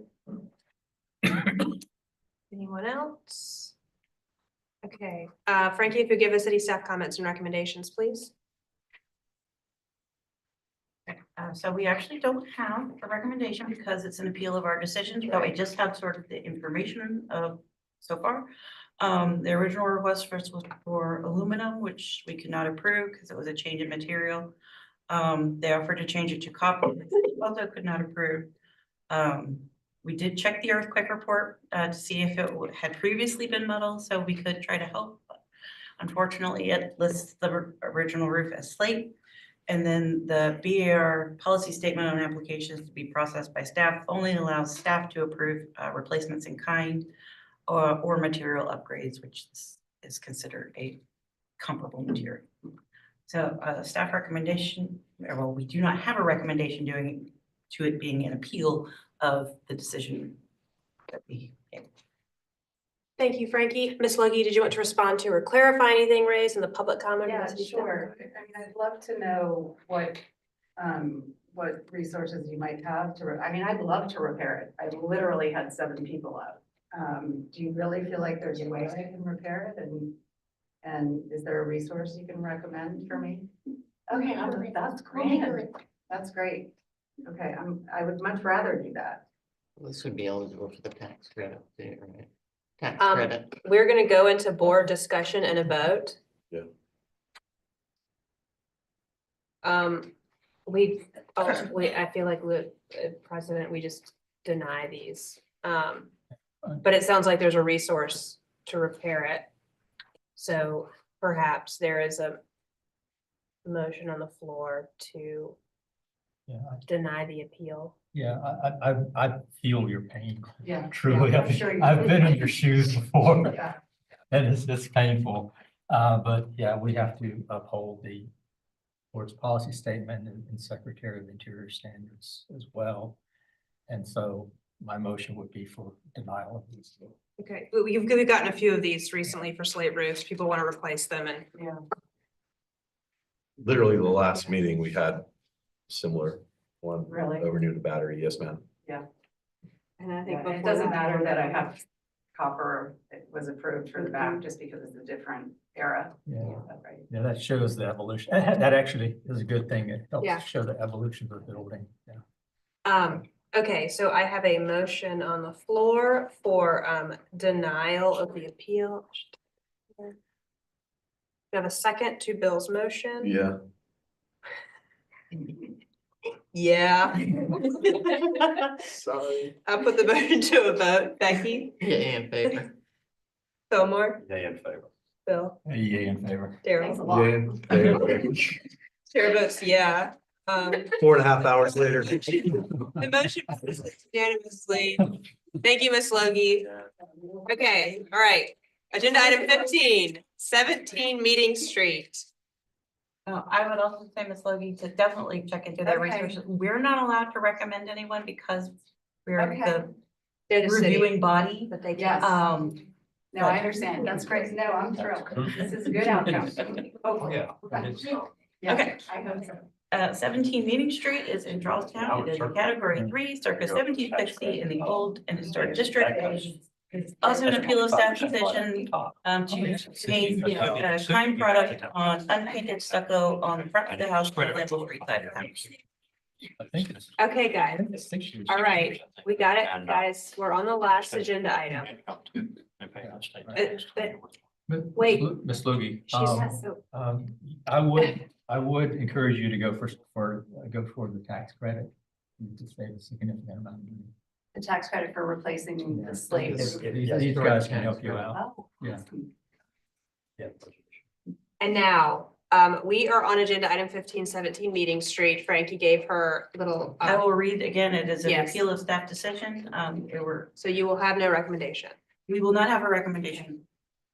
But it was to paint a kind product on unpainted stucco on front of the house and the Lambeau Street side of the house. This is the property's location, corner of Meeting and Lambeau. Some sandboard maps showing the history of the property.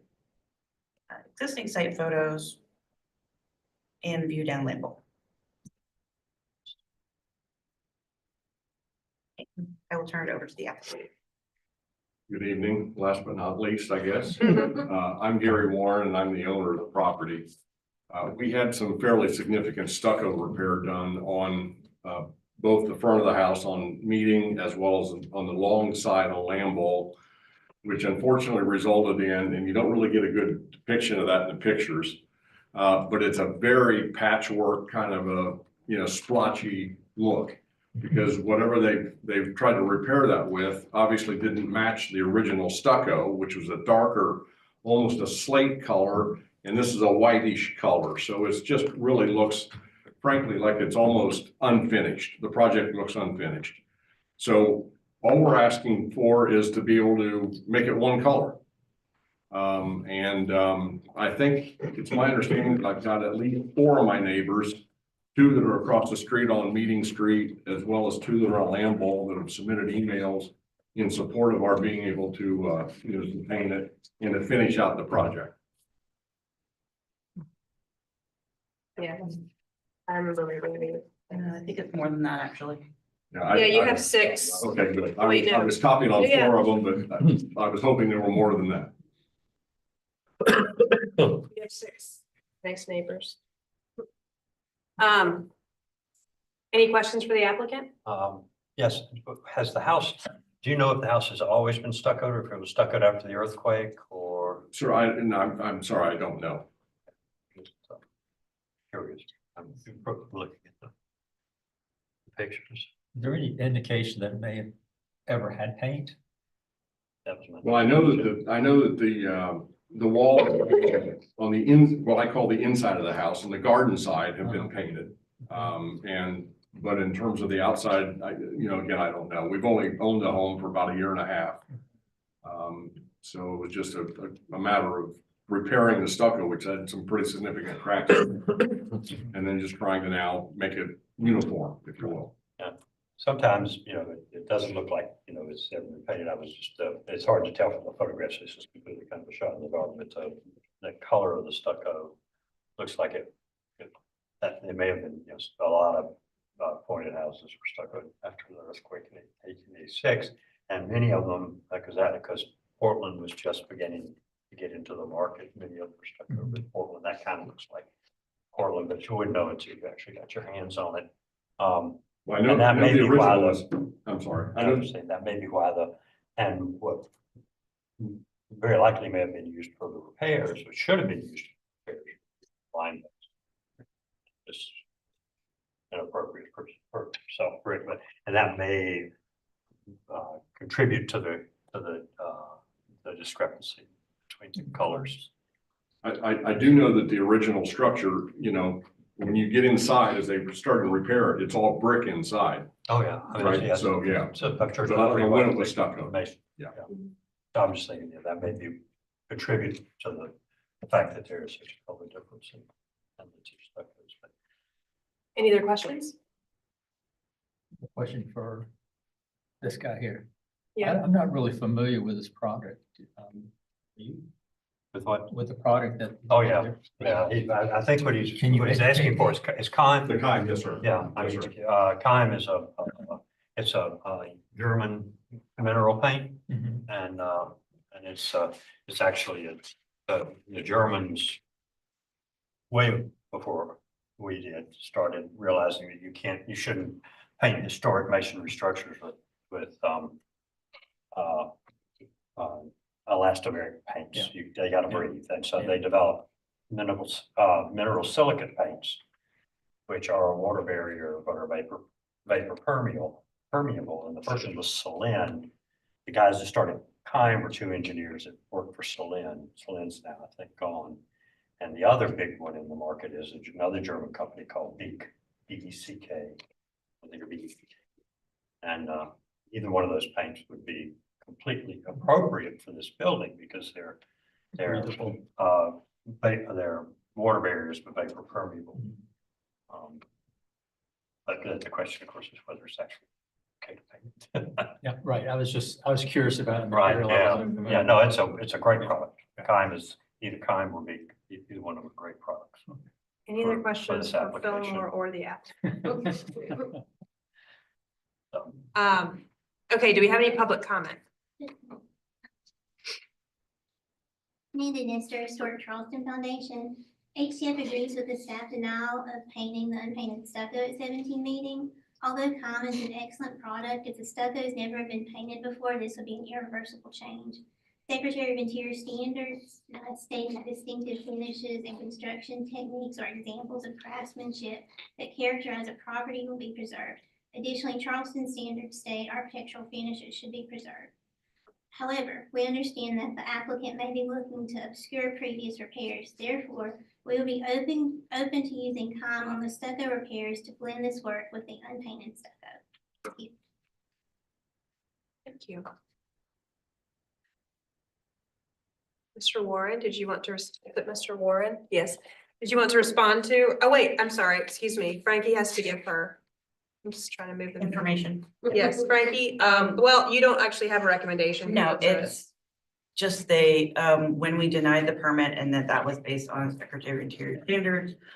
Though we did note that we did perform a site visit and there do appear to be multiple campaigns of repairs. We haven't been able to find approval for that, which normally we would tell people, oh, match the color of the stucco, whether it's tinted or whatever. But we haven't done a lot of digging into that yet. Okay. To see where the issue. Mr. Ward, did you want to respond to or clarify anything raised in the public comment or the staff comment? Just one comment and then a request. The comment would be, we tried to get, when Metters did the stucco repair, we tried to get them to, to match as best we could. But they obviously didn't do a very good job of that. And it was the prior repair that was really bad. And Frankie, could you go back? I think there was a better picture of, go back one more, a couple more, if you will. Yeah, you can see here what I'm referring to. I mean, it just looks, looks terrible. So if you're not going to allow us to paint it with the Kime, then my only question would be, what can we do? Because I think you would all agree that that's really not very attractive aesthetically. So. Thank you. Yeah, thank you. All right, we are now in board discussion. So it's funny, before this was even on the agenda, I saw that. And this is actually the first house, I lived here in like 1970. Really? Yeah, and it always had that really lovely unpainted, unfinished stucco look. So I thought the patching was really disturbing. Historically, we're new to the board. What have y'all done in situations like this? Well, generally, the rule is that you don't, if it hasn't been painted, you don't paint it. The patching should have matched the. So the patching It is, has been better if the patching had actually matched the It color needs to be stained to match. better. And I think nothing is going to match perfectly. You're always going to see the patches, but you could possibly, maybe you could blend it in a little. What about HCF's suggestion? But HCF's suggestion, so, that could be painted with the Kime yeah, it's patching like that blended in to blend in. with some kind. And then you could, I mean, for protection, you could paint the whole, both Kime and make clear, which doesn't show at all. It doesn't have any sheen or anything. You can't tell it's on, but it provides a water barrier to the stucco. And you could do that just as that's a really good preservative approach. But you could probably blend those repairs in a little better. Yeah, there was a company, years ago when they redid Rivers High School on Upper King Street, they couldn't find the brick that would match the original brick. And there was some company that came in and they actually,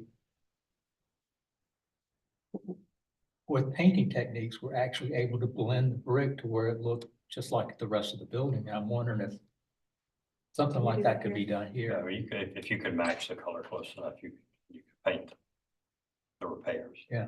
And there are multiple, I think there are multiple generations of repairs on that building probably. were they staining the brick? Yeah. Yeah. It was a Yeah, stain. they stain brick pretty regularly. Yeah.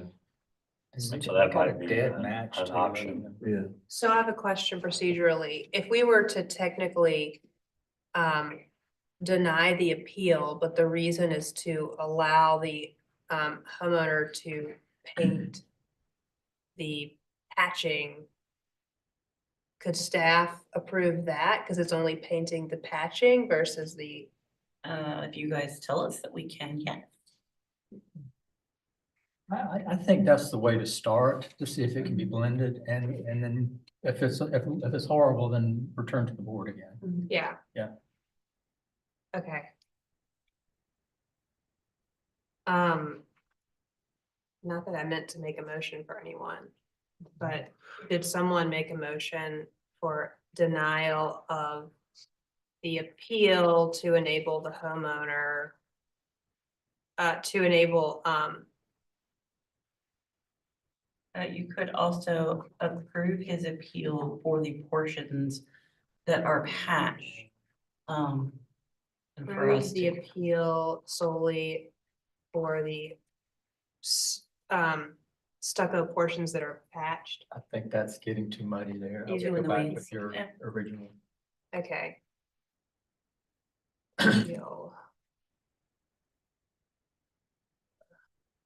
Homeowner, and Kime is what we would to Or some, or. Well, with a equal- mineral silicate paint. paint the patching, the stucco patching. Come on, guys, help me with somebody's motion. whoever's the- Paint the stucco patching. I think basically what you're saying is go in there and blend the stucco patches using To match a the rest. kind project to match the rest of the body. Right? Yeah, or just a, if no, would be Yeah, a mineral silicate. no minerals, yeah. Mineral, is it silicon? Silicate. To download everything in your head. He's never allowed to leave the board. Are you like telling someone everything that you know? Take 5 minutes. To match existing unpaid. Okay, I'm gonna read this out and it is Fillmore's motion. No, it's not mine. Is it Bill's motion? Oh, Okay. Motion I have is denial of appeal to enable the homeowner to blend the stucco patching using a Kime or mineral silicate product to match existing unpainted stucco. Okay. Do I have a second to Bill's motion? A second. Thank you, Daryl. Put the motion to Fillmore. You say Fillmore? Yes. Yeah, in favor. Becky, Yeah, in favor. Bill, Yeah, baby. Daryl. Yay, in favor. The chair votes to the majority and the motion passes unanimously. Would you clarify for me though, what I can do? Because I wasn't quite sure I understood that. You can use a Kime or mineral silicate product, so you could use the Kime product, but you can only paint it on the patched portions and it needs to try to blend it. And then if that doesn't work out, come back. If you look at it and you go, oh, this is terrible. Could I ask one other question of the board? Yeah. Could I reskim the whole side of the building? With new stucco? No. Mm. Stucco. First of all, I don't think that would be, I don't think it would work very well unless you did it thick enough, and then you're gonna change the reveals on your woodwork, on your windows and all your fenestration. And so I mean, from my perspective, I think that would not be an appropriate approach. Because you, But I'm just one member. because you don't think it'll work. I would not, I don't think it would work. You could do it, you could make it work, but you would change the reveals on all of your fenestration, and that would be Which is probably- inappropriate, I think. Right, I agree That's with a that. board thing that we probably wouldn't approve, I would think. And it wouldn't be a good idea, but, and you wouldn't want to do it with Portland, and if you did it with NHL, it would not, I don't think it would last, because it's gonna behave differently than the substrate, and it's gonna separate from the substrate over time. So I don't think it would survive. Okay, well, thank you. Thank you. Do I have a motion to adjourn? Motion to adjourn. Bill, Fillmore, all in favor? Aye. Hearing none opposed, motion passes. Fantastic. Great. Somewhere, do you like that those slate photos of him standing all over? So. I thought you